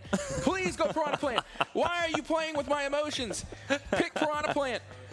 Pretty please. Oh my God, I love Piranha Plant so much. I think they are like the most adorable character in Smash. I love Piranha Plant. Well, there you go. I want to bop it on the head. I want to bonk the Piranha Plant. Well, that's what Bonk's planning to do. It's not confirmed yet, though. They didn't confirm Piranha Plant. I think they're waiting, right? Oh, waiting to see what they're going to play.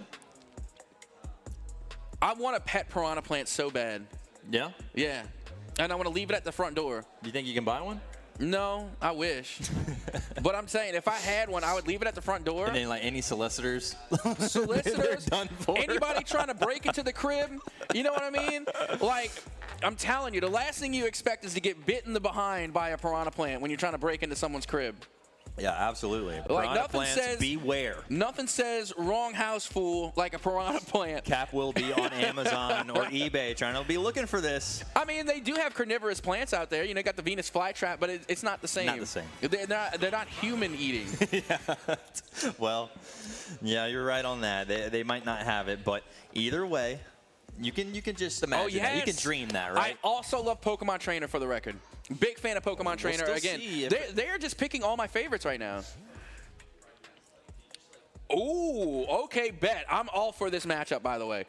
Interesting matchup, because Pokemon Trainer, interchangeable between 3 different Pokemon. Okay. Squirtle, Venusaur, and Charizard. And then Pyra-Mythra is interchangeable between Pyra and Mythra. So again, this is going to be a very interesting matchup. Also, I appreciate anybody that put on the Pokemon soundtrack. Thank you.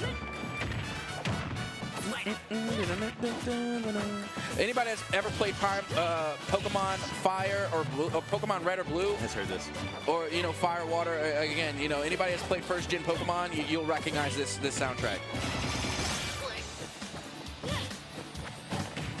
Remember, Myers Park just needs one more, game to go ahead and move on into that grand finals. So they're looking good right now, but Palisades definitely not laying down here in this next match. Yeah, and don't get me wrong, like Myers Park and Pokemon Trainer in and of itself, a very great Smash character. But with that being said, Pyra-Mythra in this scenario is just a really good matchup against Squirtle. So if you are, this is what you need to do. You need to bring out the Venusaur, because the Venusaur has a lot more range and is more of a zoner. And that is going to be more effective against the Pyra-Mythra. Definitely needs to do some work here. All still on their first stock, but Bonk getting close to get gone, and that's what just happened as Bonk down to 2. And you see, these are this is pretty much like the interchangeability of Pokemon Trainer, is that the Squirtle is speedy. That's going to be your speedster, very, very quick. Venusaur is going to be a little bit more of zoning, and the Charizard is the heavy.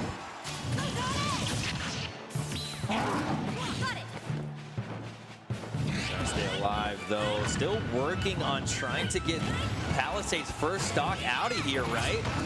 If you're Myers Park, you're really hoping to see that very shortly to even things up. But right now, Bonk taking more damage here, still on their second stock. Gonna have to put some damage here, and that's what Bonk's gonna do. Yeah, big command grab. Unfortunately, it's not gonna be enough to confirm. And Pyra-Mythra just going after the second stock, and this is how you play Pyra-Mythra. You take out the Mythra first, because that is going to deal up a lot of damage very quickly, and then Pyra has the knockback. Pyra is going to be able to finish a lot of these stocks. As a matter of fact, most of the time, I like to call Pyra-Mythra just ledge guard Mythra, because that's what Pyra does best. It's a ledge guard. trying it there. But sending Bonk to their final stock here. Palisade still has all 3 remaining.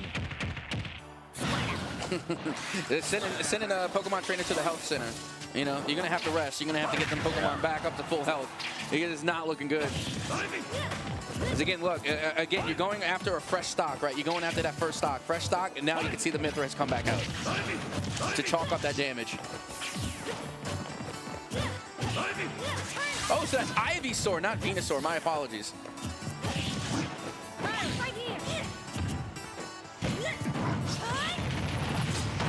I couldn't hear that. Get out of here. My Pokemon card is forever. I'm currently playing Diamond. Leave me alone. I'm hard stuck on like the third, fourth gen right now. It's hard to remember the first gen Pokemon's evolutions. And nobody corrected me until I corrected myself, for the record. So we're yes, gonna let Ivysaur. you be, Cap. We're gonna let you be. Better, as you can see, Ivysaur once again going right back at it, going to be throwing out the Razor Leafs. And honestly, I think this should have been the choice from the get-go. I think Ivysaur should have been out from the very jump, instead of trying to play Squirtle. Because again, like Pyramithra, again, they have ranged themselves as a sortie, so they're going to be able to keep that Squirtle away. Right. But you can see already that Ivysaur is doing a lot better job. Doing a lot more damage and everything on that for sure. Yeah. And they're just cute. That's the thing about the plus, Pokemon. right? Well, that's the thing with like the majority of Pokemon. Most of them are just really cute. In another world, fighting for his life though, and there it goes as Palisades even this one up. Yeah, in a perfect world, you know, Piranha Plant could be a Pokemon. Plant type. Yeah. Plant poison type, actually, because they have the Poison Cloud. So Piranha Plant does have Pokemon characteristics. But again, great games being played here. Again, the Pyramithra, I think, was a great choice. Love seeing the Pyramithra come out. Again, that one has, you know, one of the higher pick rates among Smash players. But so does Pokemon Trainer. Yeah. But it's not as though you see this matchup too often. The Pyramithra versus the Pokemon Trainer. What do you think we're going to see next? Are they going to switch anything? That is a good question. That remains to be seen. Was that the first round of Game 2? I think so, first round. Okay, so now we can possibly get a rematch. So you really have to wonder if they're going to keep that same matchup because, again, it seemed like as though... like you said, maybe start out with someone different, like you said. Maybe, I forgot who you're saying to start out with for Pokemon Trainer. Yeah, the Ivysaur, for sure. So start out with that instead. It looks like exactly where we're going to see that rematch. Yep, we are going to get the rematch, and I completely agree with this.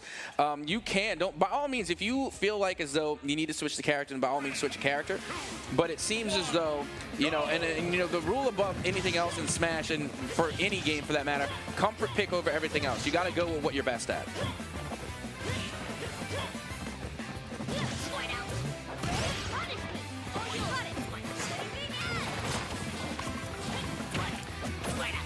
And you see, this is the thing with Squirtle, is that they are very speedy. They can close the gap very quickly. And when they do get in, they can deal a lot of damage. You can see because they're very quick. And now we're seeing a lot of that quick damage come out, and we have ourselves just about an even game. Yeah, trying not to give their opponent any space. Bonk trying to get up close and personal right now against the Palisades. Being able to hit the forward air there. And now going to be answering back. Look at this little Squirtle. Finally starting to get in a good amount of work here. Gets the tail whip, going to be following it up. Goes for the shell slide, and that is going to connect as well. And now a forward air as well. And now we're going to switch out to the Ivysaur. This is what you were talking about. This is the character you think would be used best against the character that they're going up against. So right here, still all 3 stocks on both schools right now, but very even, 97 to 103. Why did that sound like a radio station? Welcome back to 97.03. 103.4 in the FM. Now we're switching over to Charizard, and this is going to be your confirm right here. You bring out Charizard to confirm stocks. That's how you want to go, because they hit heavy. Good back throw. Putting the Pyramith off stage, and the tail whip. Oh, no. But that's okay. It's an even trade. Either way, the trade happens, and we're still 2 apiece. We take those 100%.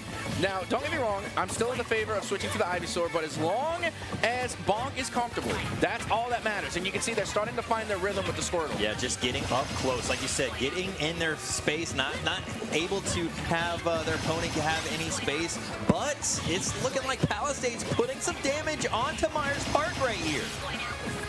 Oh, 100%. And this is, again, kind of the same problem that we saw in the previous matchup is, you know, Squirtle having that difficulty closing in because, you know, Pyramithra, when they swing, when they hit, it's covering an area. You know, they slash up, they slash forward. It's a wide range. It's a wide hitbox. Fighting for their life on that second stock right now. Palisades still looking good, though, on their percentage. 135 for Bonk. Yeah, and then, you know, the matchup with Pyra and Ivysaur is not going to go well because we all know Ivysaur is weak to fire. It doesn't hold true in Smash. I'm making Pokemon references. Okay.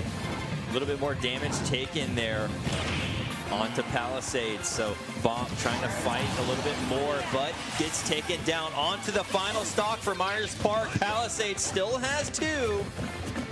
Yeah, that they do. Big back throw, and they can try and get this revenge stock very quickly. Again, they go for the up air. They're able to hit it.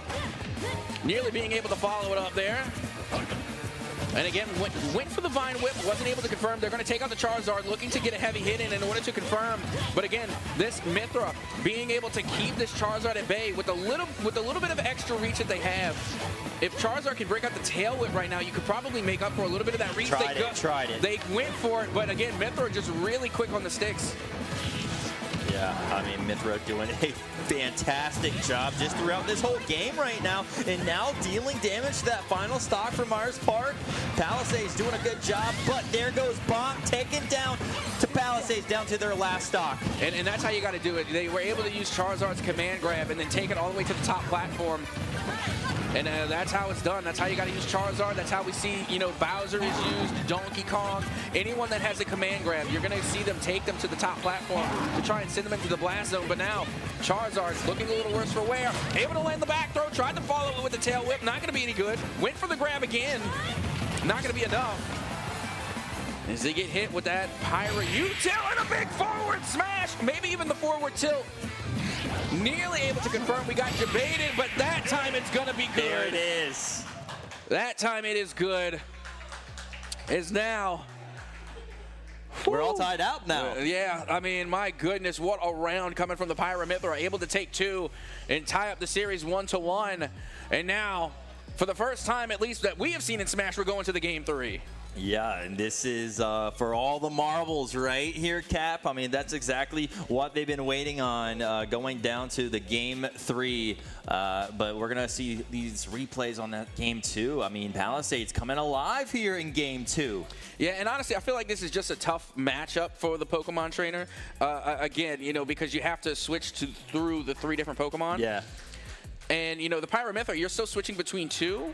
Right, but again, they essentially are the same. You know, they are long-range sorties. Yeah. So I mean, same type of player. Yes. It's just one has you know, the quicker combos that are building up a lot of damage, and the other is just hitting harder. Right. So again, you have the one that initiates the damage. The same build. And then you have the other sword. They're both sorties. Yes. So that is what makes it a little bit easier, is that they're both sorties. So you're able to, you're still playing within the same category. A little bit less to where you have to figure out 3 players that are completely different. Yeah, I mean, again, you got the Squirtle, who's the speedster. You got the Ivysaur that has a little bit more reach, and has some zoner capabilities. But and then you have Charizard, who's just the heavy. Yeah. So again, you're kind of hitting 3 different categories there. But it's good to have that because sometimes you can just adjust in game. Yeah, and it goes good against other characters. I just don't think it does well against the Pyramithra. Right. And we saw that. I mean, that's kind of what happened here, and got Palisades to even this one out against Myers Park. So big plays right there for Palisades. Yeah, and as you can see, we are now heading into our final game between Palisades and Myers Park, both with 1-1 apiece. And this should be a interesting matchup as we, again, are still waiting for the map selection. And it's going to be Pokemon Stadium. No. Okay, they debated me again. One map that I haven't seen yet that I was really looking forward to seeing is Final Destination 2. Because Final Destination 2 favors the brawlers and it favors the heavies. There's no platforms. It's just a long, flat surface. One thing I want to point out, quarterfinals, Palisades, beat Underkel 2-0, and then Myers Park also won 2-0. Now, this is their first time going to that game 3.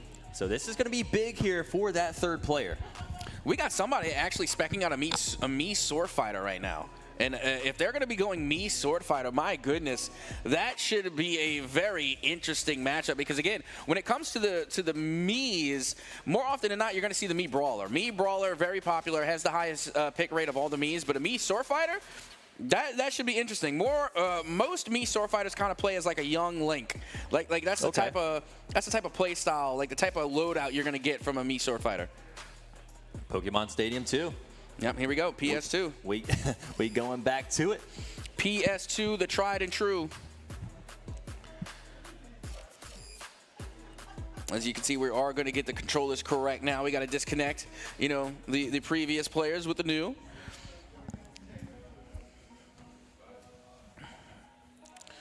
And we're going to have Smartles taking on Asta. Ooh, great name, by the way. Shout out to Asta. Big fan of Black Clover. Great anime. And we're going to have a Swordy v Swordy matchup. We're going to have Sora. Again, Sora is low-key my favorite, one of my favorite characters just because I'm a big fan of Kingdom Hearts. But in Smash, they're not that great. I'll be completely honest. He's like, I'm gonna be real with y'all. Not that great. Like I'm hoping this Sora does well because honestly, I feel like they did not do Sora justice in this game. I mean, definitely a little bit on the lower end. But look at this. This is interesting because you see the gyro that they're throwing out on the Mii Sword Fighter. That's actually a move from Mega Man, and Mega Man, one of the key gunners in Smash. So it's interesting that we have a sword fighter with a gunner utility.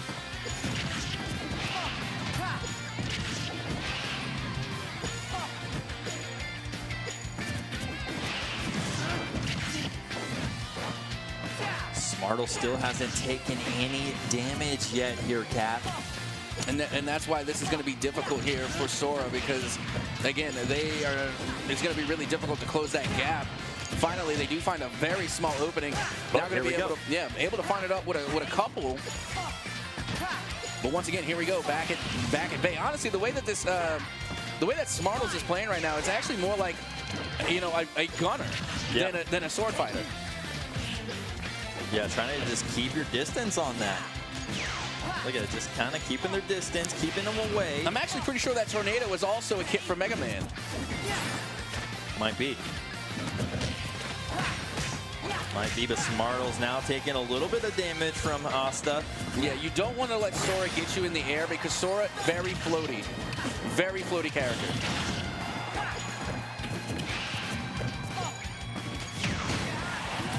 Wow, that was a great play there by Smartles, taking down the first stock on Asta. So Myers Park down with one stock down, 2 remaining. But the Smartles, and wow, now we're even up on stocks. Yeah, that was a very big back air in order to confirm that first stock. But once again, we're going right back to the util dump. And that is going to be 26% damage. Again, Asta trying to close the gap here. Finding a lot of difficulty. Forward air coming from Smartles. Good enough for 55. And we're going right back to center stage. And once again, Sora trying to close that gap. Yeah, that's just... I feel really annoying for Asta right now in Myers Park. You're just sitting there trying to get close, and Smartle says, "No, get away, get away, get away, get away." It's just nonstop. Well, I mean, spam is spam, and that's what we're getting. We're getting the spam, and this is another thing. Sora has spells, not much like Hero, where Hero is a spell casting sortie, but they have a lot more spells. Sora has 3: Thundaga, Faraga, and I think it's Blizzaga. So, yeah, they have a little bit of range to work with. Yeah. Big up smash there. Smartles now with the taking down Asta's second stock. Asta down to the last one for Myers Park here. And you know what? I'm waiting for this one to end because I already have a counter pick in mind. Like I have a counter pick for this particular me sword fighter. But we're going to see how this match concludes. As already you can see again. Finally, Asta able to find a little bit of an opening, but that's the problem. They get one opening, and they're able to get that long dash attack, but that dash attack doesn't leave you open to follow it up with a combo. As soon as Asta's being in close enough, it just seems like Smartles is just able to get away, and that time able to take that game. I'll be honest. You know what? Somebody should break out the toaster oven because that match was a little cheesy. You know, we gotta make a little grilled cheese. But with that being said, honestly, a great counter pick. If I was on the Sora on this one, I would not stick with the Sora again. I don't think so. You're gonna have to find a way to counter out all that util. Has to. And my counter pick, if I was good, but for the record, I'm just saying for anyone that is like an avid Smash player, the counter pick I would go with would be Falco. Falco, extremely speedy, great with the up tilts into the up air, into the forward air, and has a reflector.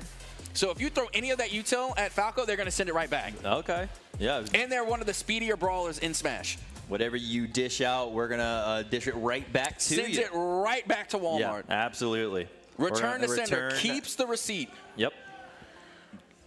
So yeah, right now with this me sword fighter, I would have somebody with a reflector, and there's multiple characters with a reflector, but my favorite is Falco. And not to mention, if you are able to hit the reflector and close that gap, because Falco is so speedy and can play so well in the air, you're going to be delivering out so much damage. Yeah, I'm curious to see what Myersport comes out with here in this game to counteract. I mean, hey, we don't know. They could stick with it. I highly doubt it, though. Wouldn't recommend it. I don't recommend it either, but also, hey, we're not the players. We are not. I mean, and even if I was, I'd be a very bad player. we wouldn't be in the semis, would we? No, we would not. That's why we have the prelude that captain is capping for anything that I say, because there's always a certainty that I'm probably wrong. But with that being said, it's just my own thought from my own experiences from being an analyst and an old school player at that. And also because I love Falco. Falco, again, like I was telling you earlier, you know, Fox, when we saw Fox playing, again, even though that they are the main character in Star Fox, they're not my favorite, you know, Star Fox player in Smash. Going back to that N64, we were talking about that. I like Fox. No, Fox is great, but I'm definitely, when it comes to Star Fox characters, I definitely lean more towards Falco. Yeah. And Wolf. Honestly, Star Fox is the last on my list of Star Fox characters. Well, very brave. Yep, there we go. We are running it right back here. I wish you the best of luck. We salute you. And again, and it's also not solely on the part of the Mii fighter. It's just because Sora is not the strongest character in Smash. As a matter of fact, I think they only have one Final 8s win in a major. We're seeing very similar already off the jump what's going to happen, right? Out comes the gyros and the tornadoes again. And Sora desperately trying to close the gap here, looking for an opening. Big down throw, able to follow it up with an aerial combo. Able to hit it again. Throws out the Thundaga. Not going to be able to connect on that, but if it does, I'll be honest, if you can get a player off stage and you hit the Thundaga, that's going to carry them a long ways. Oh, that freeze would have been huge.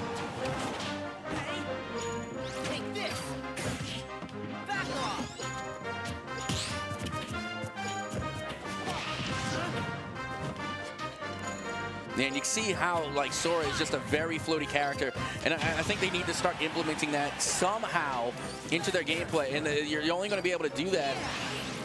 Oh my goodness, I'm very surprised that they were able to, yeah, they were able to recover. But even still, the ledge guard was too good, and they fall their first stock.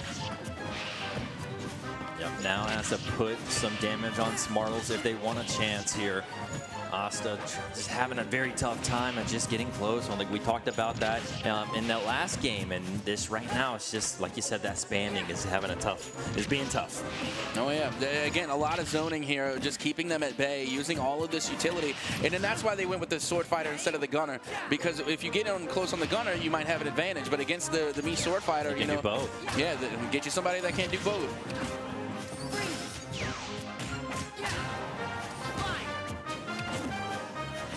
Guarding that ledge pretty well, but There we go, fighting off. There we go. And there goes Smartle's first stock. Yep, a beautiful upbeat off stage, and that's how you're going to win this fight. If you can get this Mii Sword Fighter off stage, you should be able to take the fight, especially as Sora. Again, very floaty, has a lot of aerial combinations, has a lot of aerial abilities. But the hard part is getting it to the Mii Sword Fighter to get them off stage. Having a tough time. They did it the first time, or at least the first stock knocking out Smartles, but looking down one stock away here. Myers Park backs against the walls. Palisades trying to advance the grand finals. And now looking for that big forward air, not going to be able to go as they force Sora off stage now. Recovery, not going to be a problem here. Tried to follow it up, and now here we go. Big opportunity as the recovery is there. Well done. Coming from Smartles in order to, get back onto stage.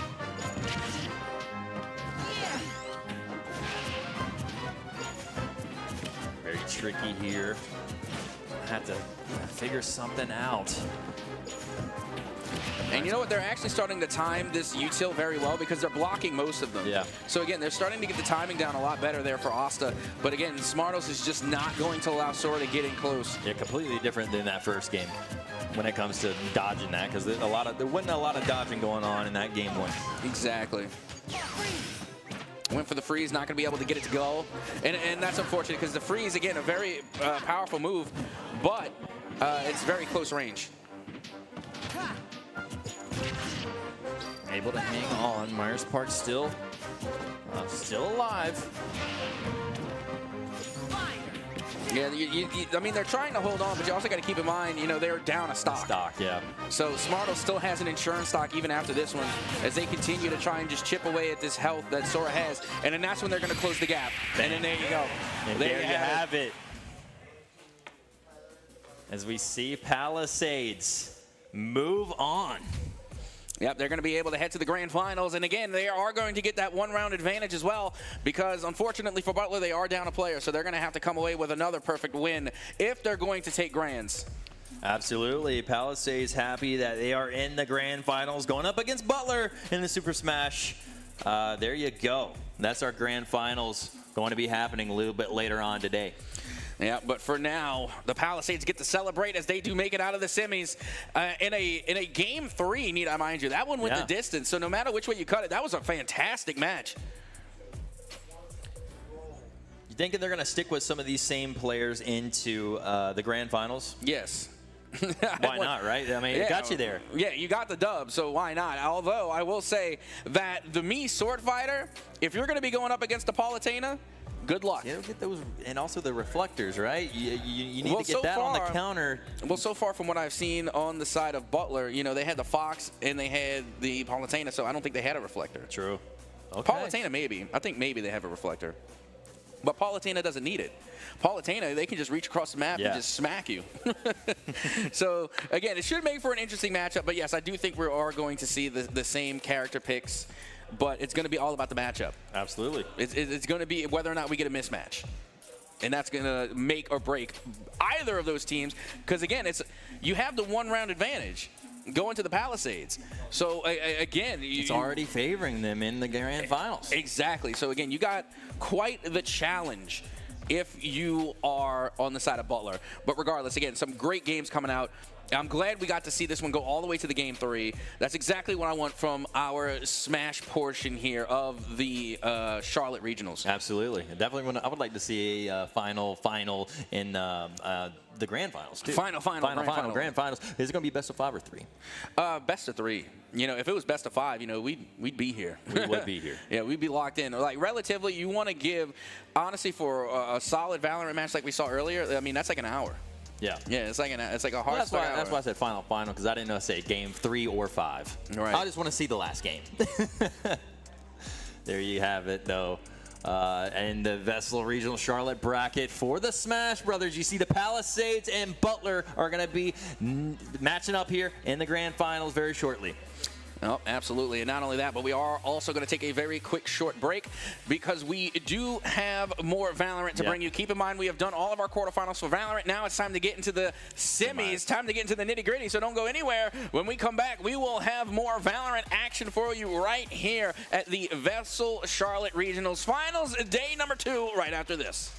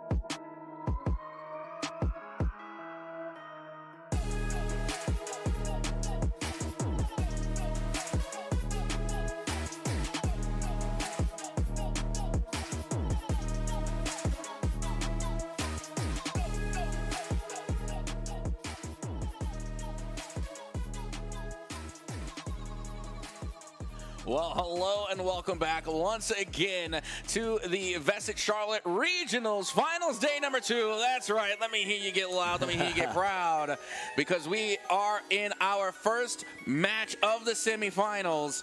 And once again, I am Captain Ahsoka, joined on the desk by none other than Discounts. Discounts, why don't you give us the rundown of what we're getting into? Well, let's talk about the semis. That's where we're at, right? We got Audrey Kell going up against Butler, and both of those schools were dominant in the first quarterfinal game. So, and then we got Providence High School going up against JT Williams. Big games coming up here, Cap. Yeah, and not to mention, we just saw some smash, right? And it's going to be Providence and Butler in the grands. Quite possibly we could see Providence and Butler in the grands here for Valorant as well. But let's go over the roster real quick. We got H-Dog, Yeet Enjoyer, Master Tino, and Panda's Daddy along with Slippy. JT Williams side, we got Mass, Tracker, Grassy, Indigo, and Ouroboros. Ouroboros. Oh my goodness. Oh, in the I hear the fans yelling the name out. Well, I'm just saying, in Resident Evil lore, it's Ouroboros. Ouroboros.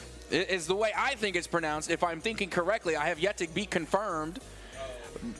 But I also haven't been able to, you know, go and conversate. We've been working, yo. We have been, nonstop. We got a little bit of a bathroom break. They said, go run. Yes, exactly. And I did more of like, you know, a waddle. But, you know, the point is, I got there. Regardless, we are going into Lotus, and I already heard the producer say that, you know, they're not, I don't know, they had a reaction to Lotus, but I got to tell you, this is actually one of my favorite maps, because I love the 3-sided maps. And because we no longer have Haven, RIP, to one of the best maps in Val, now Lotus, I mean, I liked Lotus since its introduction, to be honest. I love the 3-sided map, and there's only 2, Lotus and Haven, and that's it. This is the first time we've seen this today. So, and first, well, actually, no, I did see it in Greensboro. Okay. Well, the first time today here in Charlotte, so definitely going to be a little bit different than what we were seeing in the quarterfinals. Yeah, and I got to tell you, I'm liking the loadout that I'm currently seeing. And this is pretty much what I expect. I do love Breach here. This has got to be one of my favorite matches for Breach, like we saw on Sunset. A lot of walls, and some of those walls even rotate. So again, a lot of walls, a lot of corners, a lot of places to hide. So if you have the Breach, you can play through the wall. It's honestly a really good initiator for this map. And not only that, surprised we're not seeing any geckos, but we do once again get the Clove, and that's none other than Slippy. Slippy was the top frag. And let me remind you, 44 elimination participation for Slippy. Yeah. On Bind. Handling business. And let me reiterate, that is 28 eliminations. No. 29. 29. Yes, 29. Yep. 29 eliminations and 15 assists for a 44 elimination participation. That's a crazy stat line, man. Absolutely insane. So again, I'm liking what I'm seeing from Providence. I like their matchups. But however, I'm not a big fan of the double duelist. If you're going to go double duelist, it shouldn't be Rain or Raze. You should have one duelist here, and it should be Raze, in my opinion. We're looking on the other side. They're going double initiator. They're bringing KO, and they're bringing the Breach. They got Omen, and they got KJ. So as far as compositions are concerned, I'm not picking one team over the other. I'm not saying either has an advantage. I'm saying as far as compositions are concerned, JT Williams, to me, here on Lotus, look a little better. We see what's happening. That's right. The spike has been planted here for JT Williams' side to start out here early. Taken down, though. Providence wiping the floor with JT Williams this early. 2 players remaining now. Only one. 3v1 situation here in round 1. Yeah, and that is a beautiful retake, but that's where you're going to get the advantage when you're bringing that double duelist core, essentially even triple duelist, because again, they are bringing quite a lot of offense here. You're going to take advantage of the pistol rounds, and that's going to happen. And another fun thing about this map, it has been historically offensive-sided. So you're going to see a lot more success on the offensive side. So it's really interesting that Providence is going with such big. Yeah, well, it's interesting that Providence is going with such an offensive-handed composition starting out on defense. So nearly every single round that you get on the defensive side is kind of a bonus. Absolutely, and already bonus for round 1, right? Yes, absolutely. Now going to be round 2, because guess what? They get to buy up. Yep, you got the big guns versus the small guns going at it here. Providence looking good here already. Round 1 they took. So pistols only for JT Williams, looking to get their first round win here in the semifinals match. And they already got the audio cue because they heard the special orb, so they should know right now JT Williams is on the C side. They're able to throw out the blind. The smoke is there. Great fire coming from Panda's daddy in order to get that elimination through the smoke. And oh my goodness, what a beautiful skin. I love the Oni skin. The Oni skin, I don't know what it is. I'm not a fan of the Oni skin so much on the Vandal. It's mostly on the Bulldog. Oh, I'm sorry, the Phantom. It just looks really good on the Bulldog.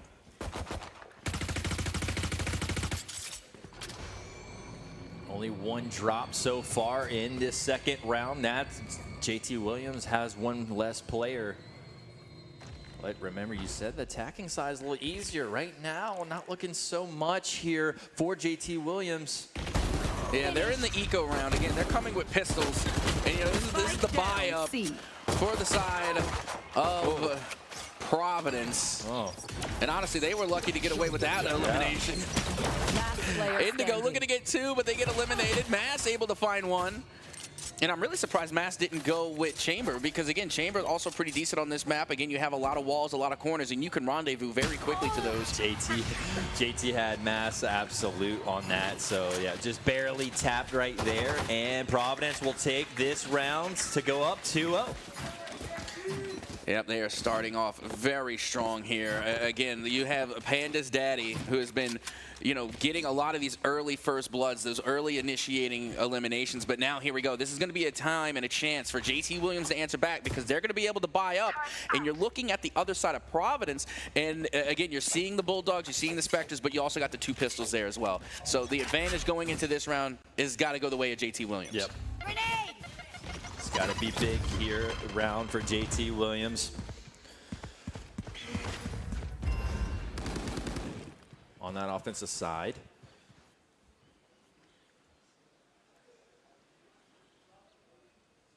And that was a good smoke coming from the Clove just to try and hinder the offense there. Because, again, the A site more often than not is the favorite. B site, that is going to be your destination if you're going into the pistol round. So, again, they're really watching A main because they want to force a rotation over towards either B or C. And that being because C is really hard to take. And then B, oh my goodness, the retake there. If you plant on B, you know, just be ready to play retake. Is now Tracker able to find the first elimination on H-Dog as they're going to force their way on towards the A site. And now Ouroboros coming through with the elimination onto Slippy. All 5 still alive here for JT Williams, looking good. As it looks like this spike has been planted. JT Williams now 4v3. Spike has been planted. Mass takes down Panda's baby. Oh, I'm surprised they were able to get away. But you hear that spike ticking away. Yes. That's time ticking against Providence.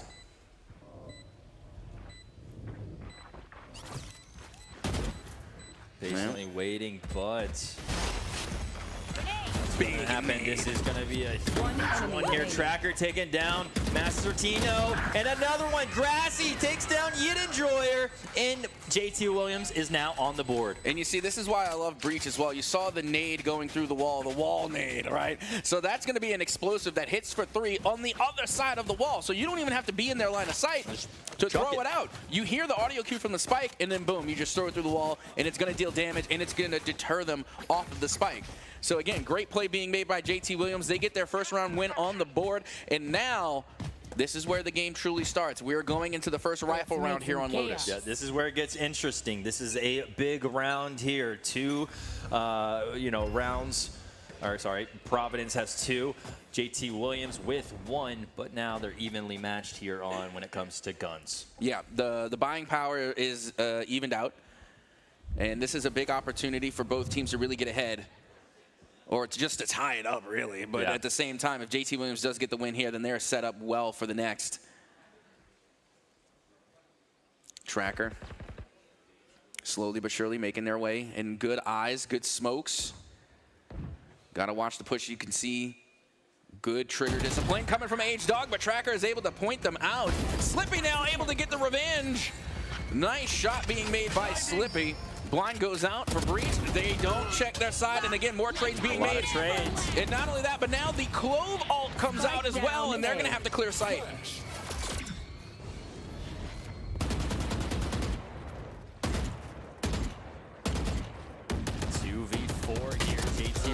team trying to get through, well, 2v3. Yeah, I was about to say that fourth was an ultimate. I forgot that. that was a resurrected zombie. Last player standing. Now the 1v3. Oh, look at the intel.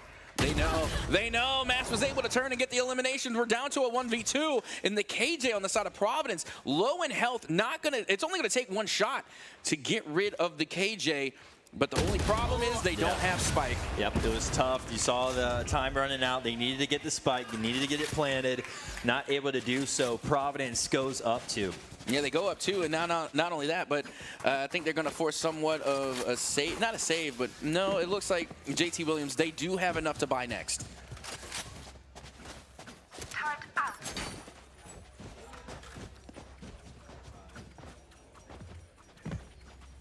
And my goodness, that last round, I mean, again, Master Tino, even though they were low in health, still did not waver from the site. They were able to stick it, and they were able to find that final elimination. As now we head into round number 5. And already you can see the util coming out a little early there. They send out the bird. Not going to be much doing there. Early damage onto Ouroboros. They're going to have to back off, and this is really risky for Providence. They're pushing up forward on C main. As the paranoia goes out, this could be the revenge, but they find Mound. And I often say Mound is meta. As we see a couple get dropped there from the JT Williams side. 5 all remaining here on the Providence side. So looking good right now if you're Providence. But, you know, JT still needs to put that Spike down here soon. And that or just find 5 eliminations real quick. Yeah, especially because, again, you know, the player count definitely favoring Providence. Now they were able to find those first early 2 eliminations. Very risky. As now Yeet Enjoyer finds another one. Trying to get the flick, but weren't able to land it. Now H-Dog and making their way back around, trying to get the read. Indigo does get the plant. As now the spike will begin to tick away. Tracker is going to get eliminated there by H-Dog. And now the final player will fall. As Providence comes through with a successful retake in their 4th round win. Yeah, big retake right there by Providence, and that's just showing, hey, they're trying to hit their stride. They're trying to get all that, you know, get their bank up to where they can keep on buying. 4-1 for Providence. And again, Yeet Enjoyer, one of the more dangerous players for sure. As a matter of fact, I'm pretty sure they were part of our all-star pick lineup from the previous game. Yeah, Yeet Enjoyer, they are able to click heads. I mean, their aim is definitely on point. But once again, leading the pack is going to be Slippy with 6 eliminations and 2 assists on the board. And now, unfortunate for JT Williams because they are forced into an eco round.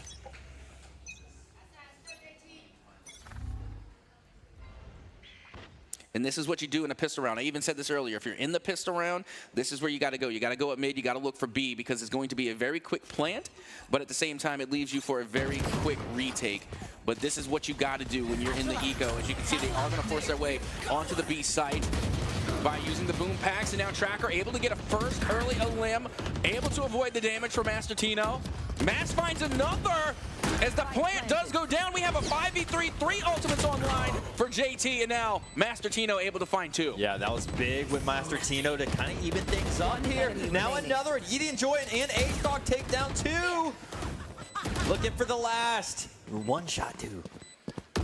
Yeah, they know where they're going to have it. And they were diffusing as that was happening too, so it was going to either way work out for Providence side. Still a great round though, you know, still a very good round. Able to come away with 2 eliminations and the spike plant, so that's going to be a nice little bonus chunk of change as we get our first time out here in the semifinals. And again, it has been an absolute doozy right now. Providence just really on their stride. And keep in mind, Providence in their last matchup in the quarterfinals was pretty dang close. Yeah, absolutely. Now at 5-1, getting a little bit of, you know, a little space, but you can't count out this JT Williams squad. We know that, not just from Rocket League, but just overall in esports. No, you're 100% correct, but I'm really nervous right now for JT Williams because Providence, they have an offensively kitted composition. Yep. And it's about to be switched. And they're on defense. Yeah. And they were still able to come away with 5-round wins. That's pretty good. And you were saying those were just bonuses. Yeah. So and again, captain could be capping, but that's just my knowledge of Lotus from my history being on Lotus. That's how it tends to go. But you know, we'll see. But right now, Providence, they are playing really well. Yep. Completely agree.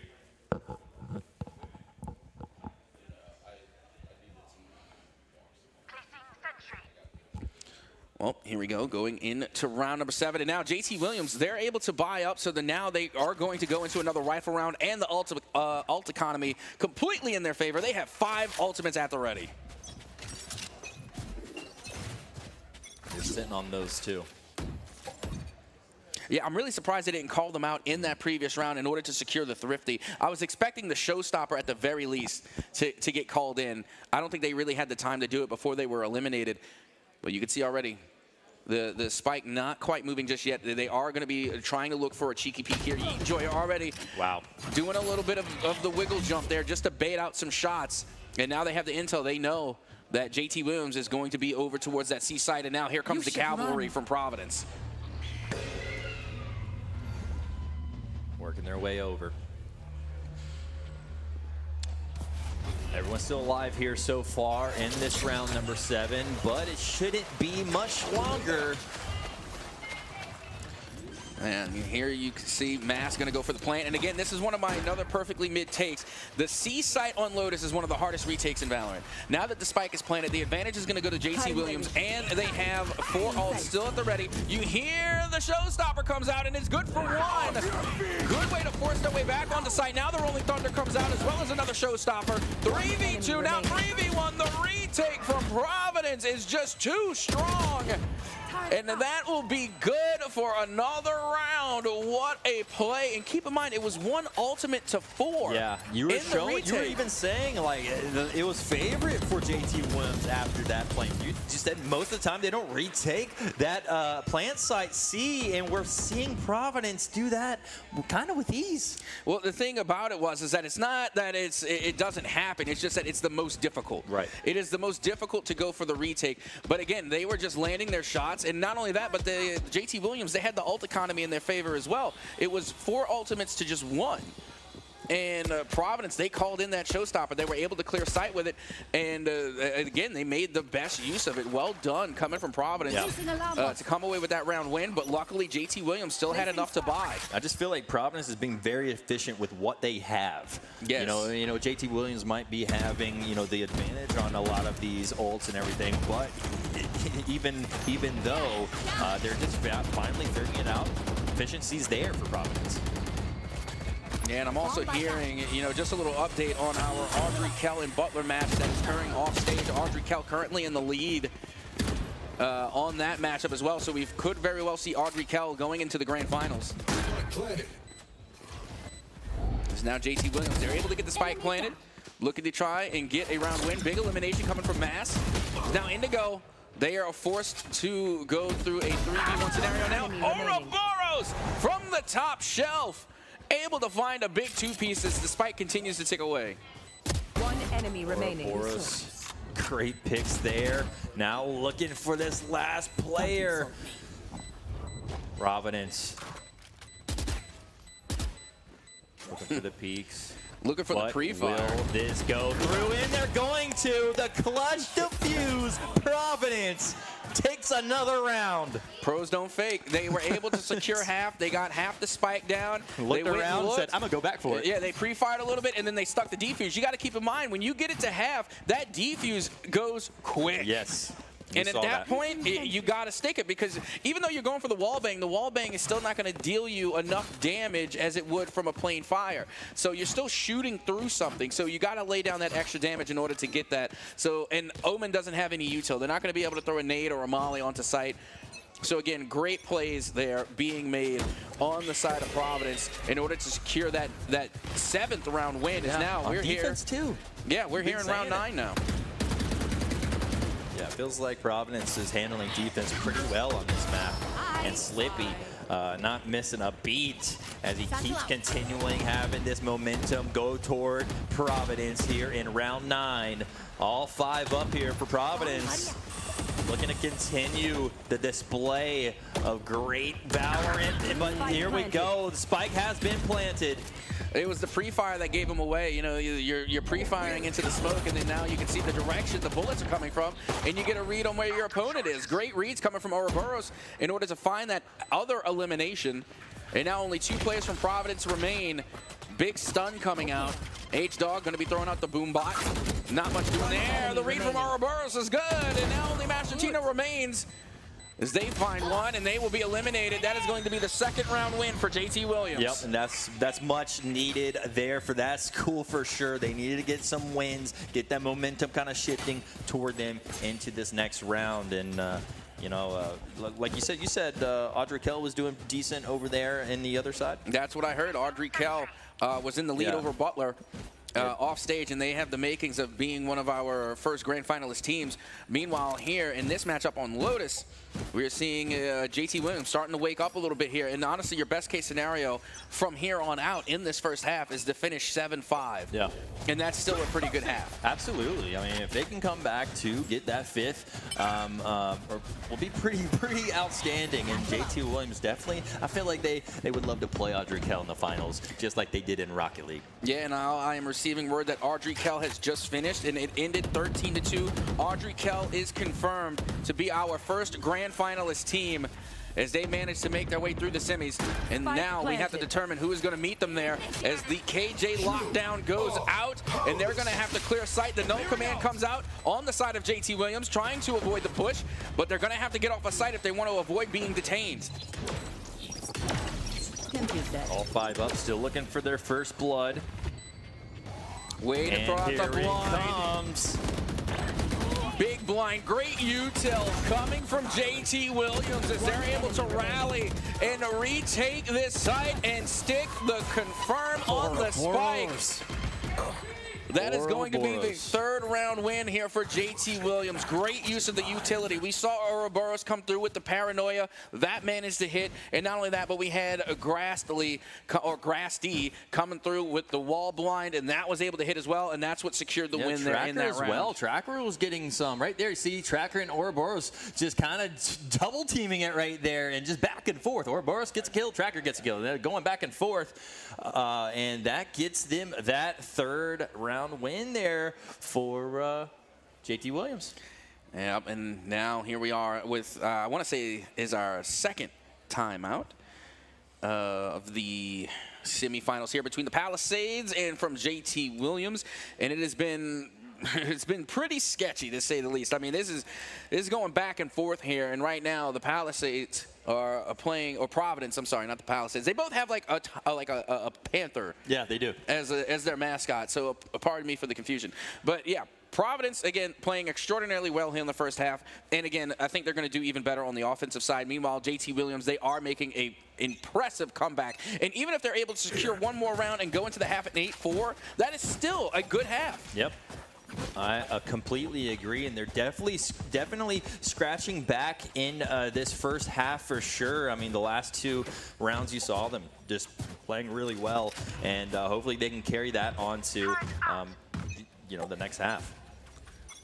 Well, here we go. And as you can see, JT Williams, they're going to be going for the B push here. Slippy, with only the Sheriff in hand, is going to get eliminated. And I think this is like the first time we've seen Providence in an actual eco round. But still great trades regardless. It is a 3v3. And now Indigo going for the plant here as they go for the swing. And they're able to find Panda.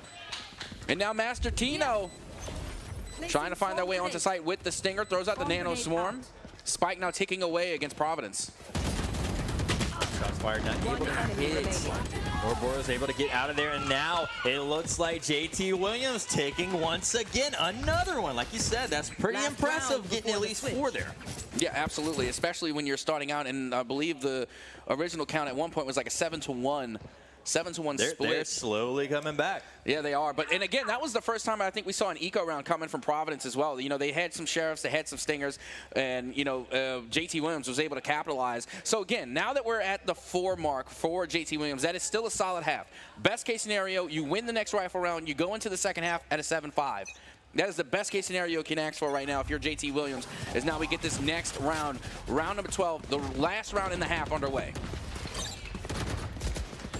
JT Williams getting that momentum picked up here in the last few rounds. Like you said, just winning and winning and winning in the last 3. So big time plays here from JT Williams.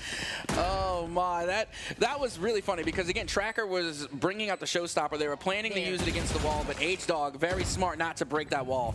And then at that point, you just got to throw it out. Like you just got to hit the showstopper somewhere. But it did do its purpose in the sense that it was able to clear sight. Now Slippy able to find find one.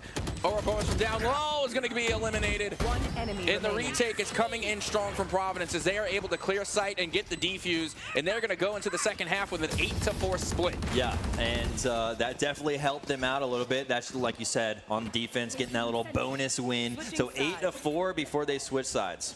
And you see, this is the problem with the B site is that, and I said this earlier, it is the easiest take on Lotus in order to get the plant. It's the easiest plant, but it's also the easiest retake. It has one of the easiest retakes in Valorant because it has 4 different entryways onto that site. So there's 4 different ways that the enemy can come in and try and take site. So you literally have to watch 4 different angles. Everywhere. You got to just constantly be looking around. Again, it's the easiest plant and also the easiest retake. That is some good knowledge to know there. I mean, going into this next half, I mean, what does JT Williams really have to do to kind of keep that spark going? You got to get util. You got to get the utility out because right now the offense is crushing. The utility coming from Providence, again, they have been so heavy-handed on the gunplay, on the gun game. They're hitting all their shots. They're finding the quick entry, and they're able to really kind of corral around each other and just deal out heavy damage. The only way you're going to block that is if you bring the utility, you bring out more smokes, you bring out more blinds. And right now, we really need to see that coming from the side of JT Williams. We're going to have to see more util. Again, this is going to be difficult because you're bringing the KO and you're bringing the Breach, which Breach I think is great. And again, we have seen a good bit from KO, but right now in this matchup going up against the composition that we have from Providence, we're just not seeing enough of the utility. Why are they hurting the poor little Corgi? That's mean. I don't think they're seeing what we're seeing, but yeah, they're just messing around right now during this pause right now. That poor Corgi. Corgis are cute. Any Hoosers. We also get a chance to go take a look at the map as well, and we saw the sunbathing bear there on the beach. Yeah, there's a lot of nifty little Easter eggs in the Valorant world, in the Valorant maps. Again, we're still chilling in the tech pause, but I think they're having a good time regardless. In the meantime.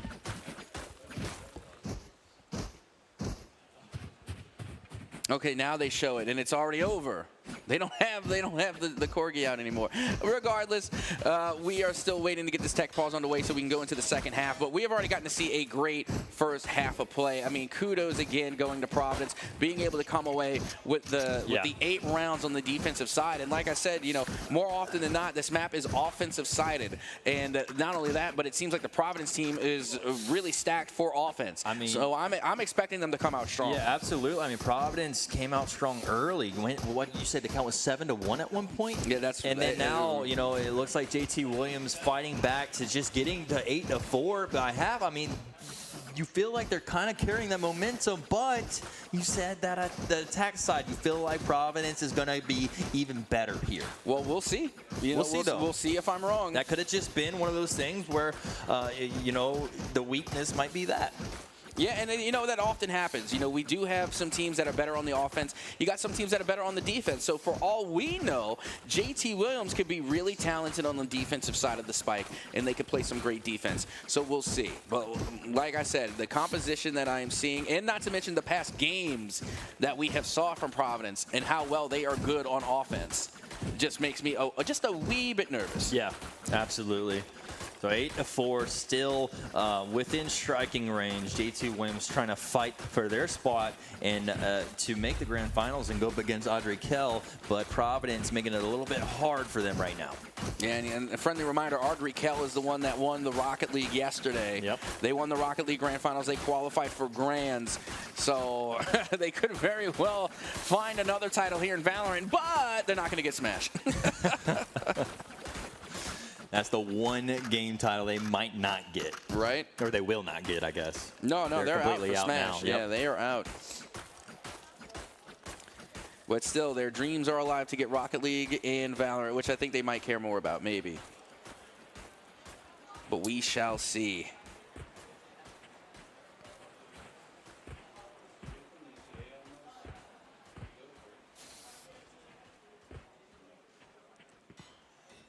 Still getting set up here. Yeah, and you know what I always say, like, if you are at an esports event, you're at an esports tournament, you're not going to get a good tournament if there's not at least one technical issue. Yeah, you have those always. If you don't get a tech issue, your event's not going to be any good. Absolutely. It's par for the course, and I would be surprised if you didn't have any issues. There's always at least something, right? Yeah, it's because the matches are too good for the, for the tournament to handle, That's how good the matches are, It just completely just shutting down the venue over just here. Wires out something. That or someone threw out the KO dagger and then, messed up all the... Tripped a wire or something. Something happened. But I think we are just about ready to go. Hopefully, we should be... able to go right back in. And yes, we do have a confirmation that the technical issues have been resolved. And now we're heading back into the second half. 8-4 in the favor of Providence going into the second pistol round.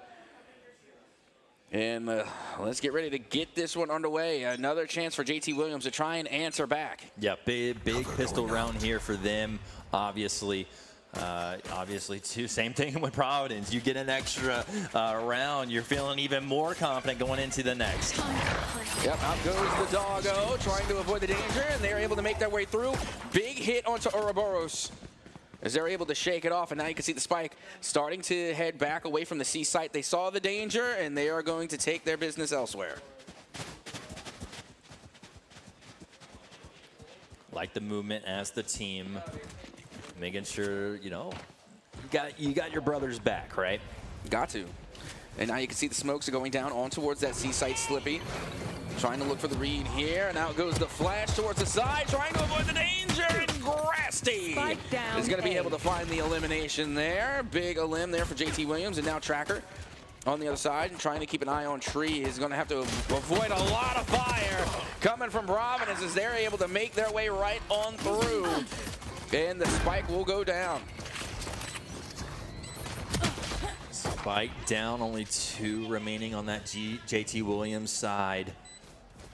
Need to get the defuse and take these 3 players down on the Providence side too. But one a little weak also on that Providence side too. Yep, there goes the audio cue. They tried to swing it, and now we have a 1v1, but Providence able to come through with the pistol round and extending their lead now 9-4. Big round for Providence. And now you see they're bringing out the big guns.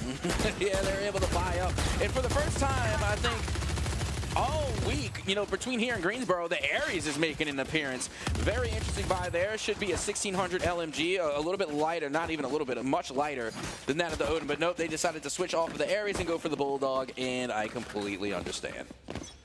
It's not a bad weapon, it's just not as good as the Bulldog.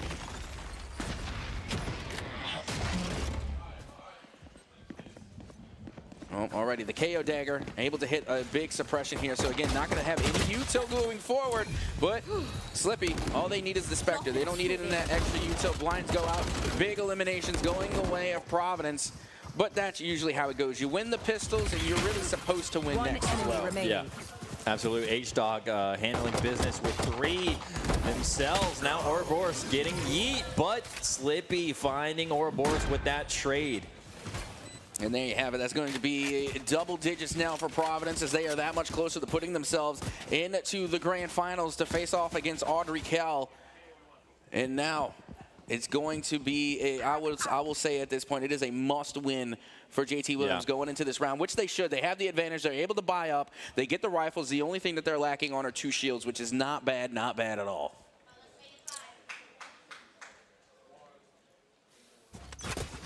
Here we go, like you said, must win here for JT. But, like I said, they also have the weapons now. Yep, that they do, and they are looking strong. They should be able to find an advantage here. Mass already trying to get the read through the wall. Not going to be able to find anyone there. And it is a big stack over towards that B site. And you can see only 1 player remaining on the side of Providence, and they're able to come through to get the round win. That is a good win for JT Williams, especially being flawless, because now they do not have to rebuy.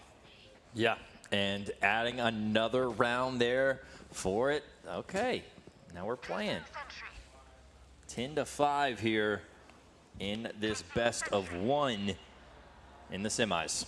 Who will go up against Audrey Kell in the grand finals? We shall see. But with that being said, we are now heading into the first rifle round of the second half. Here we go. The bonus has been denied, but now Providence is able to buy up. They're going to come through with full shields and full rifles. Let's see what they can make of it. As you can see, it is going to be somewhat of a split here. Early util already being shown on both sides. Ouroboros from the mound, able to find a great read, and they're going to get out of dodge. All right, 4-5 on the players. Providence did drop one.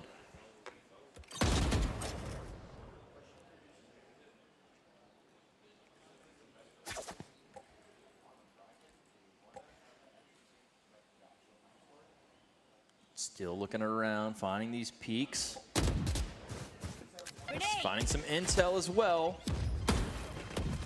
Trying to find something with those paint shells. Is Tracker going to be able to find the second elimination?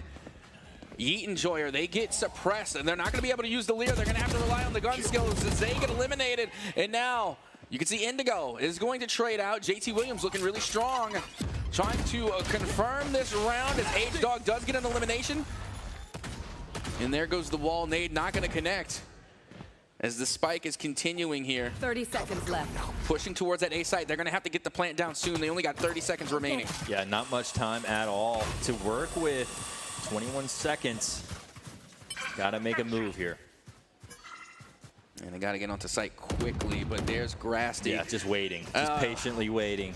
And now they know that the flank is coming from Ouroboros. Grasty able to find one, and they're able to find two. Grasty able to secure another round win on the side of JT Williams, and that is a big win right there. They win the second rifle round here on Load as well. Second rifle, they win the rifle round here in the second half. Back-to-back wins here on the last two rounds. JT fighting back like usual here on the esports side. Obviously, you know, they are not going to go down without a fight here in the semifinals. No, not only that, but they're forcing, I will call an eco round. Like, don't get me wrong, it looks like somewhat of a hero buy onto the Guardian, but that's about it. Yeah, so, I mean, for lack of a better word, you'll call it a budget buy at most. Falling on a budget, we'll call that a discount. Well, the trades are already being made. JT Williams lose their first two, but they're able to take one. Not bad. They're able to get rid of Slippy. And now the showstopper comes out as they push themselves onto site. And that was a big nanoswarm. That nanoswarm is going to keep anybody else from the side of Providence getting onto site. The paint shells go off, trying to deter a push. So that way they can get the spike down. The blind does go out, and the spike goes down. Big plant right there for the side of Providence. And now JT Williams going to have to retake this. Bang down the players also. 3 to 4. And still, they're in this gun battle. They're playing for the picks. Grassy, Mass, and Indigo pick up one. He did take down Indigo, but still, they still got the side. And they're going to know the clutch goes for Providence. Providence! In a budget round. And you know they didn't start off with that Vandal. They had to pick it up, and then they find two back-to-back head clicks. Oh my goodness, what a round. Providence balling on a budget is what we're watching here. Getting that round was unreal. I really thought JT had that one in the bag. I mean, that's Yeet and Joyer, though. Like, we know this. Like, Yeet and Joyer, again, was the chamber on Bind in the quarterfinals, and they click heads. That's what they do. No surprise to see Yeet and Joyer, again, coming through with two back-to-back head clicks in order to clutch the round. Now, Providence that much closer to moving forward into the grand finals.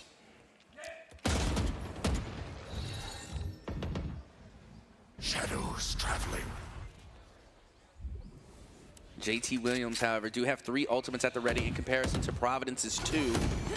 They do have the ult economy, and trades already being made on C main. Slippy able to keep putting into Ouroboros. Slippy couldn't find any there. Indigo was going to take him. Tried to come in with the ult, but you know, as soon as the zombie comes back from the dead, you got to put it right back down. That's exactly what just happened. And you got to go for the head. Remember, always go for the head. 3v3 situation. Do you think it's fair to say that close ult is a zombie? I feel like that's fair. Yeah, I think so. Okay.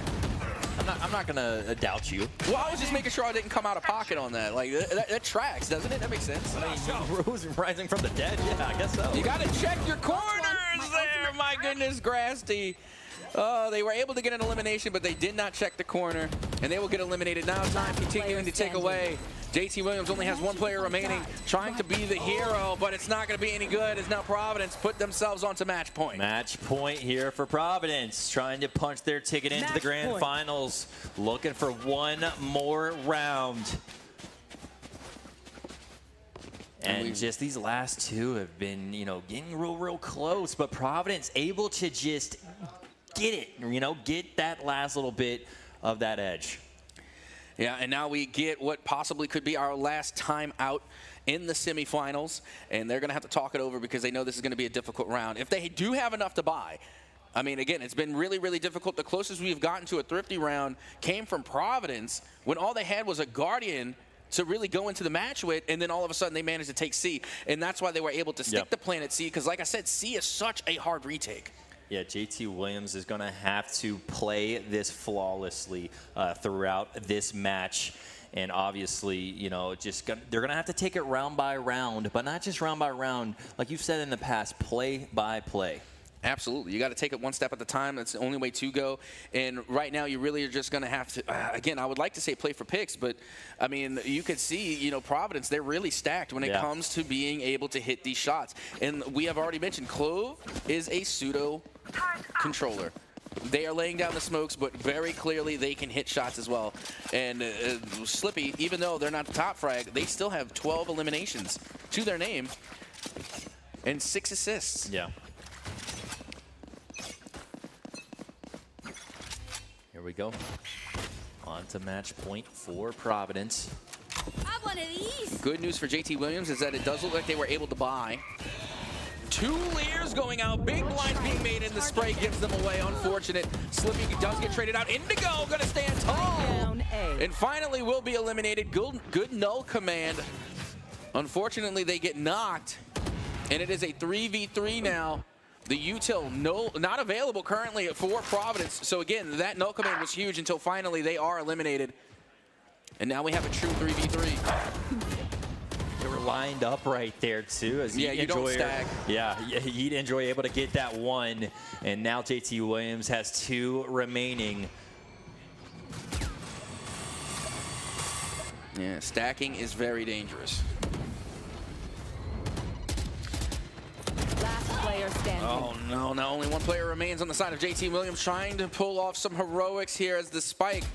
Not just playing it yet. They're going to try and beat them with the gun game. Big elimination.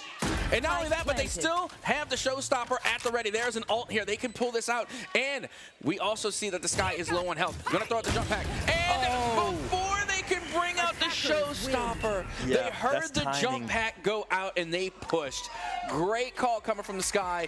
Providence going to take the win in the semifinals and punch their ticket to Grands to face Audrey Kell. Yeah, big plays there. Yeah, that last round was just timing. I mean, they were lined up with a great, you know, play, and then just the timing on the very end. Yeah, I mean, still, though, a fantastic match from start to finish and a good showing coming from JT Williams, definitely putting out a really good effort. And again, you're looking at Indigo. Indigo coming away with 10 assists on the board and, you know, doing what they possibly could as that initiator. But at the end of the day, you know, Providence, they were just too sick on the sticks. I mean, they were just slapping headshots. They were. I mean, anytime, you know, chaos was happening, I was just looking at the kill feed, and it was just Providence, wiping them out. I mean, JT, though, did fight that game. I mean, hats off to them and that school for making that one a decent game. Yeah, and then, you know, you're looking at the eliminations like you had mentioned, and, you know, we have a whole 20 bomb coming from Yeet and Joyer. And 8 assists on top of that. I mean, Yeet and Joyer was having themselves a day, and they came in clutch. Yes. In that budget buy round, it was Yeet and Joyer to come away with the two head taps in order to secure that round, and a round that they should have lost. Yeah, Yeet and Joy are always one of the top fraggers on the team, but H-Dog was a player that stepped up here in this match. You know, usually we saw in the quarterfinals it was Yeet and Joy and Slippy. But now H-Dog stepped up to the plate and also said, hey, I'll be the top 3 as well. 100%, and this is the map to do it on. Again, Lotus favors Raze, which is why I was skeptical of the double duelist at first, but at the same time, when you have Yeet and Joyer on the duelist, that makes a little bit of a difference because, again, Yeet and Joyer, changer. Yeah, they click heads. They really do. And with that being said, I mean, they are going to have their work cut out for them for sure. And you also got to keep in mind, Providence, they came off of a very close match. Yeah. Previously, so they had one heck of a warm-up before going into this semifinal. For sure. Yeah, absolutely. And, you know, getting a little warmed up. They definitely looked warmed up playing against that JT Williams squad. And that was the last play. That play was huge, again, because they threw out the jump pack, which you get an audio cue when you throw out the jump pack, and they went full forward, holding the W key and putting the shots off before they were even allowed to jump. But now we're looking at the bracket here to see what our grand finals are shaping up to be. It's going to be Audrey Kell versus Providence. Audrey Kell able to take on Cobra Esports there, Cabarrus Tech, in order to make their way to the semis, and then they took their win over Butler to find themselves in the grands. And then Providence, they were able to find the win over Weddington and then over JT Williams just now in the semis to find their way into the grands as well. And now both teams are going to be fighting for their spot at Raleigh. It's a big one. This is it, right? You can't just, you know, both schools obviously get the credit where credit's due. They made it to the grand finals, obviously. You know, we're paying out. Second place still gets some money. Yeah. But that's not what they're here for. They're here to go to Raleigh here in a couple weeks. So I'm excited to see this matchup. Oh, absolutely. And that's the thing you got to remember. Both of these teams are in the money. So both teams are going home with something. But only one team gets to go to Raleigh, gets to go to states. Right. And with that being said, you already know we're going to have to build up the anticipation by taking a quick break. We're not going to bring you the grand finals right now. Not yet. You're going to have to wait for it a little bit as we get ready to head to a quick break. So don't go anywhere. We will be right back with more of our grand finals for Valorant and Smash here live at the VESL Charlotte Regionals Finals Day 2. Don't go anywhere.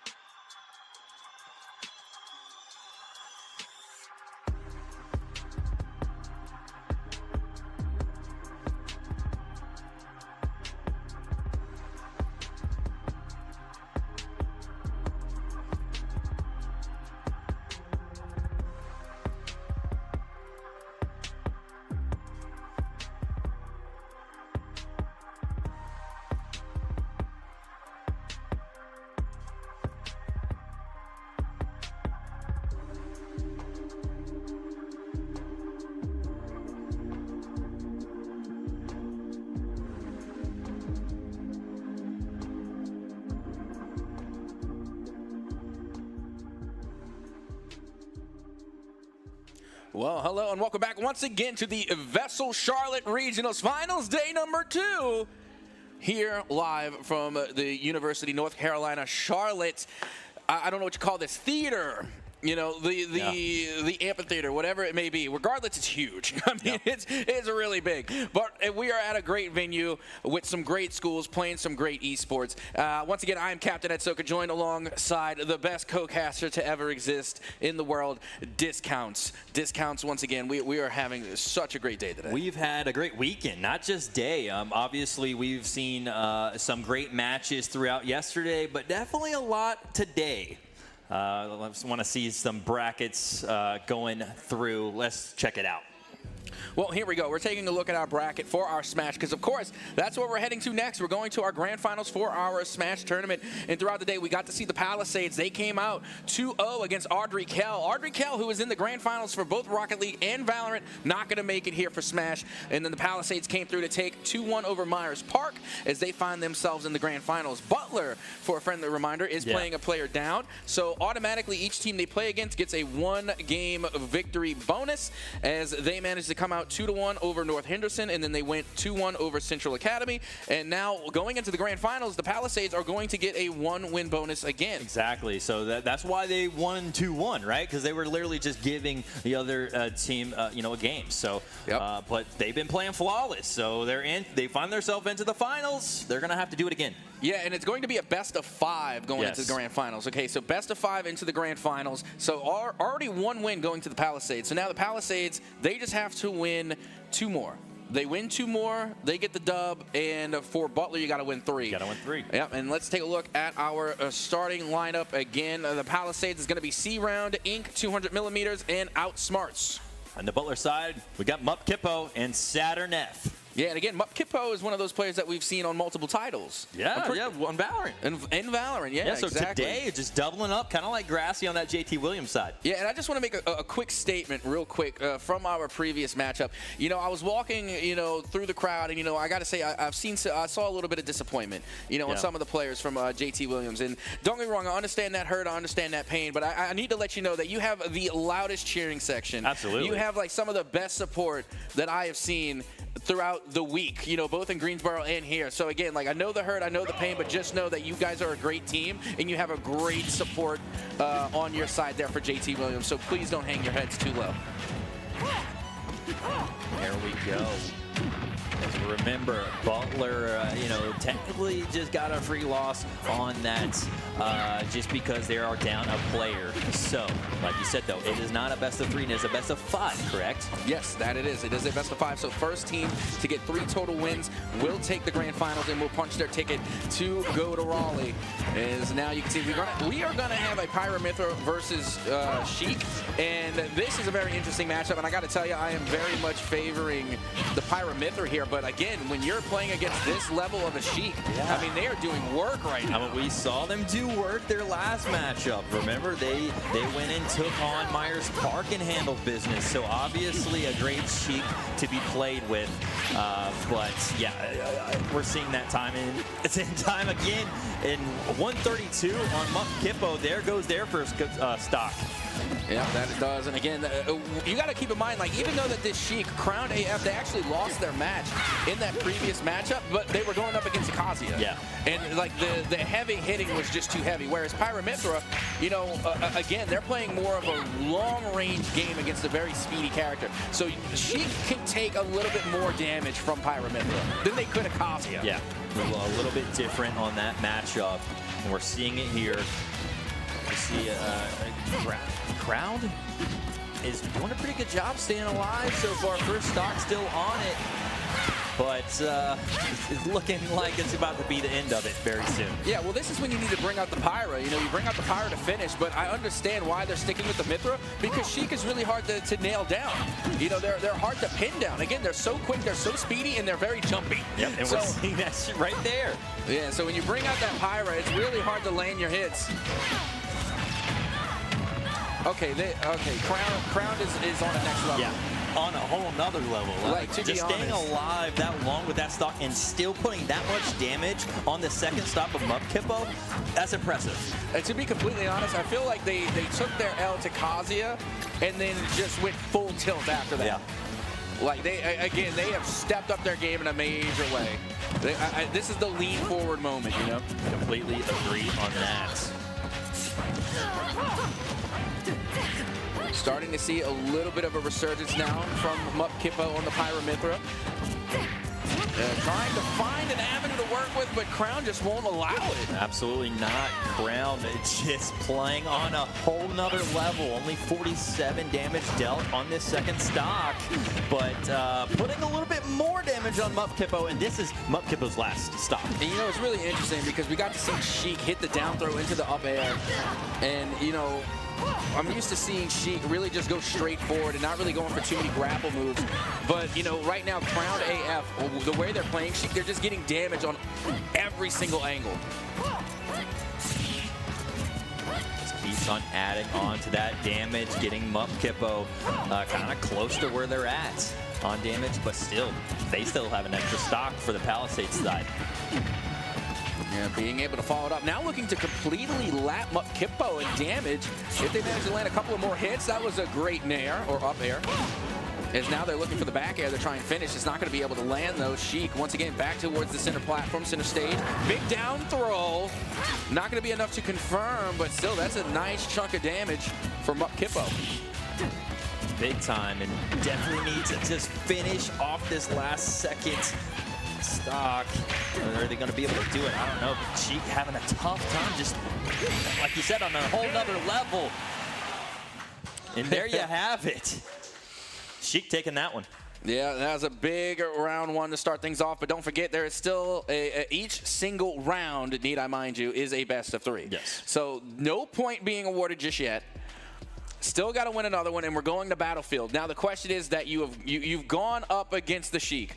Are we going to stick with the same character, or are we going to make a swap? Because again, it was a good round. It was a good round for Sheik. Yeah. Honestly, it goes what you feel comfortable with in this situation. You know what? I'm completely in agreement with this pick. Again, when the last time we saw Butler, they started off with the Palutena. Yep. And they were able to take the dub. So, and again, don't get me wrong, I like the Pyramithra, but I really do think that Mupkipo is going to be a little bit better on this Palutena. Yeah, this Mupkipo, for sure, this is the bread and butter, is the Paulina. That's what we saw. Well, we're going right to the forward airs, now hitting the down throw into the up air. I mean, right now, Crown is just ulting. There's no other way to put it. I mean, they are just playing unbelievably speedy. And Palutena, again, they got to utilize a lot of that zoning in order to keep the Sheik away, but Sheik is just too quick. Yeah, I mean, just look at the damage difference right now. They're still both on their first stock, but just see how different that is and how fast Sheik was just getting that damage dealt. Yeah, now we're starting to see a resurgence coming from Mupkipo. A little bit, hits the down spike. They've been going for the down spike all day, and that was the first time I've seen them hit it. Hit it and definitely helped them out here in this matchup. Now getting a little bit closer as we see Mupkipo drop their first stock. Oh, doing a little dance too. Crown is feeling themselves here in the Grands. And this is tough too, because remember, if Butler just lose 2, they are done. That free win to the Palisades is a big advantage. 2 down throws consecutively coming from Crown, and now they're going right back to it. Again, a lot of nairs, a lot of forward airs, very jumpy. Sheik just does a great job on just staying alive and up and just getting in their face. Mupkipo having a tough time, but was doing a little bit damage early on. Now starting to do that again as we finally see Mupkipo take down the first stock of Crowned AF. Yeah, honestly, if you're going to be going up against this Sheik, you just got to be bringing really good anti-airs, because every other hit you're getting hit with is coming from like a nair. Yeah. So like you really got to start bringing the anti-airs, which is why Kazuya was so good against Sheik, because again, they kept bringing in the Dragon's Punch, the DP, which is, you know, a short anti-air, but that's exactly what Sheik brings. Very short jumps, very short nairs. So fast, so fast. Yeah, now Palutena, once again, struggling a little bit here. what a ledge guard. Beautiful use of the util coming from Crown in order to confirm that second stock. Only 58% on theirs. Yeah. Love Kippo down to that final stock. Crown AF still has a couple to work with. And just showing dominance here on this platform. Yeah, again, this is just very tough. And no offense to Kippo, but, you know, their two mains that they were bringing, you know, the Pyro Mithra, don't get me wrong. Again, great picks. Politina, great pick. But against this Sheik, I don't know. I just don't think it's there. I think that maybe they should have let the closer start and the start close. Maybe would have been a better matchup for Sheik.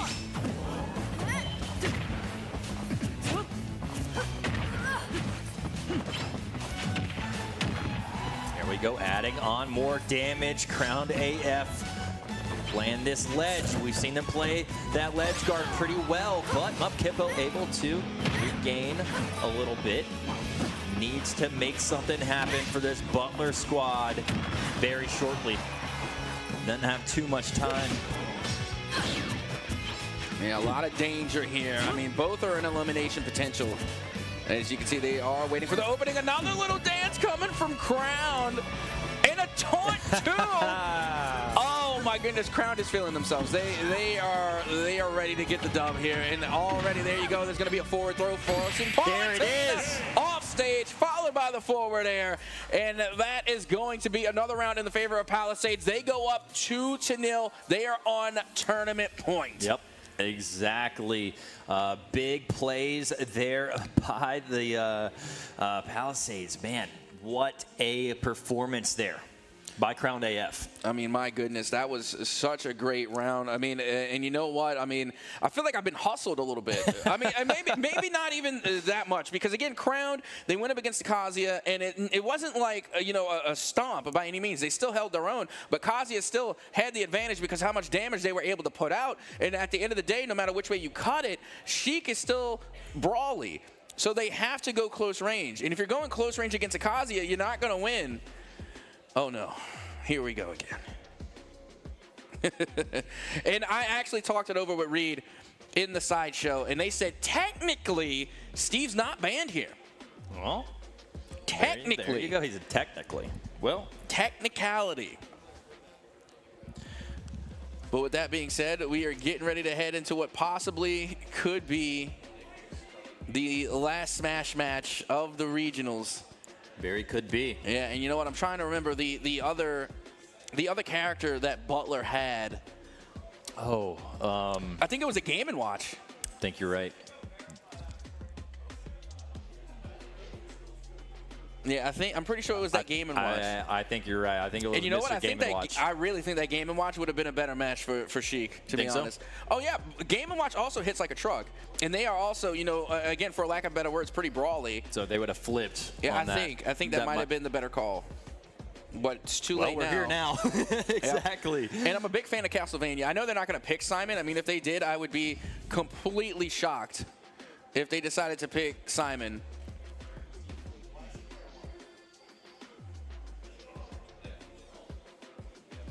That's a fun sound to hear over and over again. I think they're trolling me because I don't like Steve. Yep. I love you too.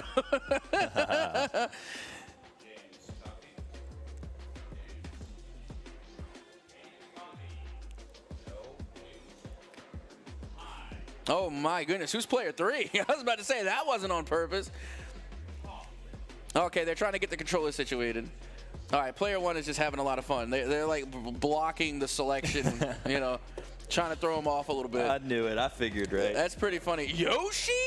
Okay. You know what's? Oh my goodness. I have a Yoshi Jurassic Park shirt. It's Jurassic Park, right, with the T-Rex on the front, but instead of the T-Rex, it's the Yoshi skeleton. Oh man. Why didn't you wear that today? I don't know. I'm missing opportunities.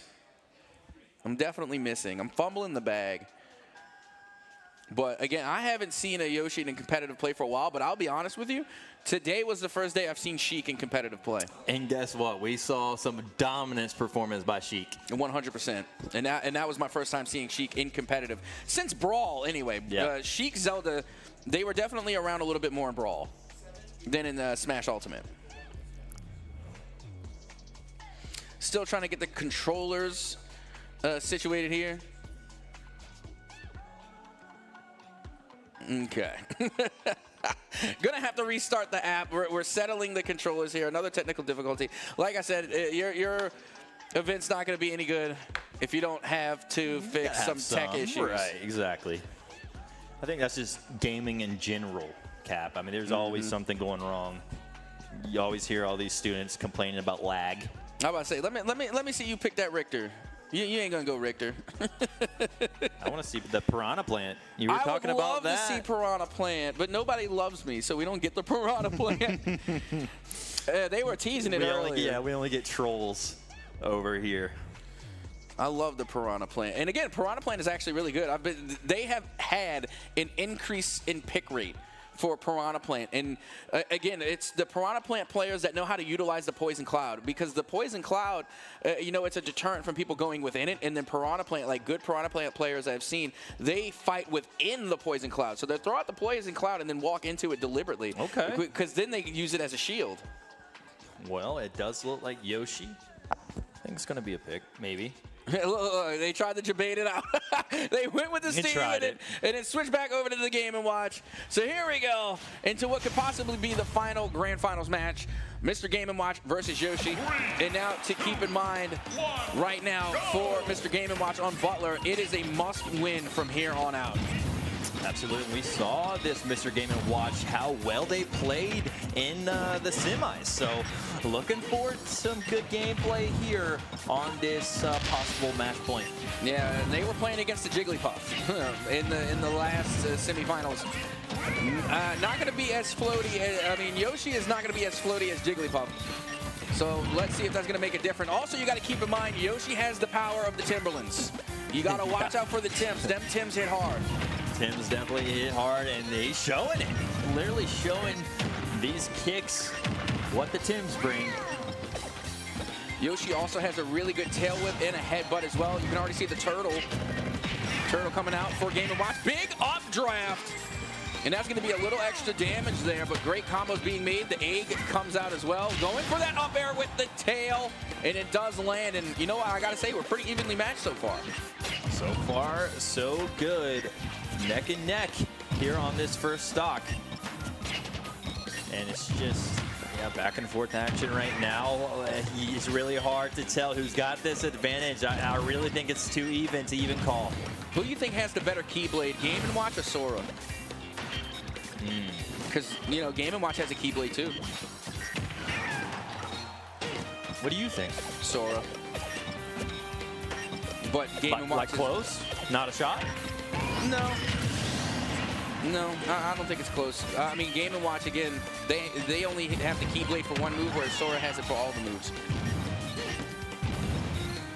Well, Saturn trying to finish off Yoshi's first stock, but Yoshi's saying not today right now. I want to get a little bit more damage here on your second stock before going out.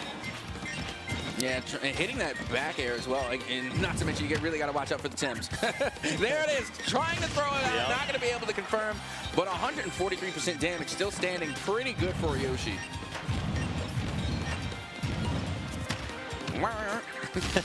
That's the sound that a Yoshi makes. Yoshi somehow able to still stay up with that 143% and adding more damage to Saturn from Butler. And now with the recovery, Game & Watch finds their way back on stage, but 121% on their second stop. Yeah.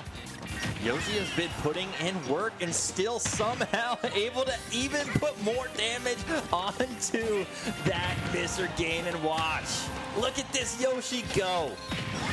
hitting the eggs as well. It's now 153 to 161. What are these damage percentages? As again, oh my goodness, the tail hits, not enough to confirm. The Tim comes out, it does connect, and now the wake-up damage is there as well. Bomb for egg trades. Bombs away here. They're throwing bombs left and right. Literally, in 176. Yoshi is still in this, in the dark red. Finally, they go down, but and they still. Yeah, it's only their first stock. Did such a great job on that first stock for Palisades, and that is a big deal here in this grand finals match point for Palisades. Yeah, a back air, a nair. Oh, that's all. Even a forward tilt. Get a forward tilt, an up tilt, down tilt even. That's going to be enough to confirm. Game & Watch, though, trying to make up as much ground as possible. Not bad. 61%, not bad. This is still winnable. Yeah. For Saturn and for Game & Watch, but they have got to take this stock. Yeah. Yeah, they're going to have to step up to the plate and not really mess around at all. And, hey, they're trying to do so. You're watching it here, still 0% damage on this last stock. Yeah, and 80% onto the second stock. Not bad. As they're going to be able to get the dive tackle and the turtle. The turtle off stage. We are down to 0-0. It's even. On the last stock. Wow, I mean, this was so lopsided until that last stock, and now just evened it right back up. Palisades Butler here in this, battling it out.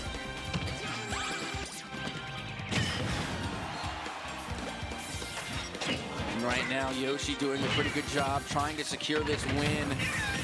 And now, Game & Watch looking for some openings here. They get hit with the egg. And a big back air with the tail whip. Going to force Game & Watch off stage now at 98%. They are in the danger. Another tail whip followed by the egg and a third. Looking for the final headbutt, but they're going to hit the tail whip instead. I mean, timing those egg throws have been on point for Yoshi. You've been watching it here, and here we go. There's the knockout. That is the game one. Remember, they're going to have to win one more. This would be game, set, match point if Palisades can win this. My goodness, and that was phenomenal Yoshi play, for the record. You know, I don't get to see many Yoshis in competitive Smash. I will say, though, I do see them, but the success rate is not very high. It's crazy because the ones that you've been seeing, you haven't been seeing much of, those players are really dominant with those characters. They are, and that's why they're so dominant, is because they're not popular. So in order you don't really know how to, to counter it, exactly. So in order to be good with those characters, that's why that's what we call niche characters. And that's the same thing I said for Banjo and Kazooie. I said with Banjo, you're either going to be terrible or you're going to be great. You know, there's really no in between. And that's a lot with that happens a lot with these niche characters. And that's not necessarily Yoshi. I wouldn't even consider them niche. You know, it's just the pick rate's not high. You know. But regardless, still a fantastic play being made by Yoshi, and it just. Now you can see that they're going to be on match point. Palisades, they're that close to taking grands and going to Raleigh.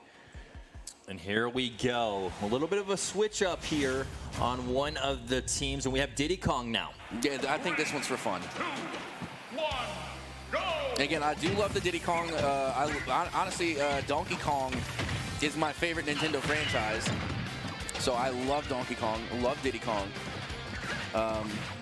But in Smash, don't get me wrong, they are viable. They do have a pretty high pick rate. But this is the first time I'm seeing Diddy Kong here today.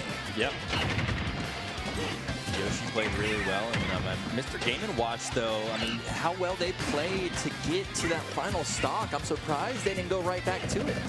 I think, again, you know, as we saw that the Game & Watch, you know, Saturns, they had their lean-in moments, but I think Inc. 200 also had theirs. Yeah. You know, they knew they had a big lead. They had a tremendous lead, and I don't think they wanted to give it away. So, again, just as well as Saturns can lock in, you know, Inc. 200 shows that they can lock in, too. Right now, still evenly matched on this first stock. And just watching, I mean, those egg throws from Yoshi have been on point in these last two games. And the tail whips have been very mean on those back airs. And those Tims. Oh, yeah, the Tims. The power of the Tims cannot be denied. A big down spike there. They're going to whip it, and they're going to get punished for it. Big forward smash. And that's going to be the first stock now going off of Inc. 200.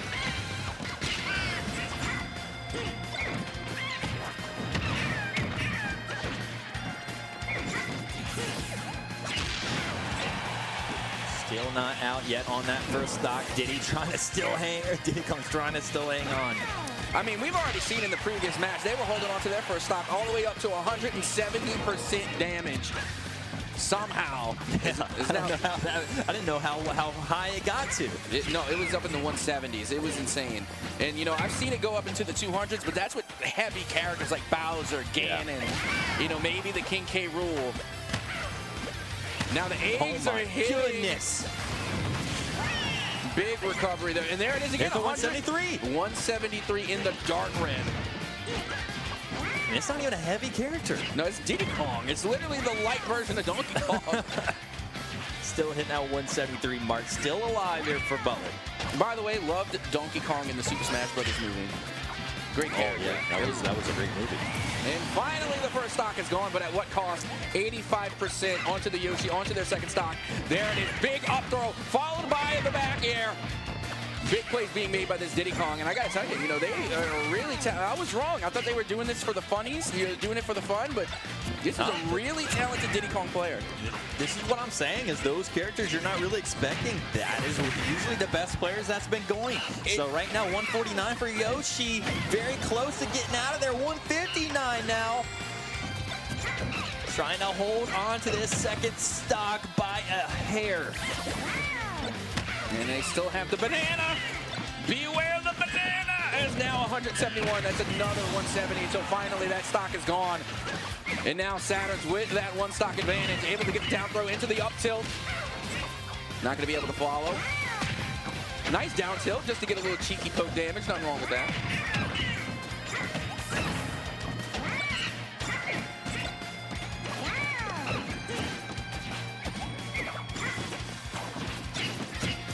Yeah, a lot of dodge, duck, dip diving, and dodging going on. They're both trying to avoid 30 seconds. Yeah, they're trying to really avoid one another here.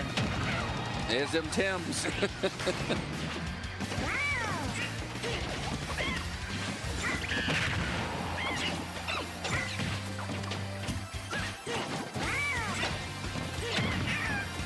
Forcing Yoshi off stage. Big recovery with the up air again, using the power of the tail and the big down spike. All right, down to the last stocks here for each. Yeah, but that last stock on Yoshi is at 84% already. Now into the 90s, now 100. 100 to 0, 108 to 0 now. Big difference. Going back center stage, Yoshi once again trying to use the power of the Tims. Looking for the power of the Timberlands to come through. And Saturn's just looking for an opening here with the Diddy Kong, trying to use the banana. And it looks like Yoshi may have picked up the banana. Nope, there it is. There's the banana. Back center stage where it belongs. I love that tactic. Throw the egg right on the banana when he was trying to pick it back up, but 134% now. See ya, as that's game now. So Butler will take one right there. Now, that is going to be, I think it's 1-1 in this round. Yes. I still don't think that's the point going to Butler. Right, correct. So they have to play again. Yep. And we will see if we're going to keep the Yoshi. Yeah, I'm curious to see what's going on here. Yeah, they even asked, are we going to go again? We're going again? Yes, I think we have to go again because it is a best of three in this round. I know it's a lot of threes involved in this format.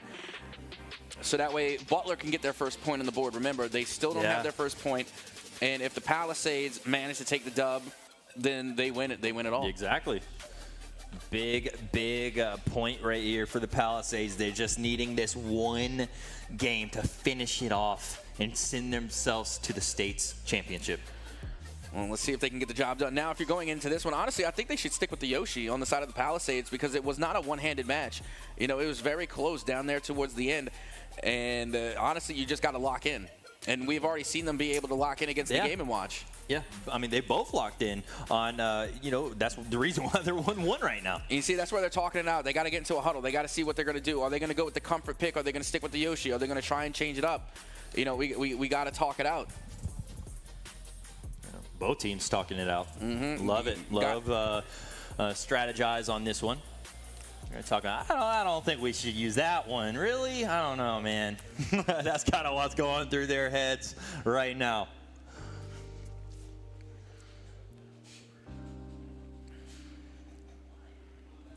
And it's a difficult choice to try and determine if you want to play counter pick, because right now it does seem as though that we are seeing some great gameplay from Butler. Butler has the counter pick for Yoshi. Yeah. You know, they're playing well. I mean, Diddy Kong seemed to be the counter pick there for the Yoshi. So if you're on the side of Yoshi, even though you were that close, then the question is, what do you stick with it? I would. I think so. I definitely would. But if I am either way, they were both close games. But if I am going to counter pick Yoshi, I'd go with Akazuya. We're about to find out here very shortly. I know they've been talking about it. Who are they going to pick? I was about to say Kazuya would, yeah, Kazuya would absolutely smack the Diddy Kong, as I think we are going to get that rematch here. Yoshi has been just confirmed. Trying to pick the right skin. You got to get the right skin. It's color are you going? Yeah, there we go. Oh, with the OG red. It's the best way to do it. And as a matter of fact, I'm wearing a red tie in unison with Donkey Kong. We are both, you know, big gorillas. All right, here we go. Palisades just need to win one more to punch their ticket into states. Butler trying to hang on. Oh, yeah, they're going to be starting off quick with these back airs again, using that tail whip early. They were able to land at least 2 so far. And there goes Tim's, not going to be able to land that, unfortunately.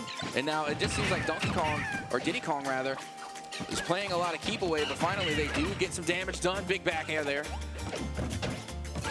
We find ourselves center stage. Not too much off stage play from either of these players. Not yet, anyway.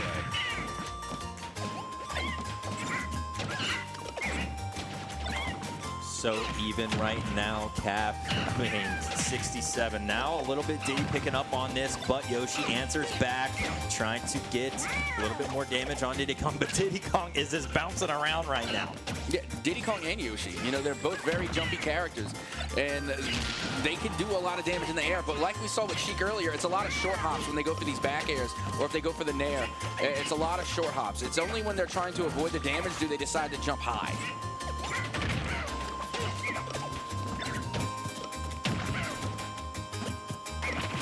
That was unfortunate because the egg just kind of sailed right over Diddy Kong. Not going to be able to connect. Now Yoshi at 100%. And Diddy Kong just looking for that opening. But we already know how much damage both of these characters can take. Well, this Ink 200, obviously, I mean, he's been timing these eggs pretty well recently. But right now, Diddy Kong now taking one stock away from the Palisades this game. Oh, with the headbutt! But we're even now, Cat. We are the headbutt on the ledge guard. Well done, well executed, and I don't think Diddy Kong's happy about it. They answered back looking for revenge, and they're able to get 50%.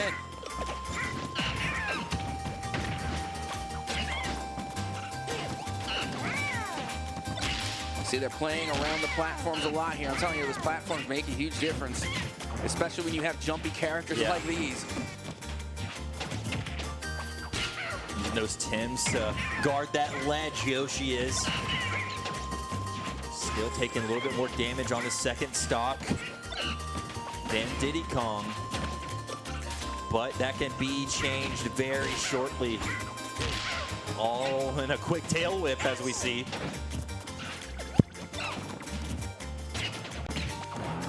Now close to that 100% tile, and that's where you're going to enter the danger. And you know what? With a name like Ink 200, I'm really surprised they're not playing Inkling. Inkling, another character in Smash. Surprised we haven't seen that character out today, especially with a name like Ink 200. Regardless, going right back to the center stage, trying to play around the platforms here, looking for an opening. And finally, they are able to get just a cheeky little nair. 2 nairs, forcing Diddy Kong off stage. And now both are in the danger. This is coming down to it. Both have 2 stocks, but they are very taxed here on this last second stock. 116 to 117, very close here. Yoshi now starting to add more damage, getting that egg throw, but Diddy Kong just countered that. Yeah, way to use the recovery there and send out the rocket barrels to hit Yoshi to confirm that second stock. Now it's on their last, but Diddy Kong, again, in that 150. Okay, and we're even. The revenge stock comes in kind. Here we go, 1v1. Will the Palisades be your Grand Finals champions, or will Butler stay alive? Pressure's on, but right now, I mean, we are so close. This is such a close match right here. Yeah, big down throw, looking for that up air, looking to try and follow it up again, but it gets avoided. And again, watch out for that pesky banana peel. Yoshi again going to avoid the danger, trying to close the gap, able to follow it with the dash. Nice forward air coming there from the Diddy Kong. They're gonna miss the down smash though, the down air.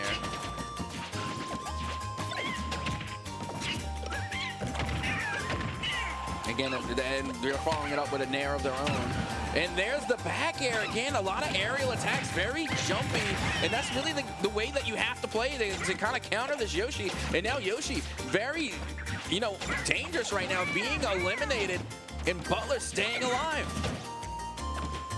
Very much so. But we've seen what Yoshi can do and how much damage Yoshi can take. 156 already.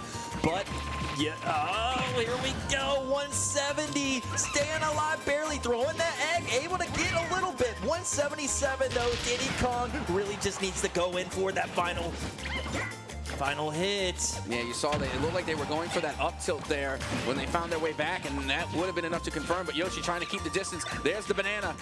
Now being used against the Diddy Kong. Big back air, still not enough to confirm.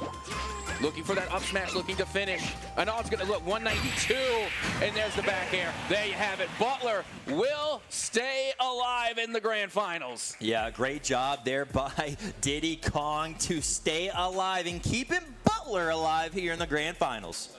Yeah, but now we have to decide who's gonna go next. I'm pretty sure we're going to see Mupkipo.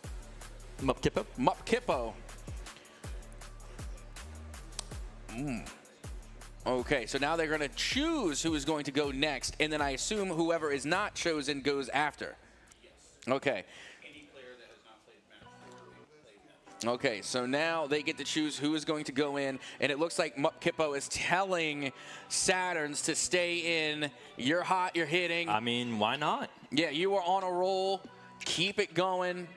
But now here's the question. You're going up against another opponent. You don't know who it is yet. And I assume once you meet face-to-face, it's going to kind of, influence your pick. And we already know that Saturn's has two great characters. They have Game & Watch, and they have Diddy Kong. Yeah, and both are lethal. Both are lethal. We've seen wins from both of those characters. So definitely Saturn's, it can be deadly. Yeah, you know what? I'm thinking they are probably going to go back to the Game & Watch. And okay, so we see Crown to return. Oh, wait, it looks like Mupkipo is coming back in. Hold the phone. Okay. And they're going to go, oh, my goodness, if they go Ken. I'll absolutely love Ken. Again, Ken and Kazuya, two great brawlers. And, of course, I'm only saying that because I'm a fan of Jazzo.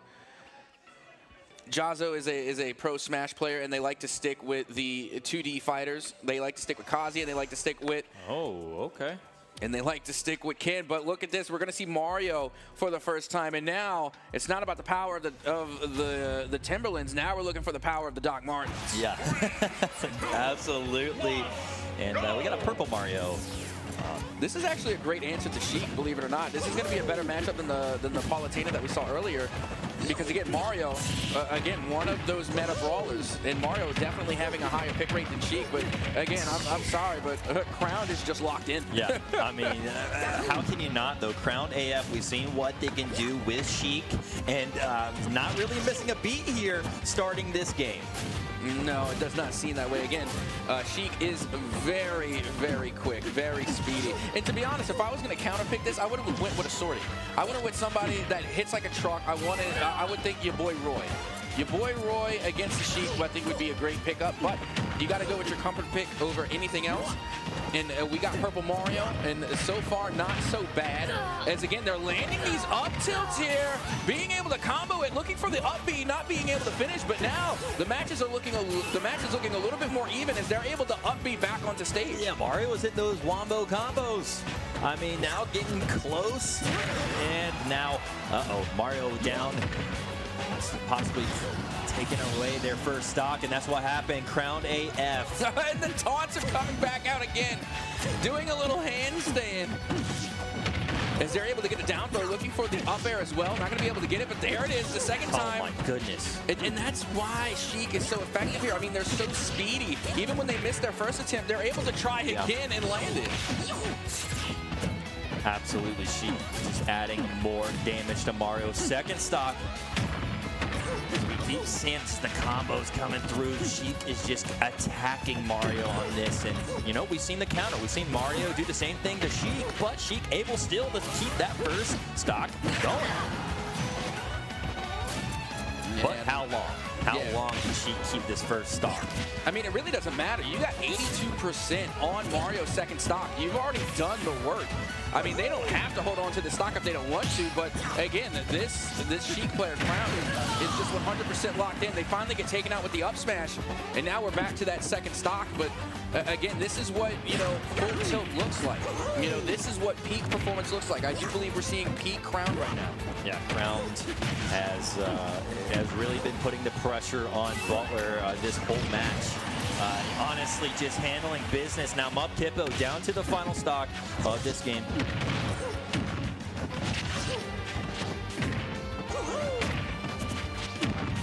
Still not over yet. Big down throw. Now looking for the off stage. Gets the forward air or the nair. And I believe that was actually the nair, as they're able to get the up air as well. And again, the Sheik's moves are just so speedy. It's hard to keep up with them.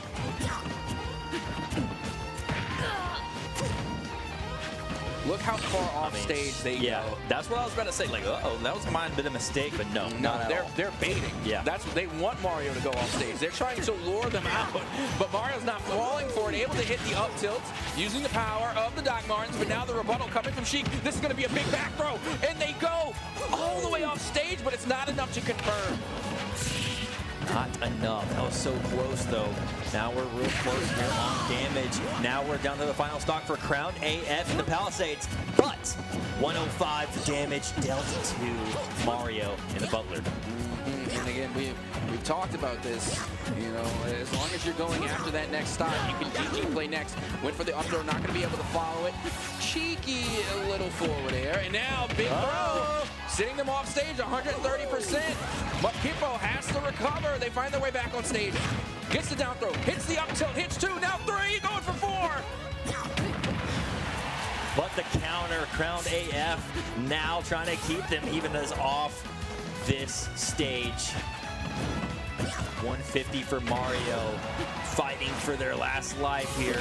100% diff, literally 157 to 54, and that's going to be all they need to secure the game. Well, the round one win. However, still not done yet. Mup Kippo has another chance, but it is officially tournament point. Match point once again. One more win.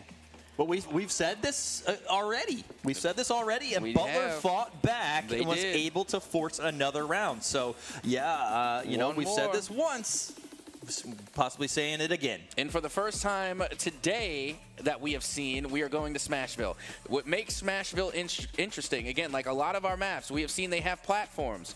Final Destination does not. Smashville, the platforms are there, and then in between, they go away, and then they come back again. So there's going to be moments where it's just flat surface. And here we go. If Palisades can win this. Oh, yeah, wait, you know what? I'm thinking of Town and City, my bad. I get Smashville confused with Town and City a lot.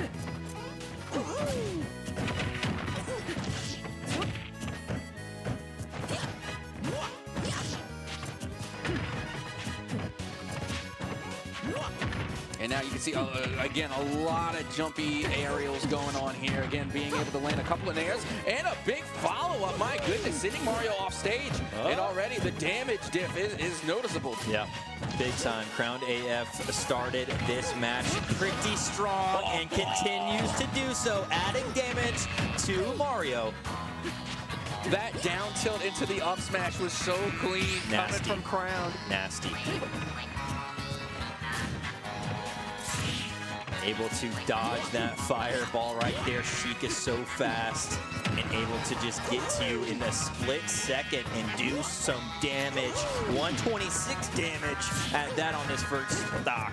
Yeah, I could see why they had to separate Sheik from Zelda, because if they were both interchangeable, that would be OP. That would be insane. I mean they had it in Brawl, but it was manageable. And Mario will fall to their first stock death, as we have Palisades with all 3 stocks here in this match point. Oh, what a parry there on the range attack. Now able to land the down throw, following it up with the forward air, looking for the down tilt. But again, Sheik is so fast, they can whiff and miss one of these moves and still have enough speed to find another. There's your combos here coming through, all taking damage, Mario, but it's neck and neck here. Remember though, Crowned AF still has all 3 stocks. They lapsed. They're lapping they're Mario lapped right once. Able to get the ledge guard, well, the ledge grab. The recovery's there, going back onto center stage. Here comes the up throw. Not going to be enough to confirm, but still big damage. And now here comes another, ooh, up throw. Okay, I was expecting the forward throw to come out there.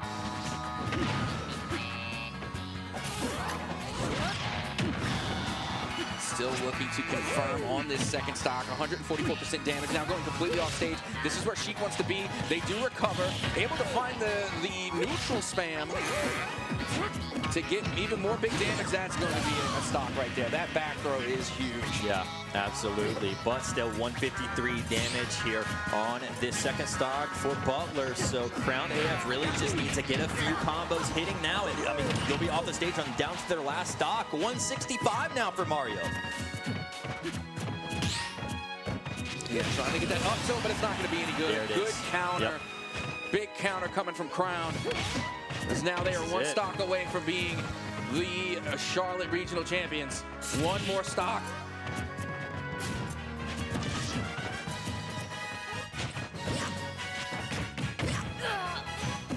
And big old Doc Martin to the face there.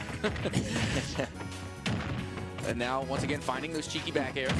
Very quick on those 2. Big nairs coming out as well. Good down tilt. Being able to force Mario off stage. Once again, the recovery. Okay, there we go. And again, looking for the down smash. Not going to be able to get it, unfortunately. But nice little 3 combo on the neutral spam. Again, just slowly chipping away at the damage right now on the second stock. Absolutely. That's what you got to do, though. I mean, take it stock by stock, but just try to limit that damage going the other way. And right now, Crowned AF feeling good. I'm amazed that both of them managed to recover. Stay on that? Yeah. I know, right?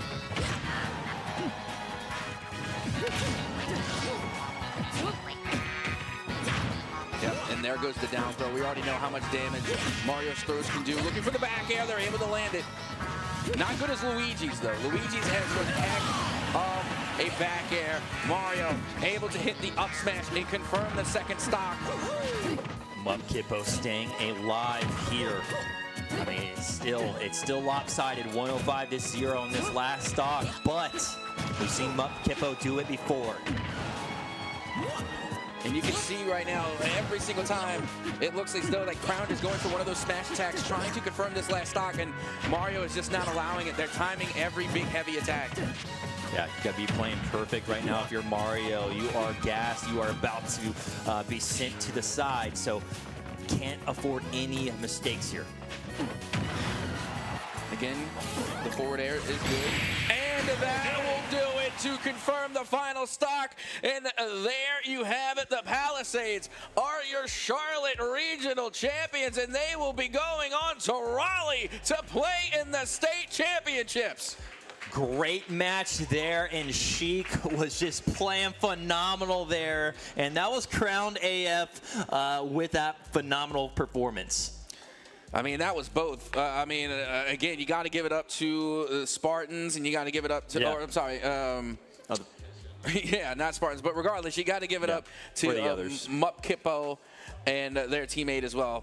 I mean, they played one heck of a game from start to finish, and then Providence just came in and they conquered, and not without taking respective L's as well. It was never like a one-sided venture. Saturns was their name. There you go.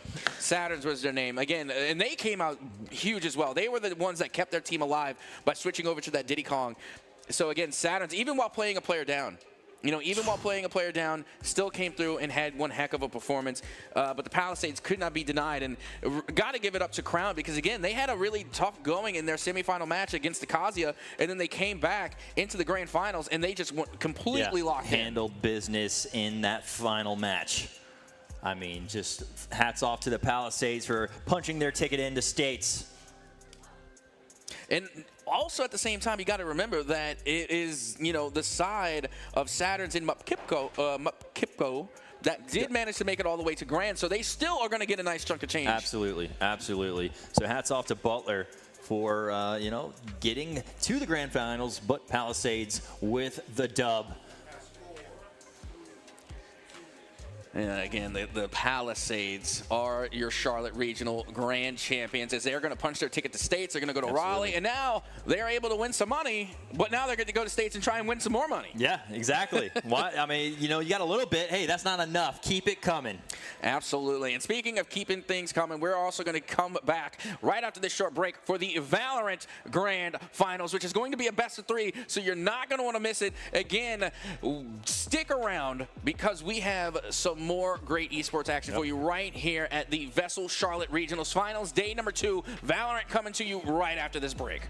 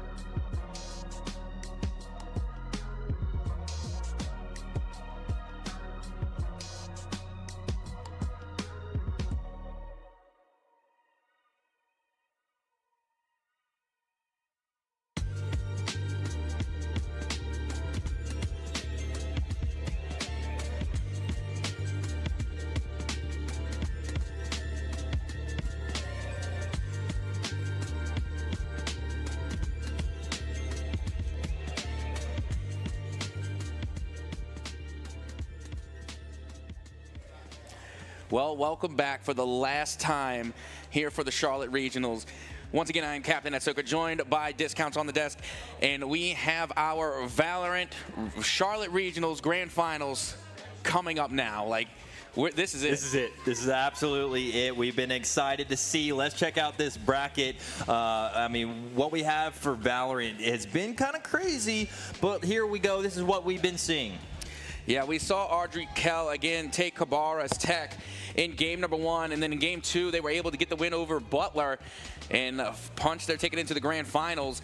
And then of course for Providence, they were able to get the win off of Weddington, and then were able to take the dub onto JT Williams as well, and now they will be going head-to-head in the grand finals. Audrey Kell versus Providence. I mean, this is a big one. I mean, we've seen flawless plays through both, through both schools, Audrey Kell and Providence. And here's your lineup. So Audrey Kell with Anime, Illness, Baguette Yum Yum, Boosted, and Range. Yeah, and you can't forget either that Baguette Yum Yum was definitely on one of our all-star lists.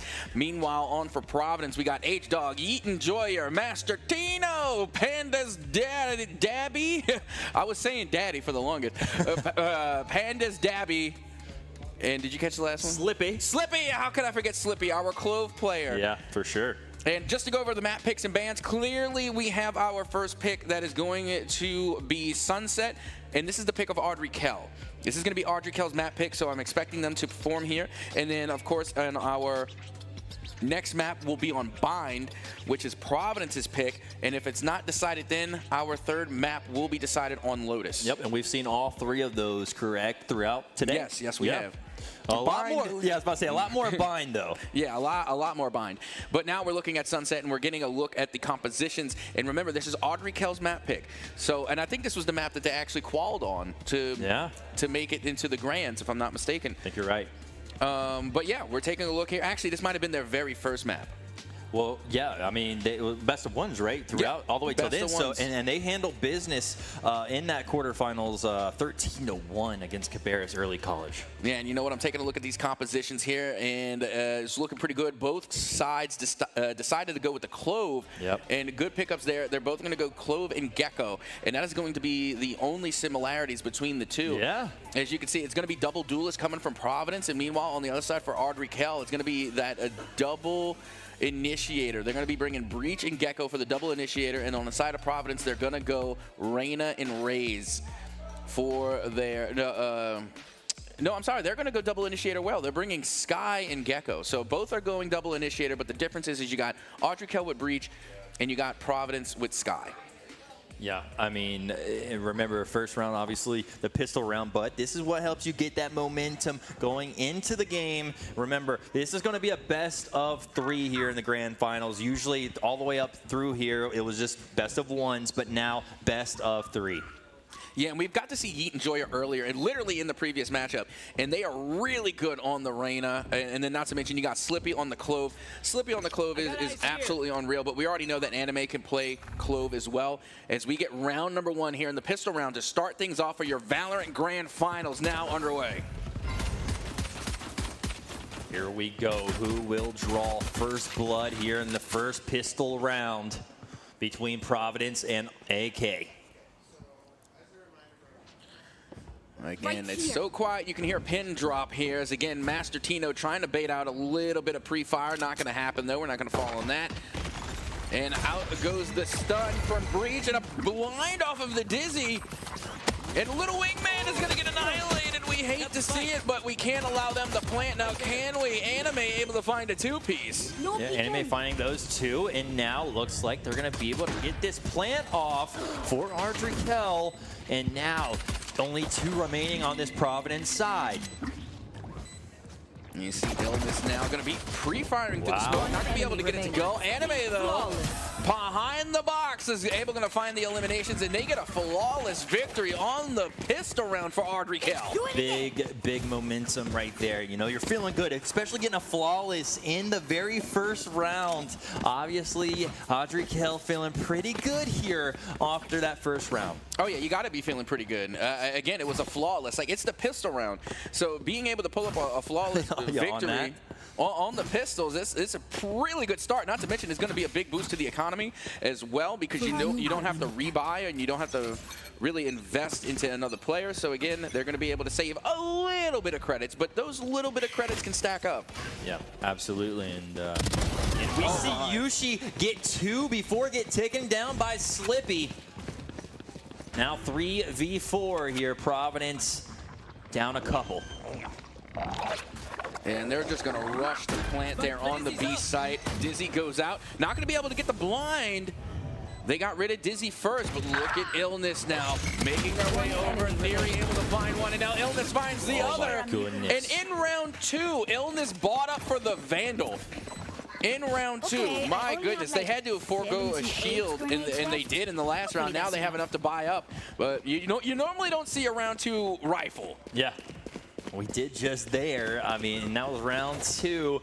Wow, Audrey Kell right now off to a great start, but here's your rifle round coming up. So this is the time where Providence needs to answer back.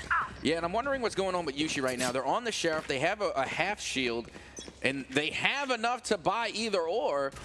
So I think they're playing for the long game here. I think they're going to try and save even further just in case, worst case scenario. Illness now with a read, able to find the first head click on Panda's Dabby. What a shot there by Illness. And I mean, honestly, Illness and Anime have been the 2 to watch here on this Audrey Kell side. Yep, out goes Dizzy, not going to be able to find much, but now another Dizzy goes out as well, and that one accidentally hit the box. And I think they're going to get punished for it too. As you can see, H-Dog does get eliminated, and out goes the Mosh. It hits the wall. What is up with all the utility just smacking the walls? Yeah, 2 Dizzies and a Mosh. Absolutely, as they got the plant off. Audrey Kell still has all 5 players up here against Providence's 2. Looking around trying to find. Obviously, it's a big task to ask for Providence to team wipe and get this defuse. Yeah, this is They're lined up, though. I mean, they are, but you got to keep in mind, Audrey Kell, if they win this, they're going to get the bonus round. And it's a ripperoni, because now you can see they're going to back off, they're going to save, and I think they're going to try and play for next. And I don't blame them at all. I don't mind this move at all. No, absolutely not, because now you get to save 2 rifles, and you deny 2 eliminations. But regardless, that is going to be the bonus round going the way of Audrey Kell. And now they have set themselves up for success here on map 1. However, keep in mind, this is their map pick. Yep. This is what we expected. Ythis is exactly, this is what they wanted here. It's home turf. Yeah, home turf. Then they got what they wanted here in map 1, and it's showing why why they chose that. Yeah, and kudos for them for putting in the work on Split 2, again, because it is the newest addition as far as maps are concerned onto Valorant. So they clearly put in the work so that way they can do specifically this. So that way they can pull this trump card out, put it in the map selection, and try and catch other teams off guard. And who knows, maybe they succeeded. I'm pretty sure Providence has practiced on this map, just maybe not as much as Audrey Kell. I mean, 4 players for Audrey Kell still have not even gone down once, and it's been 3 rounds. So that's pretty impressive on that Audrey Kell side. Obviously, they've been having the advantage a little bit, but I mean, hey, they've been making it work. Will they continue to do so here in round 4? Yeah, you got Master Tino trying to find a read, does get the jiggle peek, gonna draw out some fire, and now they get the intel that they're gonna have a push going down on towards the B site. Slippy able to throw out some of the smoke there just to deter the push. And now from in the mid, you have Yeet Enjoyer able to find one onto Theory. And they also get Baguette Yum Yum. Yep, Yeet Enjoyer getting 3. That's 3 kills right there for Yeet Enjoyer. 1 enemy remaining. And H-Dog taking down Anime. Only 1 remaining here for Audrey Kell. And that's what Yeet does. We've seen this time and time again. Yeet comes in clutch until finally they are eliminated, but still, they were able to get 3 eliminations. Now only Yushi remains for the side of Audrey Kell, and at this point, you're just looking for the exit frags as the jiggle peeks go out, and the swing comes through from Master Tino. And there you have it. That is going to be Providence getting their first round win here on Sunset. Yep, Providence now getting on the board. You still hear their fans out there. I know I definitely can hear them, so they're out there. 1-3 here in this game 1. And now we're back to the rifle round. Big round here for Providence. If they want to try and equalize, they're going to have to take this round. Again, still a little leftover credits there on the side of Audrey Kell. You can see there is 6K credits for Anime. And they have enough if they needed to try and play for next. Providence now gonna have to come in clutch here to avoid another eco, as Audrey Kell are gonna be lining up to try and push onto site.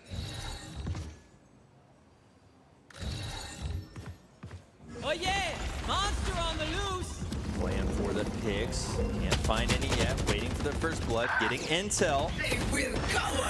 Now the comms are coming in. Anime gets Master Tino, but Slippy with 2 themselves. Now H-Dog and Yeet Enjoyer with 2. Planted.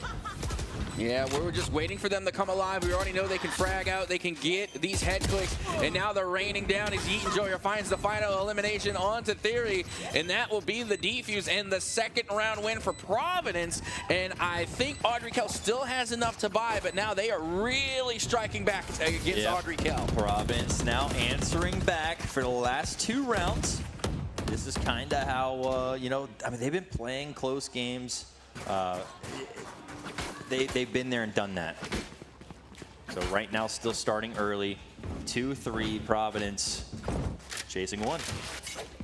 Yep, things are looking good now for both sides. We are in for a treat. We were talking about this during the semifinals. We needed some closer matchups, and now we are getting ourselves a pretty close match here in the grand so far. 6 rounds in. On the other side. And Providence looking good on the buy here. Audrey Kell a little broken, but we have already seen what they can do with a broken buy. Trying to throw up the Dizzy to get a cheeky blind, but none will have it.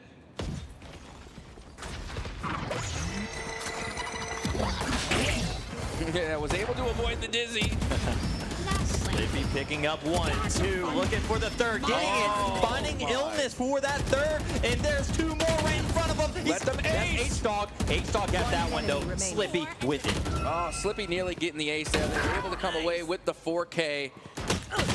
And now we have ourselves a tie game, and this should be the first full eco round coming from Audrey Kell. They could possibly have enough to buy.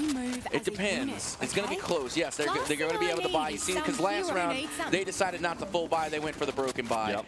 So that tracks. That makes sense. As now you can see Providence able to tie things up 3-3, and we should have ourselves another rifle round going next. Yeah, 3 apiece here, and I mean that is 3 in a row here for Providence. So big plays by making this a game.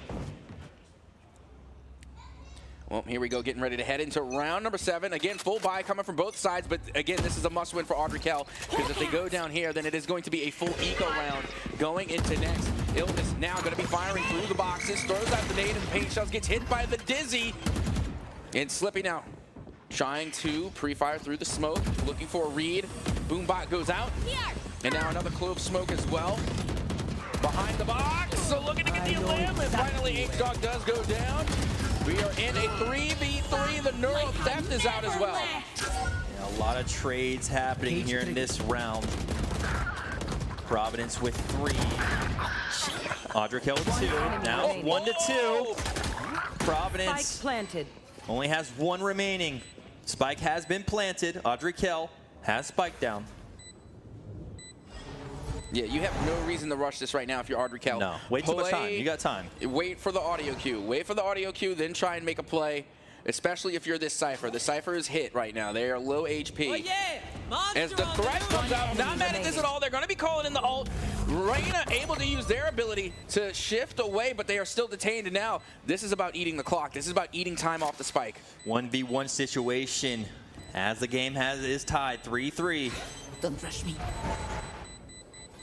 Oh, and that's the Clove smoke from beyond the grave. They're going to be able to get the defuse. Providence come in clutch to steal the round away from Audrey Kell. Unbelievable defuse right there. What a play by Providence. And that's 4 rounds in a row, Cap. And you know what? I got to stress this point. That was Clove smoke from beyond the grave. Clove was eliminated, but Clove has the ability to still call in their smokes even after they've been eliminated. What a heads-up play right there by Providence, getting that diffuse and able to take the lead when being down 3-0 at the beginning of this one. And that technically wasn't even a 1v1. That was a 1v1.5. Yeah, right. Like, from beyond the grave, right? Like Clove, I'm sorry, we got to nerf Clove. Like they're popping off too much today. But regardless, that is going to be a beautiful round and the first eco round for Audrey Kell.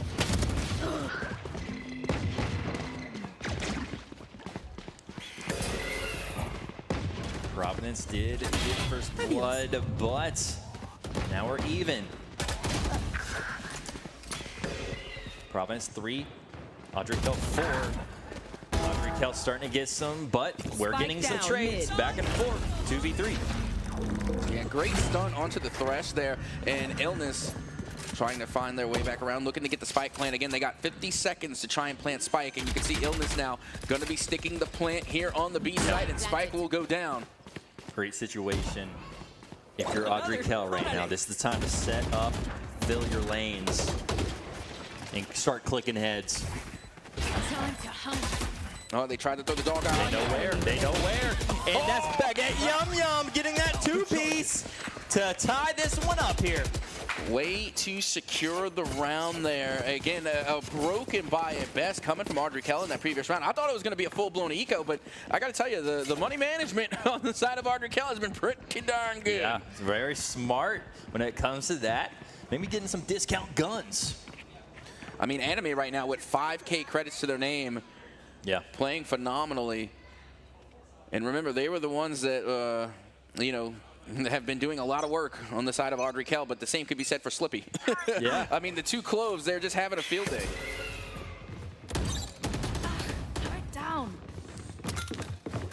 Well, we're all tied up for a piece here in this game, one of the best of 3. And Anime with the first blood. Baguette Yum Yum now taking the second. Audrey-Kel looking good here in this round 9. Starting off pretty solid in this round, but now starting to slow down a little bit. Providence trying to play for picks here. Yeah, Audrey-Kel. Where are they at? Where are they at? That's exactly what they're asking. Yeah, Audrey-Kel has been playing perfectly for picks. I mean, they managed to get 2. Out goes the audio cue, and here comes the showstopper, and it is good for 1. And they're going to get rid of the defuser there, as now we have Slippy and we have Yeet Enjoyer going up against a 2v5 retake, and now only 1 remains. Yeet Enjoyer going up against the firing squad as they all swing and pick up a flawless victory. Yeah, Yeet Enjoyer was like, this is our IP, guys. I don't know if I can do this one. That was a lot of players right in front of them. And now Providence looking very strong as they are able to take yet another round now. No, I'm sorry, Audrey-Kel. Yep. Audrey-Kel coming away with a win, looking strong, being able to come away with a 5-4 lead. Still going to be a decent buy coming from Providence. The only shortcoming is that they got 3 half shields instead of the 3 full. So still a respectable buy, but again, a must-win round if they're going to avoid the eco. Absolutely. You see Providence spread out.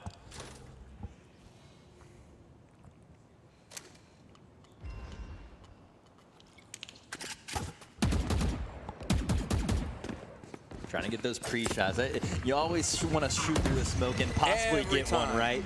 Every time. Anytime I see smoke, I'm taking a blind fire into it. Meanwhile, Yeet Enjoyer able to get one on Illness as the spike does go down. And I really love this play style from Audrey-Kel because they try and plant that spike so quickly, just so that way they can play post-plant. Yep. And now you can see the Rolling Thunder is at the ready. Coming from Baguette Yum Yum as they are going to throw it out to deter the defuse, but the little wingman nearly able to stick it, but they are going to get eliminated. Trying to stick it again.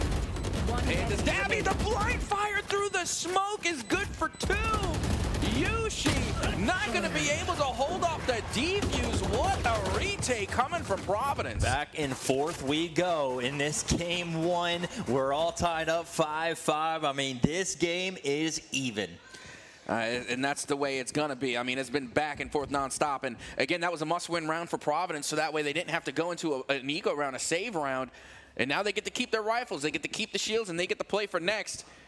And still, honestly, we haven't really seen a full eco round from both of these sides since the pistols. It's been broken buys, like budget buys, but not a full save round. Like you said, I mean, the budget buys have been working. I mean, for Audrey-Kel, right? Yep, that they have. Dizzy going up on high. Just try and get a cheeky blind, not much doing there. Did good. And honestly, Dizzy is my favorite of the Gecko utility and the cutest. That's always the bonus. It is. And now you can see it's going to be a quick push over towards site here. H-Dog able to get the read on 2. Spike down A. And that is a tasty 2-piece there for H-Dog. Yeah, that's called being at the right place at the right time and having your opponents looking different directions. And also great trigger discipline too. Being able to, play within that recoil in order to make sure their shots were landing. Drop in a smoke. Yeah, definitely no pray and spray on that one. And you know what? This is interesting to me because, again, I haven't looked up the win percentages for Sunset. But, again, it's really hard to tell whether it's either offensive-sided or defensive-sided or even possibly neutral. Yeah. So, again, I guess that we can answer those questions here today because right now the defense and the offense, it's looking pretty 50-50. Yeah, right now. Well, this match is 50-50. I really think, or they're showing us that exactly in this game 1. But we have 2 remaining here for Audrey-Kell. All 5 up here for Providence. Looking pretty good, but that spike just got planted. Audrey-Kell trying to chip away. We see one shot after taking a lot of hits, but smart move on letting Yeet and Jory take that one. And they are going to take it, and there you go. That's going to be another defuse, and the go-ahead round in the favor of Providence is now they will take a 1-round lead over Audrey-Kell. And there you have it, the flawless last round 6-5 here. Providence, I mean, keep saying it's neck and neck, and there's your timeout. Okay, I am now looking at the Sunset percentages. Okay. And it is literally 50-50. Well, not literally 50-50. Yeah. Okay, but it's as close as you're going to get. It's 49.90 attacker win rate and 50.10 defender win rate. So for defense wins. Just defense wins. That small percentage. How about just for the sake of argument to round it to the nearest 10th, we'll call it a draw. Yeah, all right. I can agree with that one. And honestly, look at the way that the game is going. It has literally been a back and forth from the jump. I feel like this is a neutral map. Yeah, I mean, that percentage definitely shows kind of what we're seeing right here today on this map. And I'm glad Google's a thing because I was able to quickly look up that percentage. You'll love to see it. And that's just for this season, need I mind you. So again, as the game progresses, as people get to come and learn more about Sunset, those percentages can always change. Again, it's still relatively new to the map pool. And right now, remember, this is Audrey-Kell's pick. This is Audrey-Kell's map pick. So if they do not succeed here, they're going to have to try and win on Providence's map pick on bind. Yeah, well, I mean, if that's the case, I mean, Providence won on their map. So, but obviously, you want to win on the map that you picked. I mean, I was just trying to be, the other way as well. They're trying to be optimistic for Audrey-Kell, but right now, they do need to put in some work. I mean, they're doing just fine. 5 wins on the board. Looking to equalize in the last round and a half. Thrash is now going out. Big ultimate. Goes through the paint shells. Looking for one, and they're able to detain the KJ. I believe that was the KJ. Yeet Enjoyer. Now from the other side of the smoke, Slippy able to find Yushi thanks to the elimination feed, and Wingman able to get the plant. That is huge, but now Providence coming through with the retake. They're able to find a 2, but Illness is gonna take 2. Goes for the cheeky jump shot. Slippy with the classic, are you kidding me? Pistoled Anime right there, and now looking for one more. It's the one-on-one. What's gonna happen here? And looking for it, but Baguette Yum Yum able to take this one and tie it all up here for Audrey-Kell.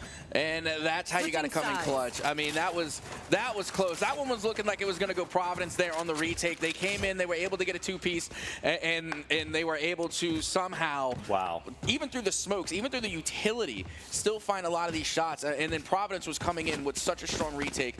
But you got to give it up to Slippy and, of course, Baguette Yum Yum there in order to confirm those last round wins. I'm sorry, I'm talking to Anime. Again, we just had the team swap. But yeah, Baguette Yum Yum coming in clutch there in order to confirm that win right before the half. Now we're going into the second half for the first time this weekend with a 6-6 even split. Yeah, I want to shout that out, but also want to go back to earlier on. You were saying, I don't know if any other game is going to be this close. So you're talking about Henderson versus JT Williams, and then that final score was 13-10. This one, I think, is going to keep you, make you a run for your money on this one. Oh, absolutely. I mean, the 6-6 split, it's the first time we have seen it today. And my goodness, I wouldn't have it any other way for the grand finals. As you can see, Anime now looking to throw some smoke out just to give a little bit of cover. Slippy on the other side. Also going to be throwing out their smokes as that one dissipates. Fades away. And now the spike making its way through lane, trying to find a way to sight. Now Baguette Yum Yum in a little bit of danger. Get out of there! That's exactly what they're trying to do. But still, no eliminations yet on this pistol round. Definitely a few weak, but still none eliminated. Nope, not yet. Anime gets some cheeky shots off. Again, able to deal a little damage. And Baguette Yum Yum and Anime able to find 2 eliminations. Anime on a 3rd and a 4th. Oh my goodness! What a play being made once again by Anime and Baguette Yum Yum. That all happened so fast, and Anime almost pulled off a ridiculous, what, 4-piece on that? Almost got the 4-piece, wow. But Baguette Yum Yum was there to play cleanup, and now Audrey Kell take the 1-round lead to start things off here in the second half. Yep. Slippy still top fragging over there for Providence. Right here. But followed right there behind him is Yeaton Julier. My goodness. No peeking.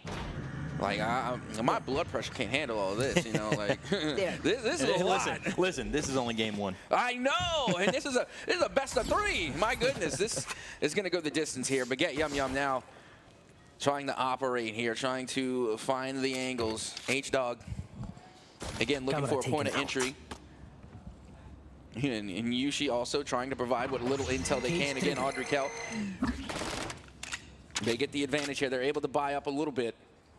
And it looks like they're trying to save a little money, trying to go into the bonus. We'll see if it pays off. Oh, still finding some information here.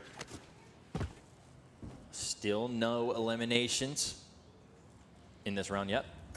Yeah, but I feel like that's not going to be holding true here in the next 10 to 15 seconds. I mean, I think it might be, just from the information that I have that I don't want to relay, just in case. But with that being said, you know, it's a little scattered across the board right now. Audrey Kell, as well as Providence, playing the slow game here. And that type of playstyle might come back to bite them in the end. We're running out of time. Just about 25 seconds left for Providence to try and plant. Yeah, seeing rotations and everything here on your top left screen. Definitely not going to yell it out for these players to hear, but either way, we're starting to see some gunfires here. Slippy taken down, Baguette Yum Yum and Anime now in illness. Anime back to him, but goodness, Audrey Kell. No. That's too cheeky. Like, even, it was funny because both I and the production in unison, it was just like, no shot. Went for the melee for the final kill. This game is too close for that. All right, it is literally the second round of the second half, and it's 8-6. It is too close to go for the melee, and then they had to take out the classic for the right click. They almost got punished for that, by the way. I mean, some of these students are going to do some things that you don't believe. I mean, I've seen that across the Rocket League stage in the early season, but goodness, like you said, this is way too close to be playing around like that. We saw it in Rocket League yesterday with the bad juju. I mean, there's no rule against it. I mean, there's no unspoken rule. Like, there's no rule 1s or rule 0s in Valorant, but, you know, you just be careful. What are you standing up for? You know, it's only a 2-round diff, and it's the second round. So, again, you know, you're going to have the buy-up round coming next, which is why you have the timeout. Yep. And it is coming from Audrey Kell. They're taking the timeout because they know the advantage is going the way of Providence as we get ready to head into round 15. Smart timeout, I think. Absolutely. And because they know they're going to be at that disadvantage. They might be able to buy up a little. Yeah. Maybe. Again, because it was a broken buy. I did see a Guardian. I 100% saw a Guardian. That is a pricey purchase. So, again, it's going to be somewhat of a broken buy. Not busted, just a little broken. So they should be able to still put up a good fight going into the next round. And now we get to see a wonderful picnic with tacos and burgers and fries. That's me. That's me, and that is me and discounts after today. Absolutely. We're gonna go have a little kickback. We're gonna go get some burgers, some tacos, and fries. We're gonna go on a little bear date. I think those were bears, like little teddy bears. I'm not gonna lie, that food looked pretty good. It did. It really did. Like, there was like 4 tacos, 2 cheeseburgers, and a side of fries. And that's just the entree. Or, sorry, that's just the appetizer. There you go. I mean, and then you forget we got dessert too. It's dessert. And here we are now, big round here for Providence, as they are able to find the first elimination, thanks to Slippy, thanks to the elimination feed, and they get it on Baguette Yum Yum. That's a big elim. Yeah, absolutely. One of the top players on the Audrey Kell squad gets taken out by Providence, and now 5v4 here on this round. So we'll see what happens here. Providence on offense. Oh, not the wingman. Oh, wingman gets gunned down by Yushi. And a big round coming from Providence here as they're able to find a couple of trades, but now Audrey Kell as well starting to get the trades out. The ult comes in from Anime. 30 seconds left. As they try and make the most of it. And now out goes the Mosh and Dizzy. Right here. Looking for the read. Anime has to avoid the danger. Player standing. Anime going inside the smoke. Last player standing, trying to come in clutch, but it's not going to do them any good. Providence able to deny the bonus for Audrey Kell. Again, it was a win, but it was a little pricey. Yeah, Anime was one shot on that anyway. It's going to be a tough one. And again, they were able to get 3 eliminations on the side of Providence, so that's going to be 3 full rebuys. You can even see in the buying feed that it's not looking good. You know, they're a little worse for wear in terms of economy. They're able to get, you know, the full buys in, but you could see 1 half shield and 1 bulldog. So it's not going to be a full buy, but on the same side, on the same token for Audrey Kell, you know, you're looking at those bottom 2 there for the Gecko and for the Cypher. They had to go with 2 half shields. So, you know, both are looking a little broken, which is telling me that this round, whoever doesn't win here is going to be forced into an eco. Scout destroyed. Shots through the smoke, trying to get one in. Anime finds Slippy. I told you, you see smoke, you see any type of cover, shoot through that. Just start shooting. That's another enemy right there. The spike got planted, but Yushi takes down 2. Baguette Yum Yum takes down, well, we already had Slippy earlier, so that was just confirming that. 1v4, and Baguette Yum Yum takes down H-Dog, and they get the defuse. Yep, and they will take the lead now, going up once again 2 rounds. And if what I seen in the purchase, in the buy phase, was anything to be looked at, this should be somewhat of a broken buy, if not an eco. Because, again, the economy was not looking good for either side, really. And you can see at least we do have 2 full buys. And I don't think there's going to be really much else. Again, this looks like it's going to be a budget buy at best. Yeah, definitely a little lopsided on this next round. So, but Providence is going to have to figure out how to answer back after that. The couple Audrey Kell rounds going their way.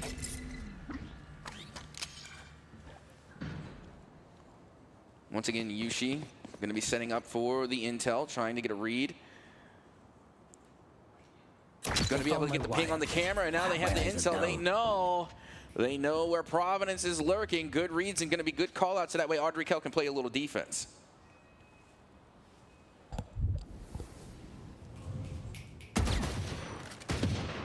Some cheeky pre-fires there just to let each other know I'm watching. We're here. We're here. I don't think you can just walk right on in now. Absolutely. We're seeing some shots being just, hey, like you said, we're here. Illness is here. Taking down Slippy. Big elimination there. With the drag shot, too. Like, again, any shot that you can hit in movement, or at least on your way out, is so difficult. Illness looking for another, and they find 2! And it's going to be Audrey Kell to get the flawless victory. A great pincer move coming from both sides to entrap Providence and now have a 3-round lead. But hopefully, this will be a rifle round now for Providence to try and strike back as we get our second timeout. Yep, this is their chance. But we're going to the timeout. I mean, Audrey Kell looking pretty good right now. Remember, this is their pick of match. Yes. So they're now showing out. I mean, it was tied up at half, and now they're starting to sneak away, but it's not over yet. No, it is definitely not, especially when you look at the ult economy. You got 3 ults right now in the favor of Providence, 2 for the side of Audrey Kell. And you know what? Again, it's not a bad disparity, but you're looking at the ults in question, and you know it is looking pretty good for the side of Providence going into this next round, and that's why they're taking the timeout. They're trying to strategize. How can we use the ultimates? How can we use this buying power that we have in order to secure this round so we don't get forced into another save? Yeah, absolutely.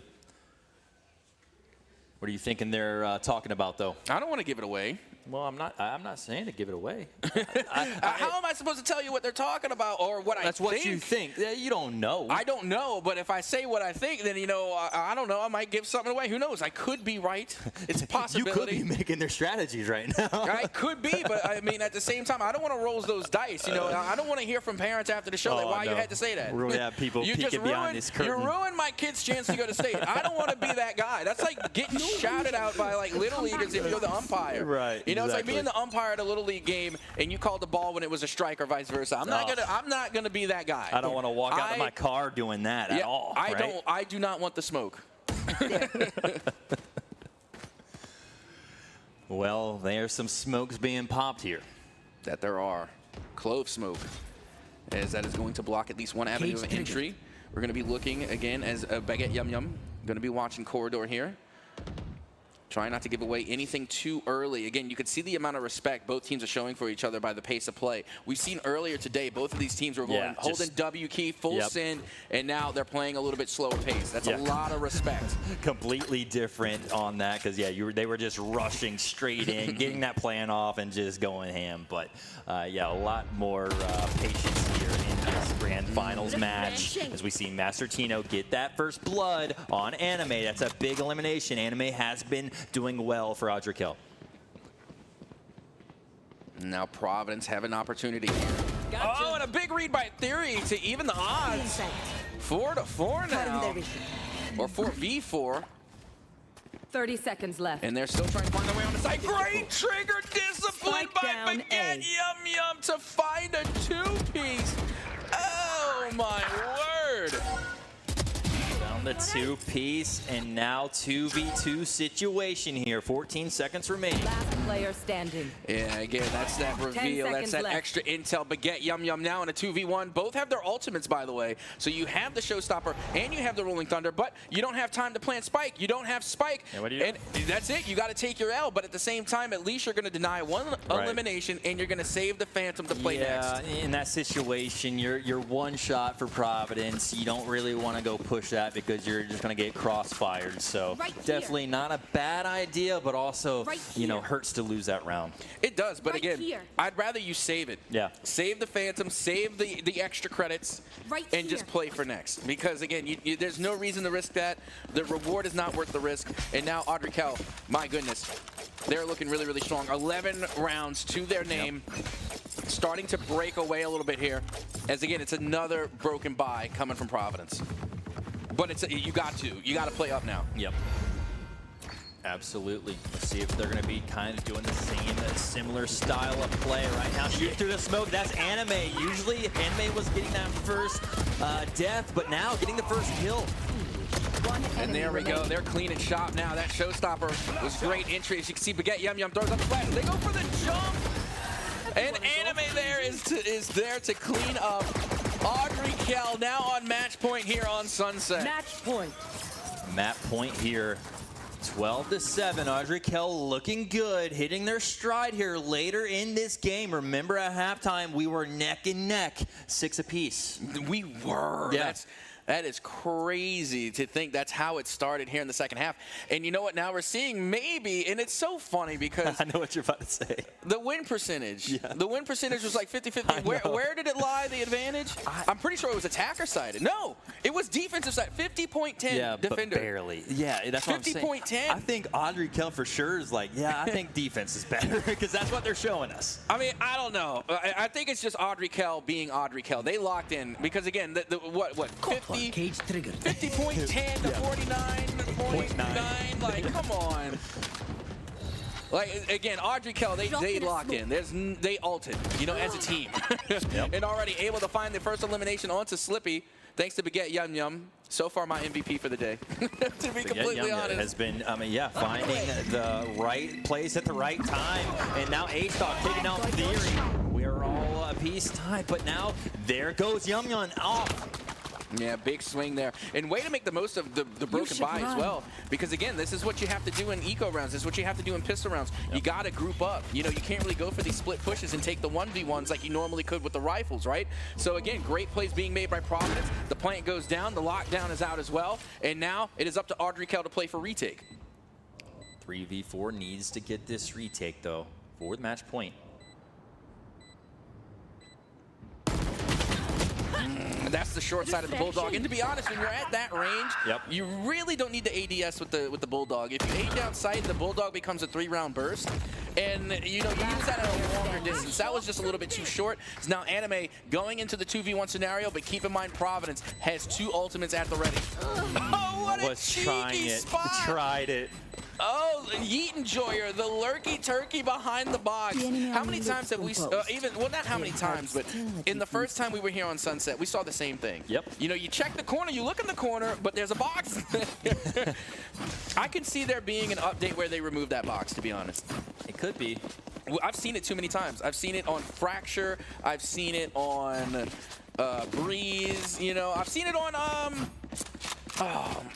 well, a Fracture twice, actually. It happened on Fracture twice, but yeah, Fracture on Breeze, and then we've seen it on Icebox. Now Sunset. Yeah, I mean, well, not yet, but I'm just saying I can see it happening. They make map changes all the time like that. Because that is just such a cheeky little spot.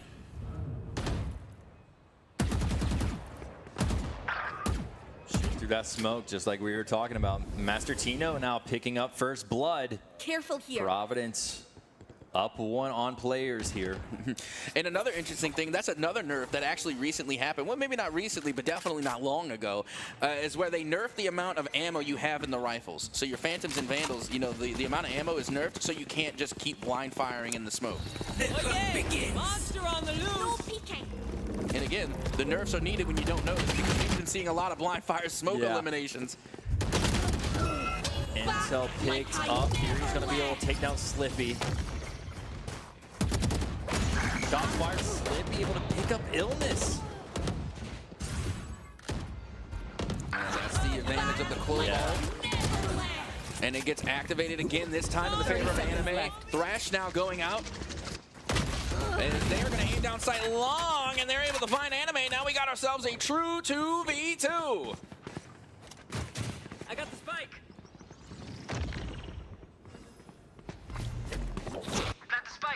Running in pairs. Last player standing. And wow, Slippy and H-Dog take him down. Back-to-back, but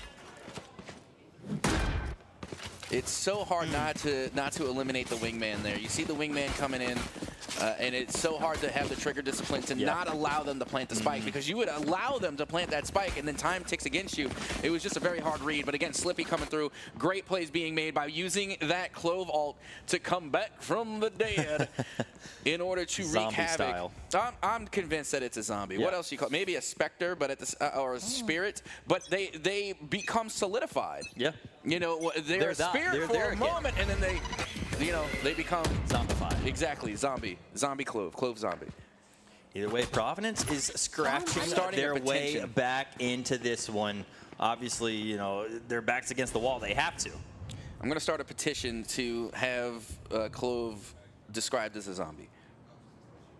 You can't have your knife out. Oh man, Bogat Yum Yum. There's unspoken. They're not really unspoken rules, because these rules get yelled at all the time. One of them is not to run with the knife out, and also just maybe not have the knife out at all.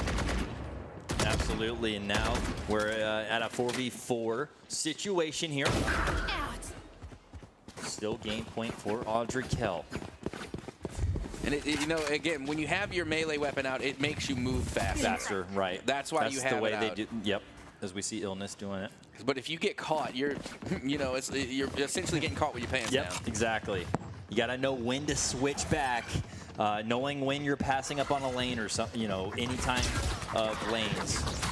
But here we go.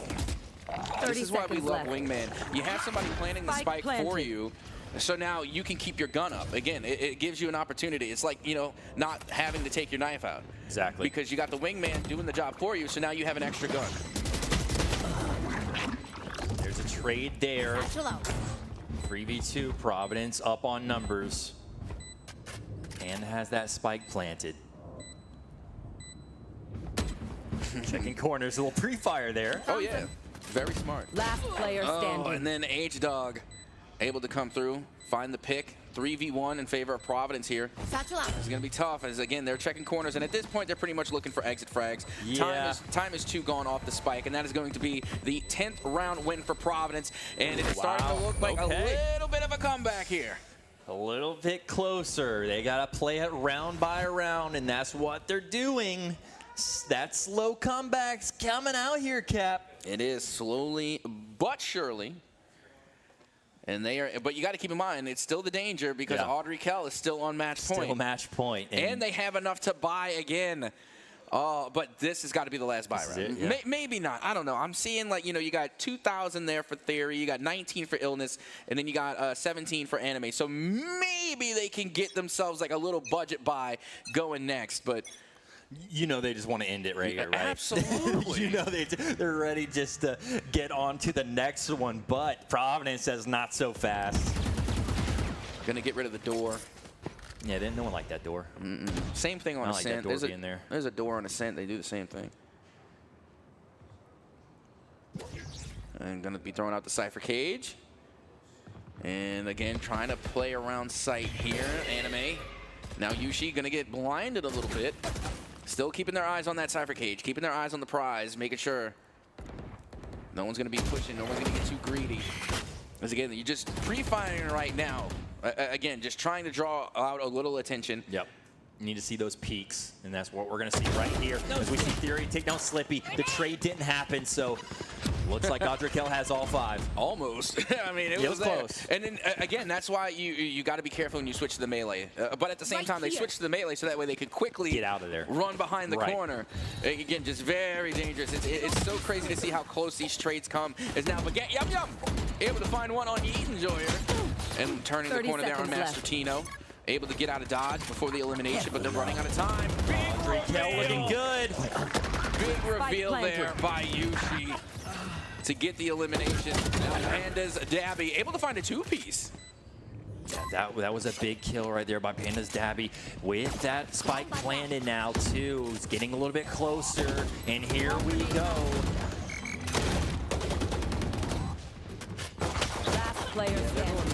They're going full push.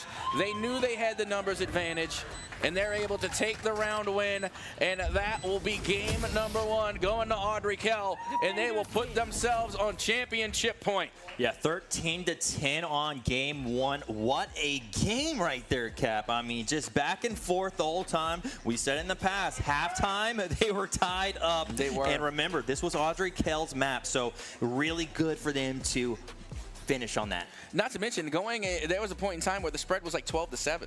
Yeah. In the favor of Audrey Kell. Providence started to make that comeback. It started to look a little scary. Yep. And then Audrey Kell had to buckle down just to confirm there for the 13-10, but it is their map pick. Right. So kudos on getting their map pick done.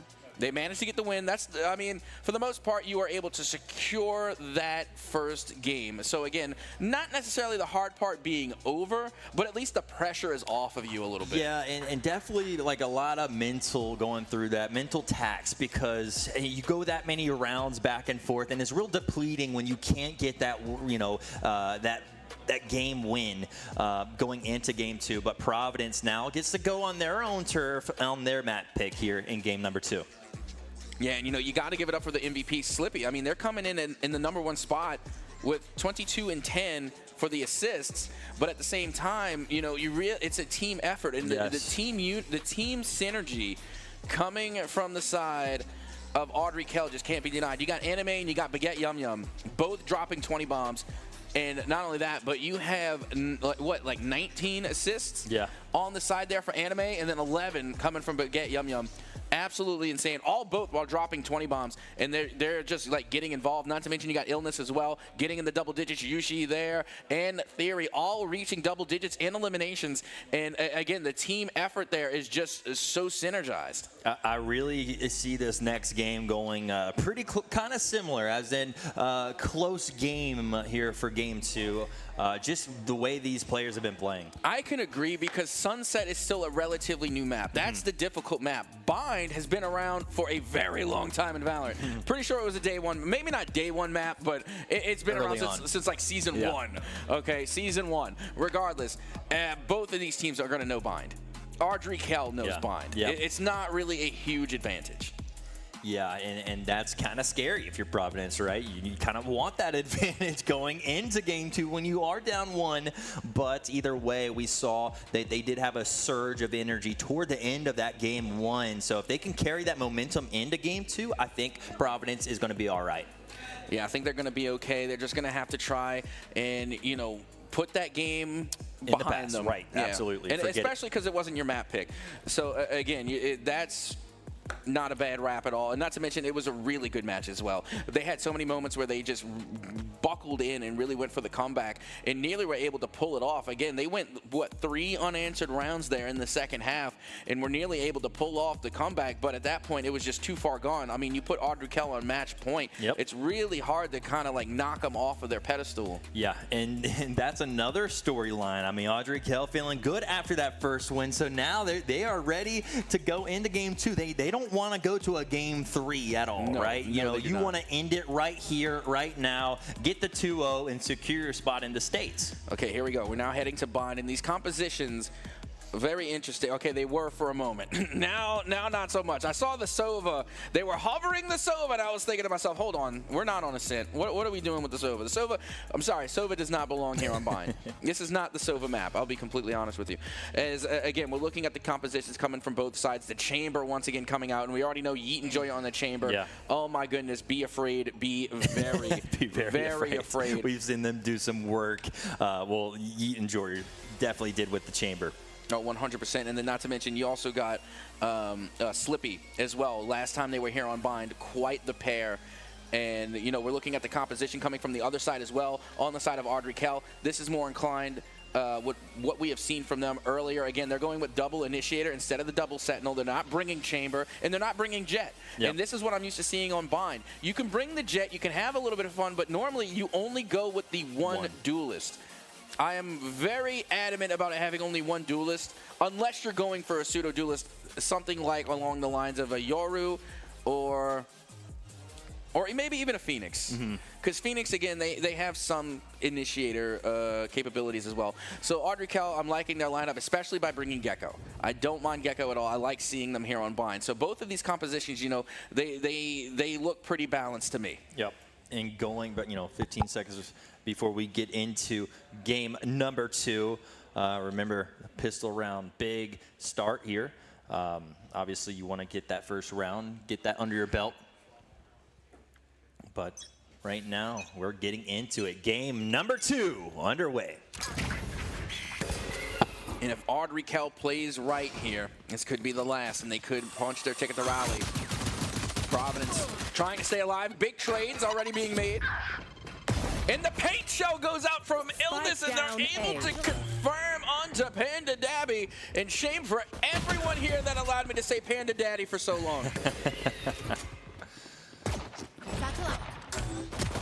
We're seeing Yum Yum get one Illness.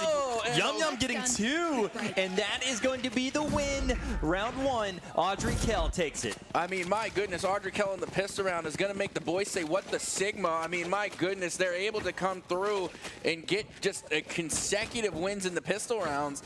And look at this. I mean, look at the shots just lining up there, one at the other. But get Yum Yum, again, being able to come through with big eliminations. My goodness, I mean, like I said, the homies back home, they're just saying, what the Sigma after that last play.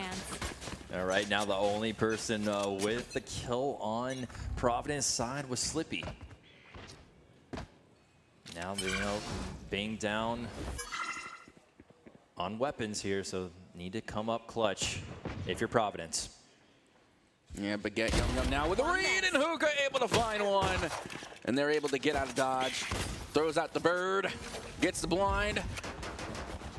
Illness now with the Guardian, trying to blind fire through the smoke, and a paint shell right in the vicinity of the sky. Gonna eat a chunk of damage there.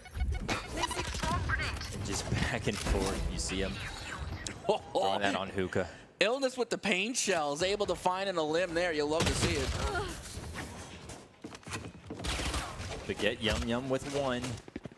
Now 2v5. Providence in a pickle here. One enemy remaining. In between, and that was just crossfire flawless here for Audrey Kell, up 2-0 in game 2. Remember, they won game 1, so off to a good start here in game 2. Absolutely, but again, that's how it's supposed to go when you win the pistol. You're able to buy up, go next, and take round 2. Again, this is all going along according to plan as we get ready to head into round 3. This is also how the previous match started as well on Sunset, and then we saw Providence being able to come through with the rifle round, and that's where they were able to strike back. And you can see they're already getting ready to buy up here. Only 2 half shields there, but still rifles in hand for everyone on the side of Providence, and mostly Spectres for Audrey Kell. Now you can hear the comms. Yep, there you go. You can hear the comms coming from the stage right now. They are talking it up, and you'll love to hear it because you got to have that communication. That is huge, and just kind of keeping it short and simple with your call-outs as well. You know, nothing crazy, just enough to where, hey, this is where they're at. Quick. You got Yum having a day for Audrey Kell. And they actually got the elimination. Oh my goodness. Baguette Yum got the elimination with the doggo, by the way. And I didn't even know this when I first started playing Valorant, that the dog deals like 10 damage. Really? So like when you get hit by the dog, you don't really notice it because it's like a very small amount of chip damage. But if you are on low health and you get hit by the doggo, yep, you're dead. So not many doggo kills. No, not many. But with that being said, it was funny because in Greensboro, we actually had 2 turret kills, sentry turret kills from the KJ, from the turret bot. 2 of them. We were even talking about that because I've played a good bit of KJ and I've gotten some turret kills. Yeah? Yeah, That's just whenever someone's one shot and you're able to pick them off with it. The little bot that could. But, you know, speaking of Audrey Kell, I mean, they're looking unbelievable here on Bind. They got the bonus round. And that is going to set them up for victory, to be completely honest. So again, Yum with 1-2. Finally gets taken down by H-Dog. 4v3 situation. Audrey Kell with the 1-player additional.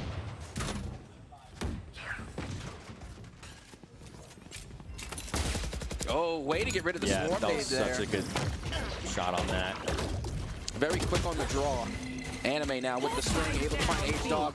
They're able to put it into Master Tino. And now Anime with the 3-piece, able to come away with the round win, and that's why it's called the bonus. You're able to take the 3rd and you take 1 more. 4-0. 4-0 here. 4-0, and now this is a must-win round. I'm going to call it must-win, at least for the first half. Yeah. We're still in the first half. Still plenty of games to go, but this is must-win. You cannot afford to go into another eco round. And it's unfortunate because it's still not a full buy. You do see Master Tino there at the bottom. Is going to have to go with the Guardian. And even still, theory, they do have the Spectre out, even though they have enough money to buy up. They have enough money to, again, to retire on. I don't know why they're not buying up. They're just keeping the Spectre. Yeah. Maybe it's a preference. I don't know. Very well could be.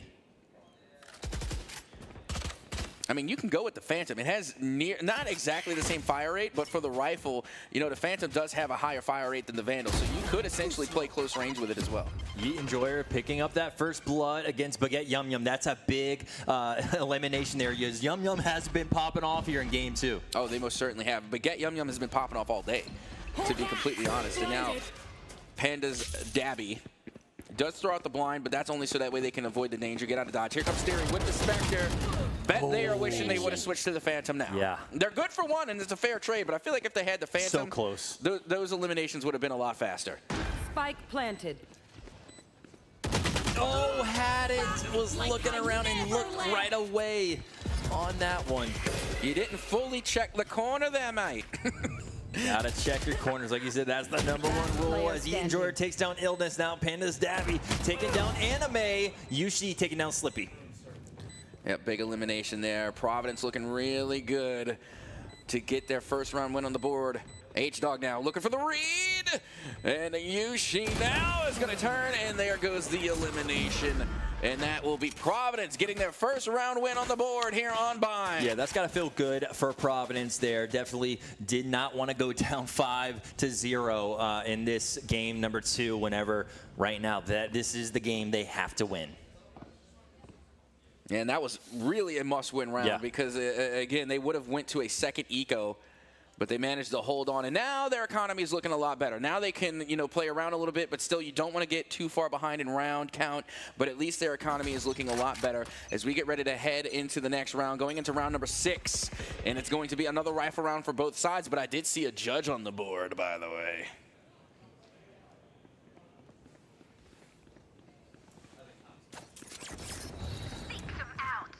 No peeking.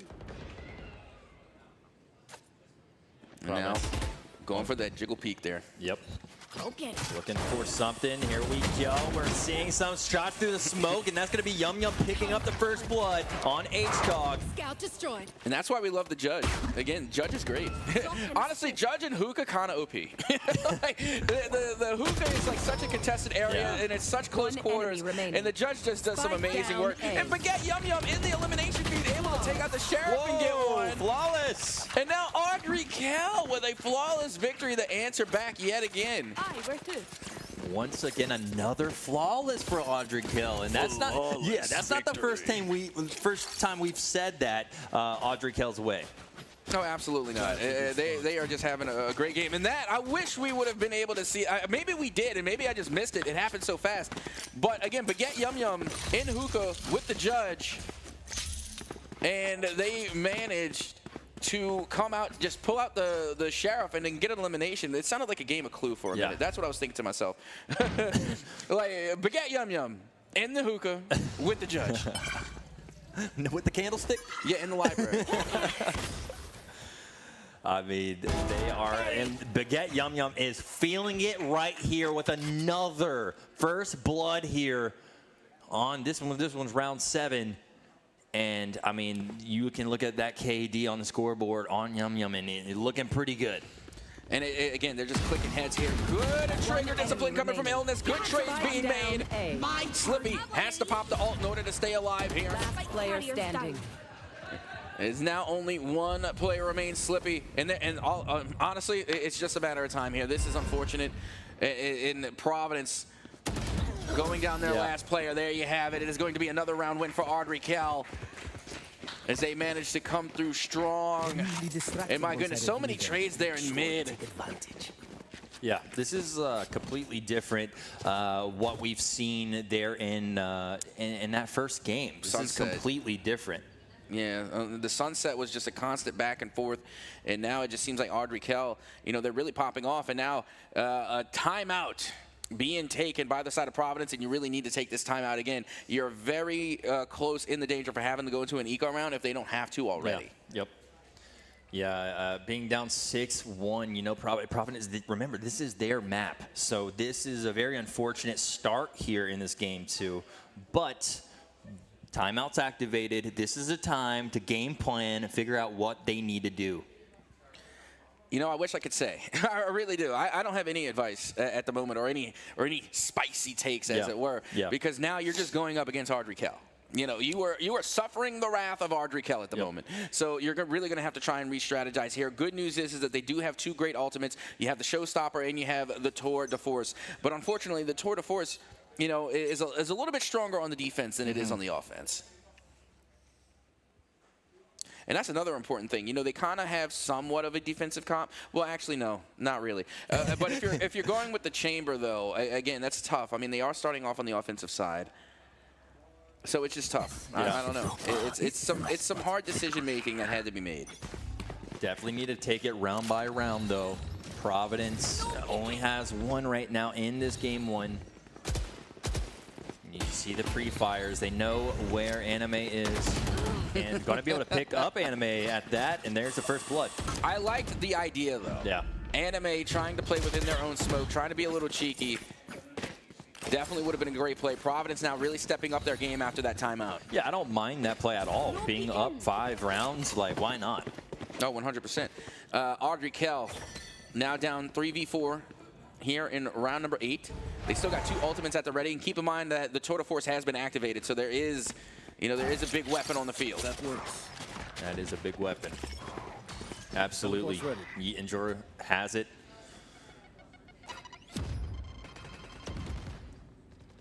Illness now going to be biding their time, waiting on the trigger discipline, looking to try and find a fair shot, and there it goes, able to put an end to Panda Dabby.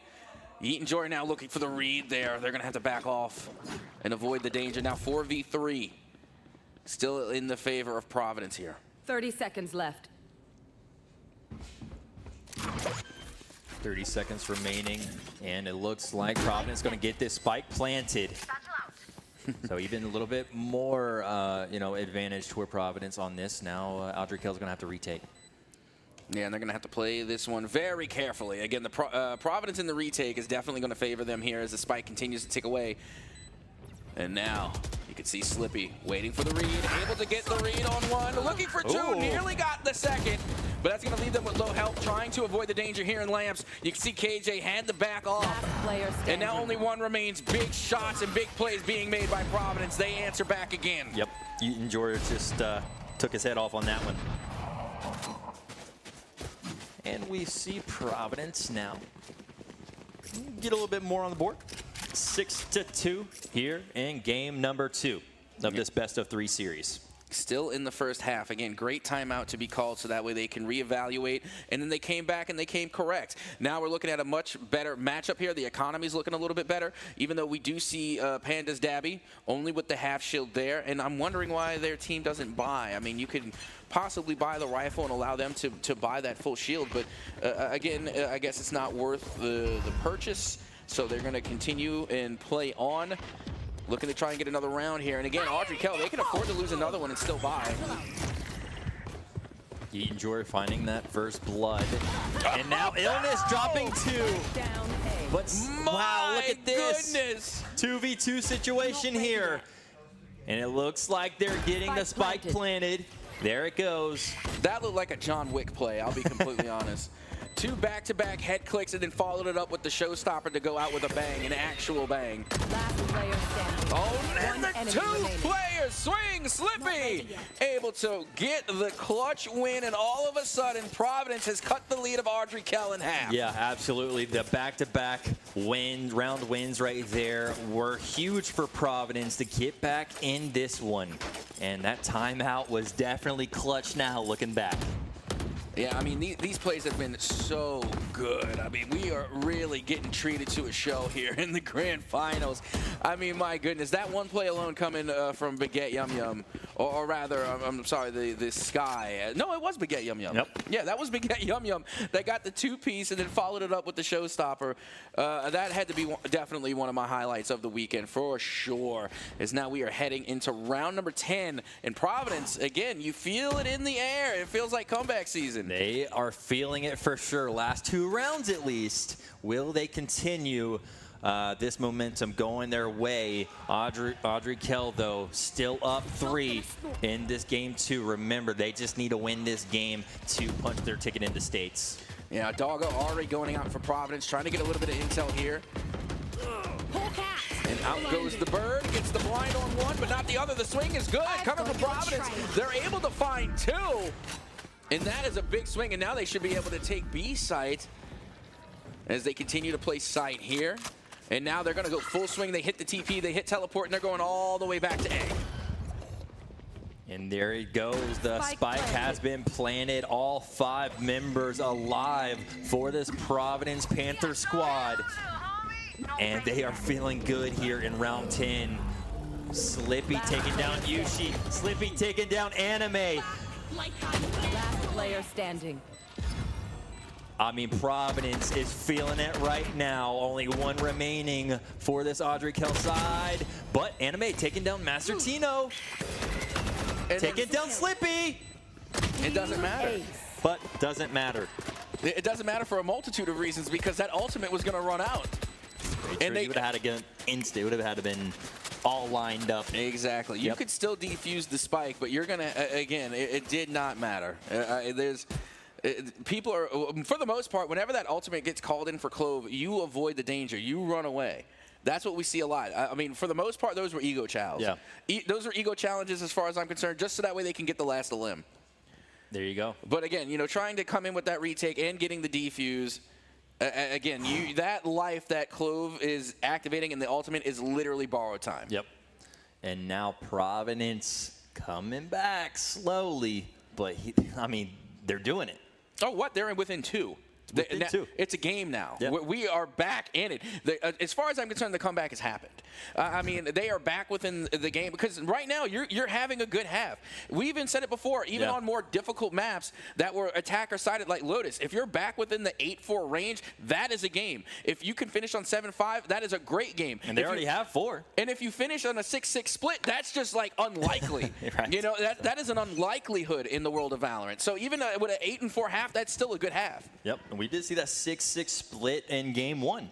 And look how that turned out. Yep. So maybe you want to go into the half 8-4 or 7-5. You know, just throwing it out there. Throw it on out there. Yeah, like a Mardi Gras bead, throwing it out there. If you can't tell, folks, I'm from New Orleans. So, again, a lot of New Orleans Mardi Gras references that I like it. I make, yeah. Yesterday it was about the Pelicans. I know. Don't even get me started on the Saints. I won't. I shouldn't have started it. You know, I can go all day on the Saints. Thank goodness we didn't have Madden this weekend. Yeah, I agree. Pandas Dabby throwing out the doggo, looking for a little bit of intel, and they were able to actually spot out the tripwire. Good eye to make sure that they don't walk through there. Again, that's why the doggo is so important. It's not just about getting, you know, a possible stun, but you also got to keep your eye out for the util. And now Andre Kill coming alive here in round 11. And there goes one of the trips. It hits Slippy. They get stunned. Their location revealed. And Yushi able to come through with a bigger limb. Now only one player remains. Master Kino is going to be eliminated by illness. And they are able to stop the comeback in its tracks. Last round so we'll at least stop the bleeding a little bit as Audrey Kell now stepping a little bit forward here in this first half. Again, it is still a pretty good half nonetheless, but absolutely. like we had talked about this earlier, when we're talking about the win percentages, and as a matter of fact, I'll look it up again. Again, this is the power of Google, but it's from our observation that Bind seemed a little attacker-sided. So with that being said, trying to come through with as many wins as you possibly can on the offensive side and on the defensive side, you're really going to try your best in order so that way you can have a little less pressure on you in the second half. Round 12 underway here. Still looking for the first blood, which it looks like it's about to happen. Yep, that's Eat Enjoyer taking down Baguette Yum Yum. Okay, and you know what? This one is nearly identical to that of Sunset. 50.1 attacker-sided win rate and 49.9 for the defense. So again, it's in one of those other neutral maps. Yeah, that's a flip of the coin right there. And this is as of May 2024. Yeah, that's a flip of the coin. So definitely not really favored on either side. So either way, we're good. This is going to be... That is a cool skin on the operator, by the way. Actually, I'm familiar with that skin. I see it a lot, but hardly ever on the op. I mostly see it on the Vandal. You want to play? Let's play. I love that skin. That's one of my favorite skins in the game. They're right there. Mm-hmm. Beautiful. I've never even seen it on the op before. I've always seen it on the Vandal. Spike planted. Trying to get that cheeky shot off with the Tour de Force. And it's so funny because they take the shot and then they run away. Oh, true. Oh my goodness. Yeet Enjoyer able to get one. And looks like one. Only dropped one for Providence. Audrey Kell with 3. That's a lot of trust you got to have in your teammate on that one. And, it's unfortunate because it did not pay off. H-Dog now, last player left standing in a 2v1, trying to blind fire through the smoke. They get it half. They get it to the half, and they're able to confirm that elimination. And that is going to be another win going the way of Audrey Kell. And it's going to be an 8-4 split at the half, like we had mentioned. That is not a bad half. Not at all. Like we had just saw, the win percentage in that very small percentage did favor the defense. It did. Well, we're going to flip sides here soon. And that's just the first half of play. Still a completely second half to go. The Palisades or Providence, not out of this one. Again, they're both Panthers, okay? cut me a little bit of slack. We will. And not to mention, it was Providence that we had seen, you know, quite a few times. Yeah. So cut me a, you know. You were good, the Providence. Had to take down a few teams to get to this situation, and now they are trying their best to stay in this grand finals. It was the Palisades that won the Smash final. It was. Okay, so that's where it's coming from. Yeah, well, them cats. Oh my! That is a big doggo that is going to connect with Master Tino, and they had a shorty, by the way. That is a one-hit wonder weapon if you're not careful. And now Audrey Kell going to come through with the offense, able to get the spike planted, and a big elimination coming from Illness there, just diving right into the opposition. Audrey Kell up on players, 4v2 situation, spike planted. Feeling good if you're Audrey Kell right now. That was a nice little flick there. Missed the first two, able to rein it in. And take a look at this Providence with the 2v1 switcheroo. One enemy remaining. Through the smoke, Anime able to find the read, and they clutch it up. Anime finds the final two in the 2v1 clutch through the smoke. Able to get the job done, and now Audrey Kell win the pistol. That was such a roller coaster of a round. You know, at first Audrey Kell favored, then Providence coming up with a few kills themselves, but then back to Audrey Kell for those last two. I mean, my goodness. Again, a little bit too happy, I think, going in after they got those big limbs, and they just ran into the smoke, and that's where the danger is, because that's why you pre-fire the smoke, because you never know who's lurking in there. You gotta shoot it. It could be Slippy. It could be Anime. Either way, you want to get one of those. Yeah, you got to be careful in them smokes.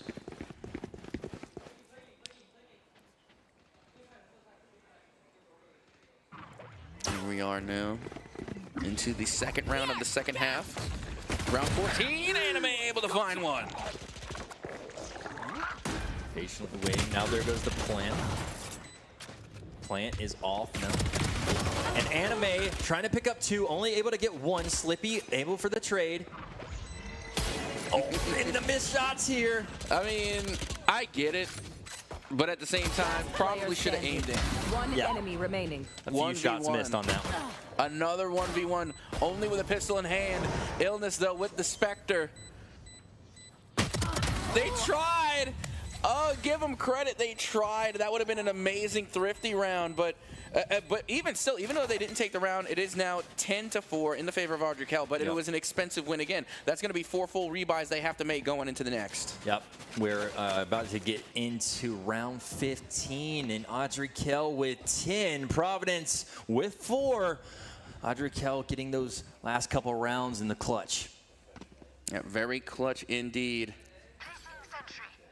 And they are setting themselves up well, even though, like we said, that's 4 eliminations. So again, the buying power here is not very good for the side of Audrey Kell. Providence now being able to buy some rifles should be able to pull out a dub going into round number 15. And they're able to get the eyes on to H-Dog. Even though they weren't able to connect with their own doggo, they still got the intel. Theory finding that first blood for Audrey Kell. Big pickup there, and guess what? We're gonna get that spike planted pretty fast, and that's Audrey Kell's move. Yeah, I mean, right now this is actually kind of scary if you're on the side of Providence, because they get the spike planted in an eco round, and now they're also able to find the eliminations, find the trades, and now it's a 3v3.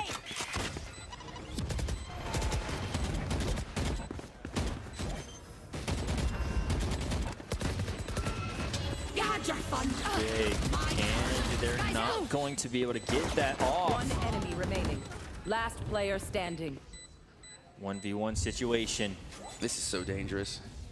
Not knowing where he was at in Illness, pops out and gets the round-winning kill there. 11-4. Charges, check. Is our score. Nowhere in sight.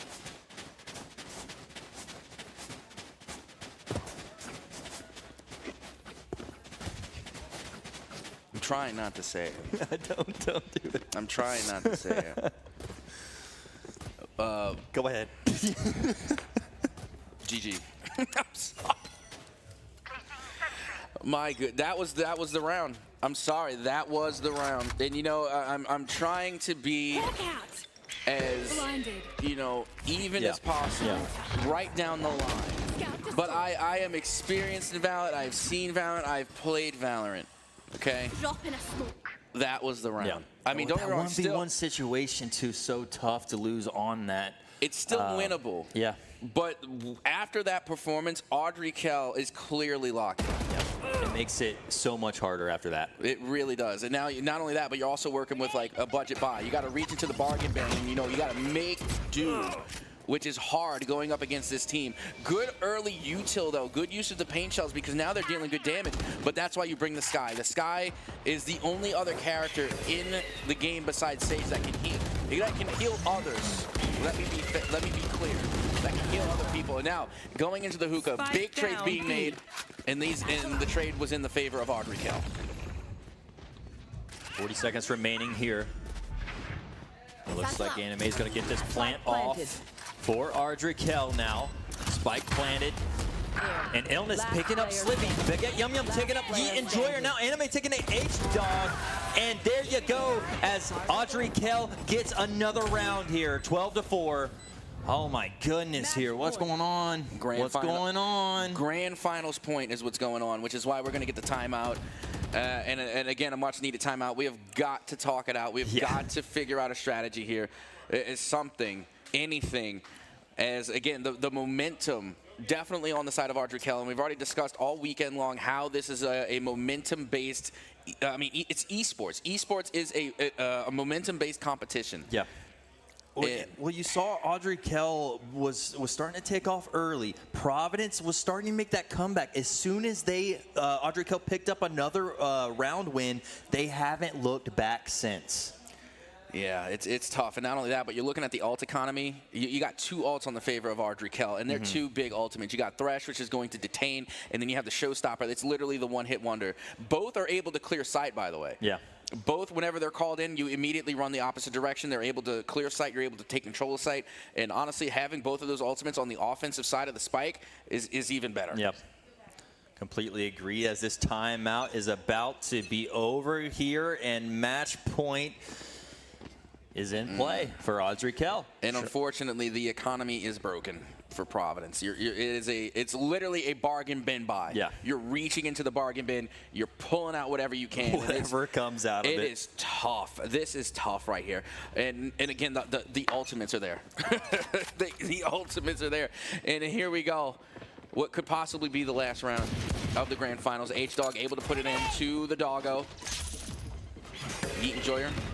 Gonna have to back off to avoid the danger. Out goes Dizzy, looking to catch a blind, and out goes the Showstopper! Not gonna be able to find or connect. Yeet Enjoyer finds a big elimination onto Illness.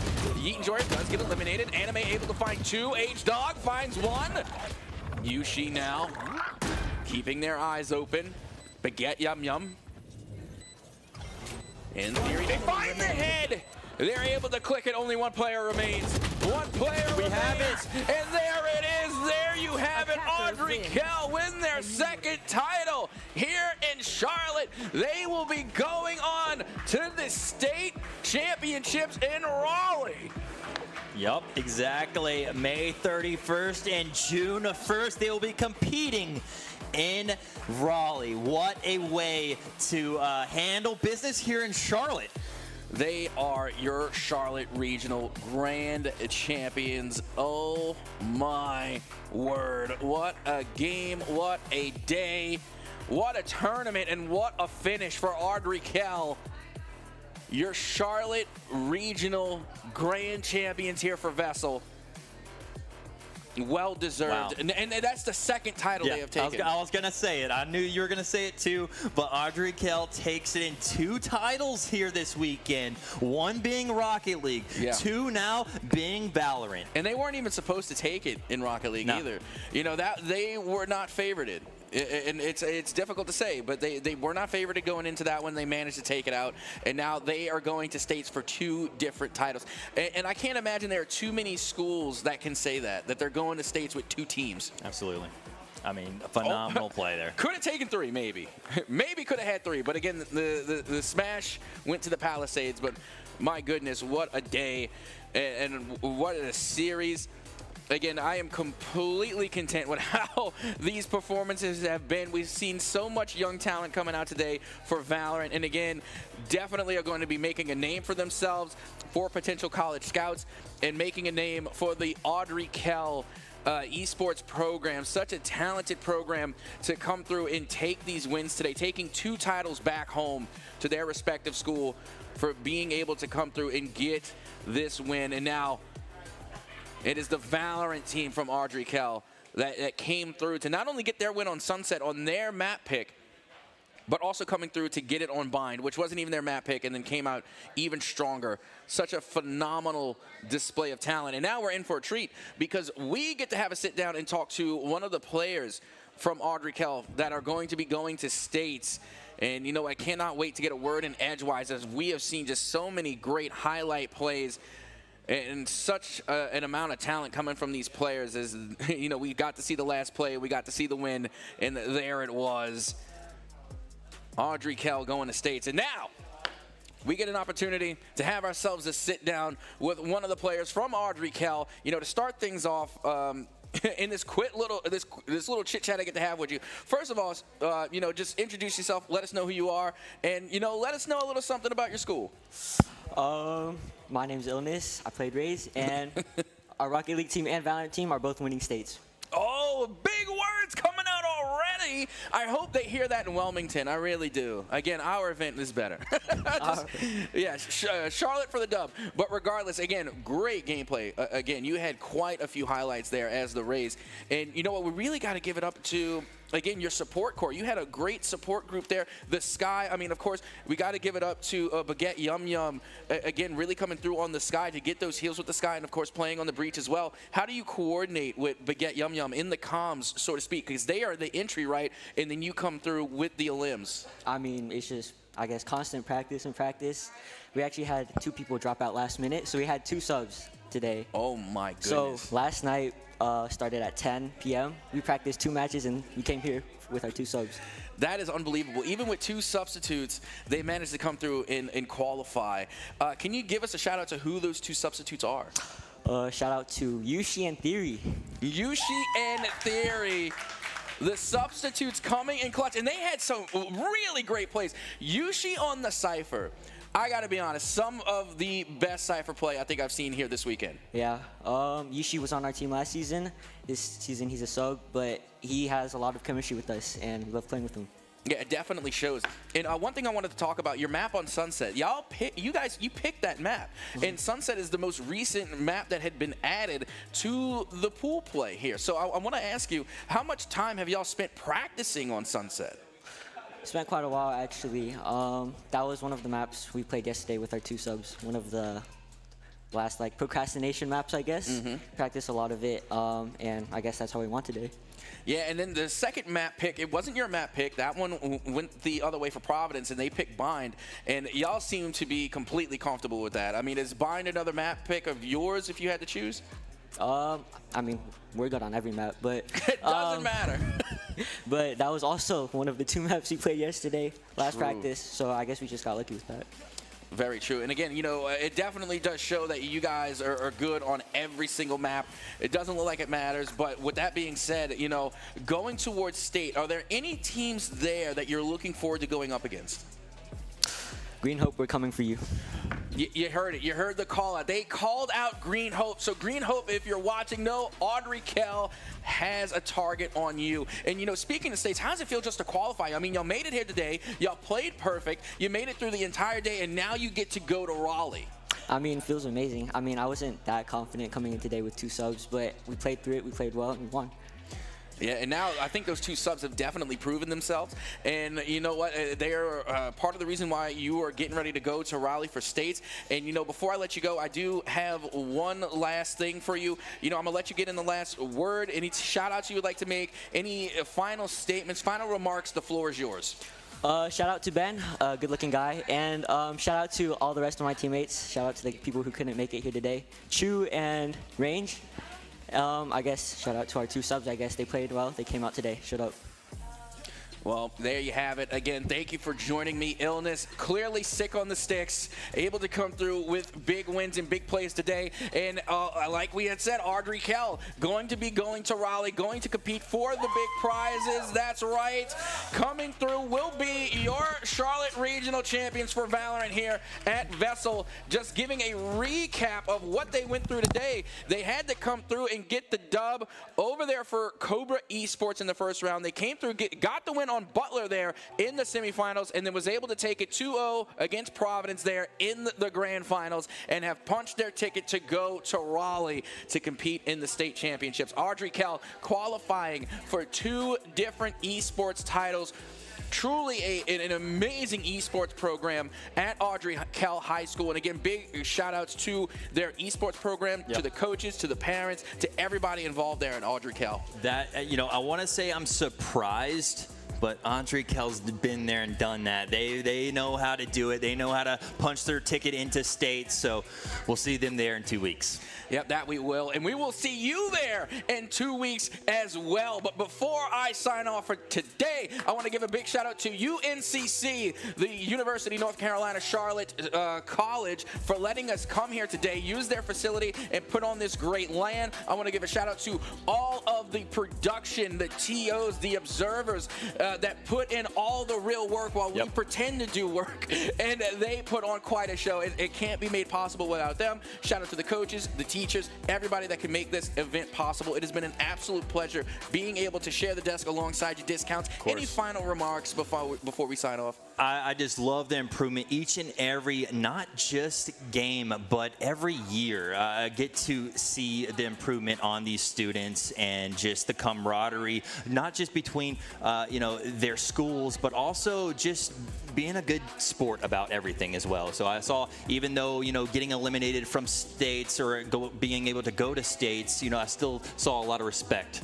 Yeah, absolutely. And with that being said, this is actually like my 3rd year being part of CMS and VESL, being a part of both. And you know what? This is the first time I made it. Actually, was invited to come to LAN, and I'm just really thankful to be here. So again, very thankful to everybody involved, and you know, I'm really grateful for the opportunity. But with that being said, that is going to close things out here for the VESL Charlotte Regional Finals Day 2. We have your championship teams. We have the teams that are going to be going to Raleigh, and that is going to wrap things up here for our Charlotte Regionals Championships. Once again, I've been Captain Atsoka, joined alongside by none other than Discounts, and we will see you in a matter of 2 weeks at Raleigh for the state championships. Everybody have a great night.